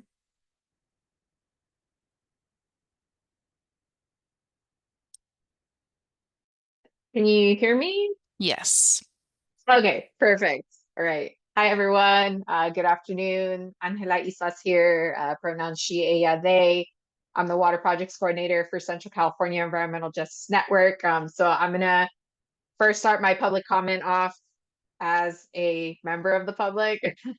So I just wanted to really just kind of echo a lot of the comments like from today's earlier presentation. And, I think that it's important for us to really kind of look ahead on 2025 in terms of priorities. And I know that, it's not easy with like a really tight state budget. But I also, am being very optimistic about the approval of Proposition 4. So I think that, there's a lot of opportunities for us to really see how a lot of what Prop 4 will bring can like really support and prioritize a lot of the needs that include with domestic well protections, and then also for more support in infrastructure and O&M needs on the small state water system side. So I did want to just kind of make sure that I put that out there that, I think that maybe envisioning a little bit more about what Prop 4 can bring with prioritization next year is a good conversation to have. But I also wanted to make sure that I, on my end, ask for better conversations around like how to support systems with secondary contaminants. Right now, our organization is supporting San Joaquin. It's a small city here in the Valley region that right now is currently it has a grant that's going to be addressing their high manganese kind of impact. And a lot of residents right now, they're needing to wait 3 to 5 years until the entire system is completely treated.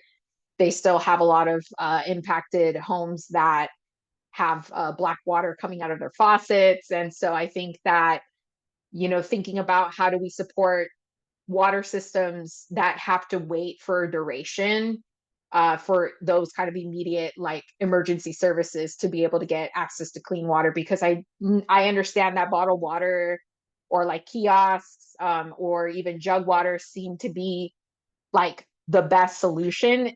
I just think that there needs to be a little bit more conversation in terms of like maybe integrating point of use, point of entry for these types of communities that really do need that basic access for safe drinking water when it comes to like for drinking and cleaning and cooking purposes.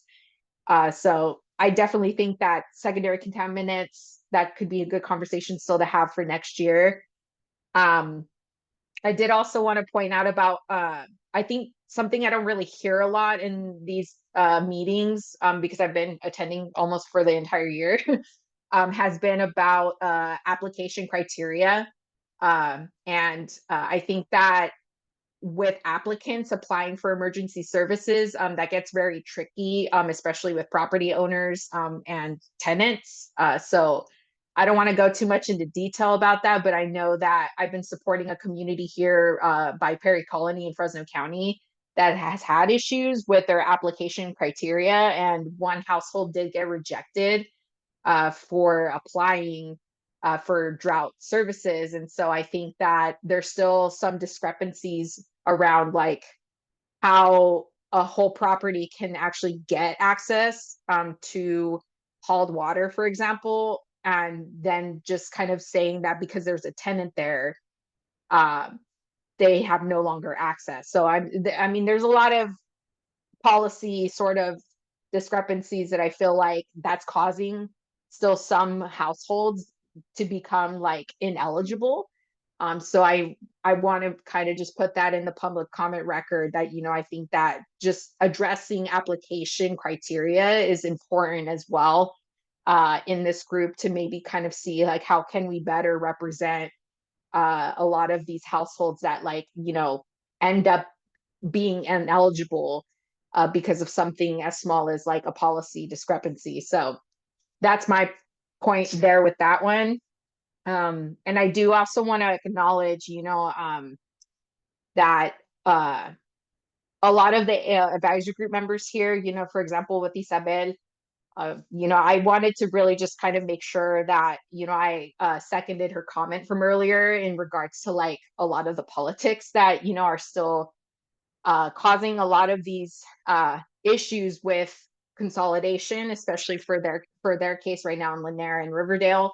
I think that, you know, we still need to really kind of congregate and like actually build a bridge to close that political gap when we're trying to do what we're doing to serve as a whole, is to bring safe access to safe, affordable, and reliable drinking water. So I just wanted to like, you know, point that out, that, you know, we still need to address that in a way where we can find a middle ground on how to better represent our communities in situations such as consolidation.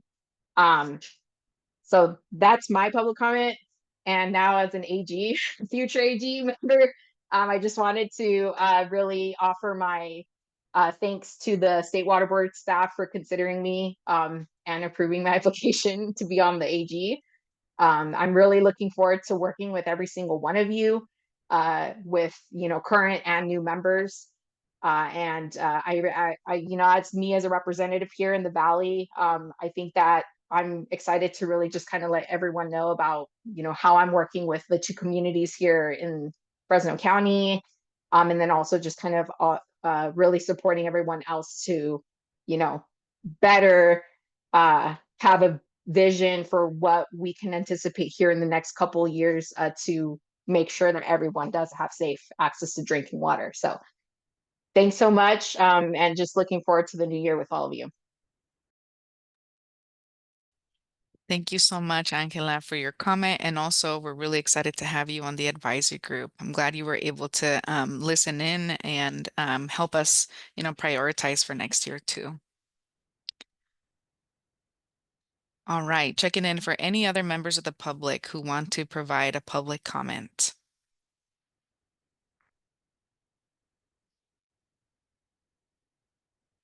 All right. I think that brings us to the end of our meeting. We can move forward on our PowerPoint slides to close us out. Adriana, Yes. I had something I wanted to throw in. I forgot before we end. Yes. I'm gonna use Cutler for the example. I'm finding out that I guess the county or the state has a population limit for home delivery of water. I heard that in 6,000 it's a population. Cutler's a little over that. And I would like to see if we can get that extended out a little higher on the population. And due to the fact that Cutler's severely disadvantaged, and not only that, and man, the words just left my mind right now. Oh man. Anyways, I forgot what else I was gonna tell you. Well, right now the limit is 6,000. They're a little over, and they do need water. High in nitrate. But anyways, if it comes back to me before it's over, I'll mention it. Okay. Thanks, Michael. And we'll look into the population limit. Unless Eva, you are aware of that. I see your hand up. Yeah, it's just a bit of insight on it. It's I don't know from the water board perspective, but from our end, our emergency services staff, they have let us know that it's also a capacity issue on the delivery side, because we only have so many bottled water providers that can deliver to homes, and they already have, you know, a good number of communities that are receiving bottled water plus individual homes. And I mean, I don't know where they're at right now, but I know a couple years ago they were at capacity where they could not even take on even like 100 homes additional to what they already have. So taking on, I don't know if 6,000, it's not 6,000 homes, but taking on, you know, 1,000 homes even is a big lift for the delivery portion of it, and that's kind of tied in part to the funding, but it just becomes very difficult on the delivery side. There's just not enough of a distribution in this area. I don't know about other areas of the state, but right now they're just really impacted. So that has to do with that's part of it, and the other funding part, that's something that Adriana can look into and get back to us about. But yeah. Okay. Thank you for that background, Eva, around capacity on the ground.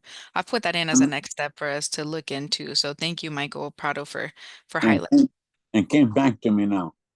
And Cutler, and this puts them in a messed up situation too. Cutler is an unincorporated community to where you get a city that has a council and all of that good stuff. The funding becomes more open and available. So just keep that all in mind too when they're thinking about expanding it. Community Water Center, I'm a member of the Iowa Coalition, and they mentioned about not having the opportunity from the state to be involved in delivering water because everything was going through the county and more so self-help, like Evan just said, they're swamped. But that doesn't take care of the people in dire need. We need to get other organizations that are sustainable, nonprofit, and get them to be involved. Thank you. Yeah, thank you. There's definitely a need for many more organizations to be a part of this effort. Thanks, Michael, for that. All right. Well, folks, I think that brings us to the close of our meeting. We had a really great discussion on domestic wells. So thank you for not only recommending that we add this to our agenda, but for all of the really great feedback that you've shared. We have been stuck in really thinking about what is the state's role, and we really appreciate the opportunity to get your direct feedback. If we go on to the next slide. So these are just the two follow-ups that came out of our last meeting. One is to have a discussion on domestic wells, and then the second is for the State Water Board to consider a specific goal related to domestic wells. What we talked about in terms of our next steps for this meeting is that we're going to take the feedback that we heard, not only for our meeting notes, but also to sort of start developing maybe a document that kind of describes the State Water Board's framework around its domestic well and state small approach to bring it to the advisory group for the next time. We also talked about having a larger conversation around point of use and point of entry. Clarifying a little bit more on our operations and maintenance pilot programs, and then considering a future meeting to talk about tribal water systems and examples like the case study of East Porterville and the challenges that arose through that process. If you could think of other agenda items that you want to see happen in 2025, please let us know and we can incorporate them as we're planning for the upcoming year. Otherwise, as a next step, you should be getting notes for your review in the next 2 to 3 weeks. So if there's anything that we missed, please let us know and we can incorporate it. This recording, as well as the PowerPoint slides, are gonna be on the Safer Calendar website. So if you had to step away for anything, you'll have an opportunity to rewatch this at a later time as well. All right. And with that, we want to thank you so much, and we hope you have a great rest of your year. And for those advisory group members who are not going to be joining us in 2025, we hope that you stay connected and engaged in the SAFER program. And we want to extend once again a thank you to all of you. Thanks, everyone. Thank you. Thank you. Thank you. Thank you. Gracias. Feliz Navidad. Feliz año para todos. Thank you. Yes, happy holidays. Happy holidays. Thank you. Happy holidays also. Bye-bye. Happy Bye. holidays.